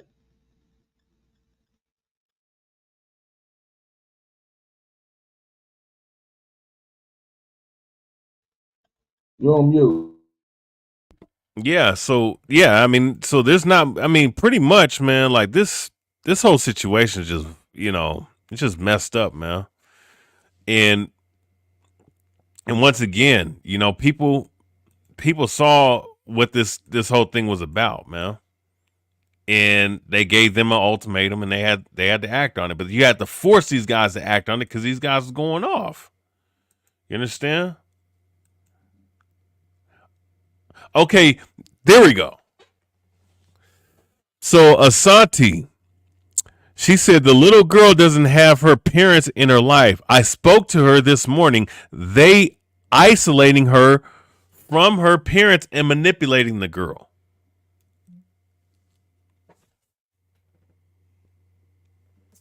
Yeah. See that? No, I won't gonna say nothing. I'm like, damn. I'm like, see, this is what they do. This is why they call this community a cult, man. This is why they call it a cult. This is what they doing. This is what happened to Joy Morgan at IUIC. They did the same thing to her. But she was a little older at the time of her death. She was 18 when she died. Still a baby. Still ain't learned about life yet. But this is what they do to these young girls. What's the difference between y'all and these damn cartels? These sex traffickers in Europe. What's the difference between y'all and them? Ain't no difference, man. Only difference is y'all using the Bible and manipulating this book to brainwash people, man. Come in, you tell people about their heritage and who they are and where they come from, and that's all good. But then you go right around, you turn right around, and you start using the scriptures to try to trick yourself into some box. And when you can't get what you want from them, then you try to do this tear down gaslighting tactic that y'all like to do. Go ahead.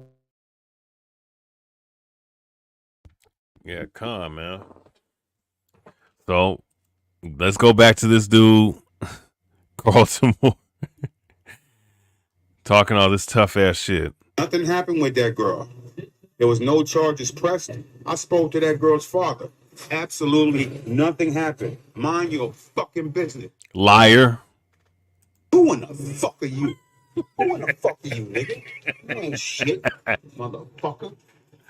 And all this tough talk, bro, does not change the fact that you are a child lover, man. I got people over there near you, my nigga. You wouldn't even fucking see it coming. So, wow. Damn. See, when you reveal them, this is what they do. They send out idle threats and talking about sending niggas and shit, bro. So if it's lies and it's all smoke and mirror, then what's the need to send the threats though? So y'all act like y'all got something to protect when y'all really ain't got shit. That's why y'all going so hard, because y'all losing stuff. Y'all losing stuff to what's valuable to you, but it ain't valuable to the Lord. Y'all done built your ministry off of lies and deceit. You ain't got no gold and silver hanging over there. You got stubble and hay, and it's being burnt up right before your eyes, and you trying to protect it so you can hide your ashes from the Lord. But He sees it. You burnt up, nigga, and you mad. Come on, man. You mad. Gad, I know you was not talking to that nigga right now, bro. We live. No, this nigga Steve Murdock. He's still sitting messages, dog. That's sad, yo.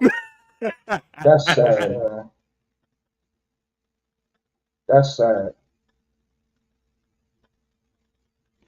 All right, here's what we're gonna do. Here's what we're gonna do since he's upset. Mind you, I haven't responded to so he sent a 2-minute 37-second message, a 3-minute message. Here's what we're gonna do. Gonna send you the invite, man. Be a man and come up on here, man. Well, since y'all about to throw down, man, I'm about to be out, man. It's 2:00 in the morning on my side. Con. Nah. I'll be paying attention behind the scenes, man. But yeah, man, y'all brothers and sisters, man, y'all pay heed, pay attention. Y'all take heed to pay attention, man. Don't follow these clowns, follow Christ, man. With that, I'm out, man. Shalom.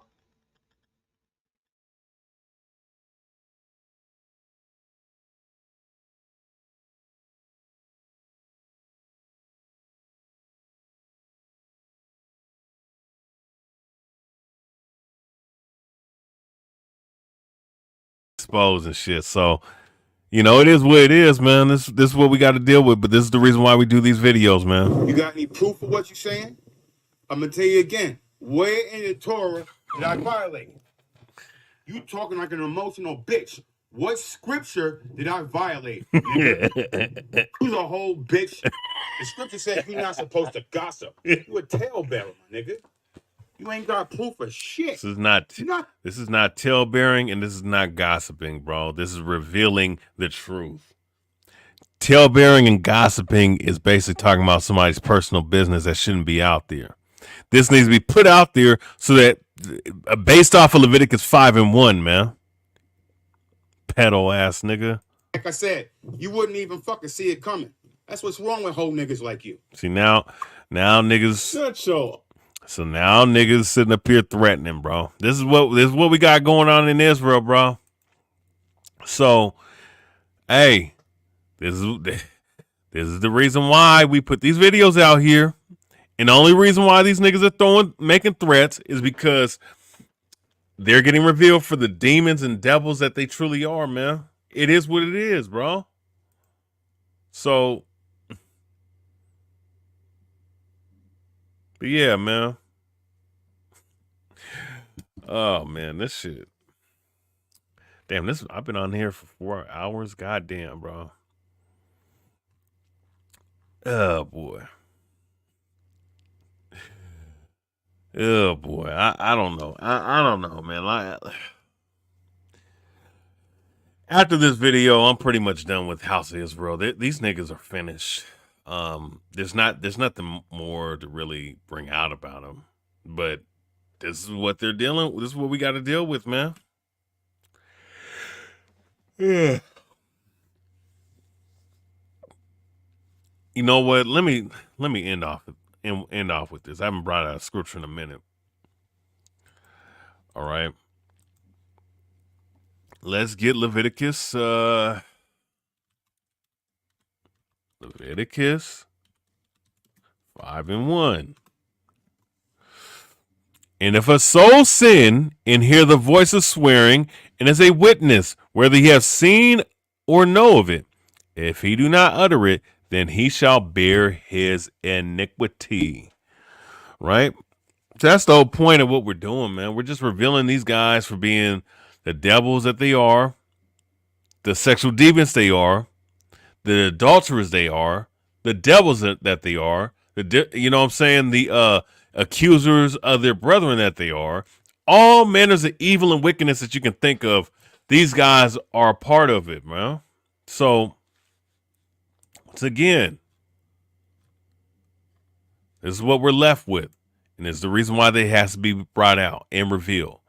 All right. So this is Rayabya from God, Zealous Israel Ministry. I'm about to close this out. You know, spirit quickening, but hey, I didn't know I was going to be on this long. But hey, I want to say call Allah, Yahweh Bahasham Yahushai, call Allah, Yahweh Bahasham Yahushai, call Allah, Yahweh Bahasham Yahushai, Bahasham Rakakwadash. This is Rayabya from God, Zealous Israel Ministry. Please stay the hell away from these Hebrew Israelite camps like House of Israel. They're a bunch of they're nothing but trouble. All right. And they want to threaten you and do all these kinds of things, and they love little kids, man. Obviously, you know. So it is what it is. Actually, you know what, Steve Murdock? You know what? Why don't you come on the nigga? Come on the god. You know what? I'm gonna give you about 5. You know what? Steve Murdock, I'm gonna give you about 5 minutes to come up on here, man. Come up on here and defend the name of House of Israel. Defend Jeffrey Iverson, known as Zabak. Defend Chief Ephraim, Amat Pagai, a.k.a. Murphy Doble. Please defend all these wicked ass niggas that you got up in your camp, man. We're live on camera.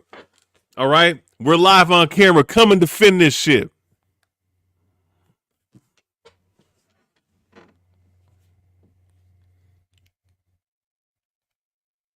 You know what, fuck it. I'm gonna give you about 3 minutes to get your ass up on here and deal. If you're not able to do that, It proves what kind of man you are, man, which is not a man. All right? You want to sit up here. So you like, so wait a second. Look at this shit, man. These guys are some cowards, bro. So you see how he liked the fact that I sent the damn StreamYard link, but he ain't gonna hit the link though. Hey Jeffrey Iverson, come up on here, man. Zabak Famed, come up on here, man.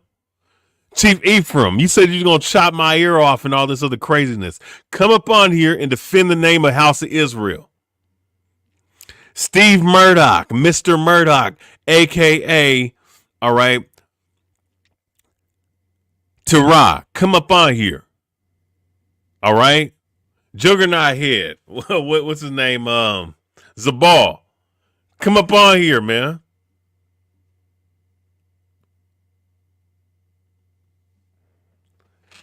All you niggas are fucking cowards, man. Whether it be House of Israel, whether it be Great Millstone, coward ass.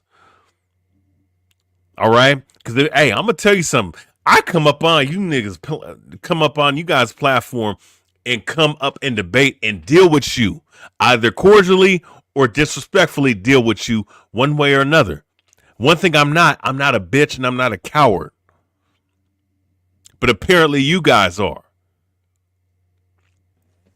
So yeah, you know what? Give me about 2 more minutes, and I'm about to shut this thing down. Unless you guys hit the link like men, then hey, you know what?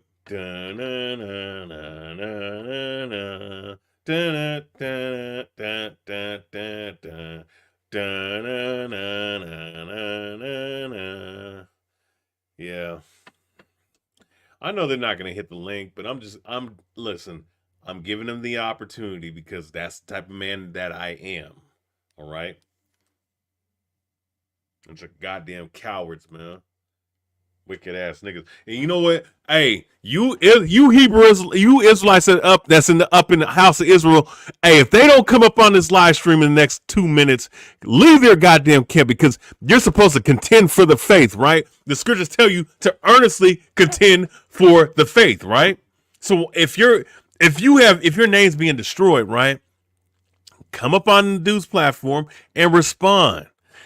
I did it to every single, even though it was unfair, unjust, unbalanced platforms like Clubhouse, like Sakari's platform, like your platform, House of Israel, Priest Serpent platform, or you saw that I came up onto Zaryok's platform and questioned him. I am not a bitch. I am not a coward. I come up on there, whether disrespectfully or respectfully, come up and deal with you. In your territory. Come to this territory. Fucking bitch ass House of Israel coward monkey ass niggas. Oh yeah, Jeffrey Iverson's a Freemason, by the way, just once again, you know. And we know Freemasons are cowards by nature. See, I'm going to say any old kind of thing to get you faggots to come up on here, man. All right. Chief Ephraim, Mr. Fat Boy, wannabe warrior, fat boy, crab eater, lobster eater. Come up on here, man. Fat boy. Bitch. Zabal. All right. Come up on here, man. Steve Murdock. Steve Murdock, the black Matthew Murdock. Blind ass nigga. You blind and one eye. Hey, blind man, come up on here, nigga.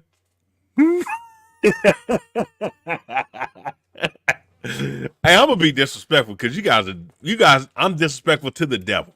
And you niggas are devils. Zabak. Jeffrey Iverson, come up on here. All right, I had enough fun. Slack your brother and sisters. I gotta blast them. They're devils. We showed it on here. I might have to break this video up and play it in segments. Wicked ass niggas. You know what? Call all Yahweh Shem Yahushai. This Rayabya with God's Zealous Israel Ministry. The water to you, sincere brothers and sisters that came in, that listened, and got edified, and saw the revelation of how wicked House of Israel is. And also, by the way, shalom to the brothers that came up on here.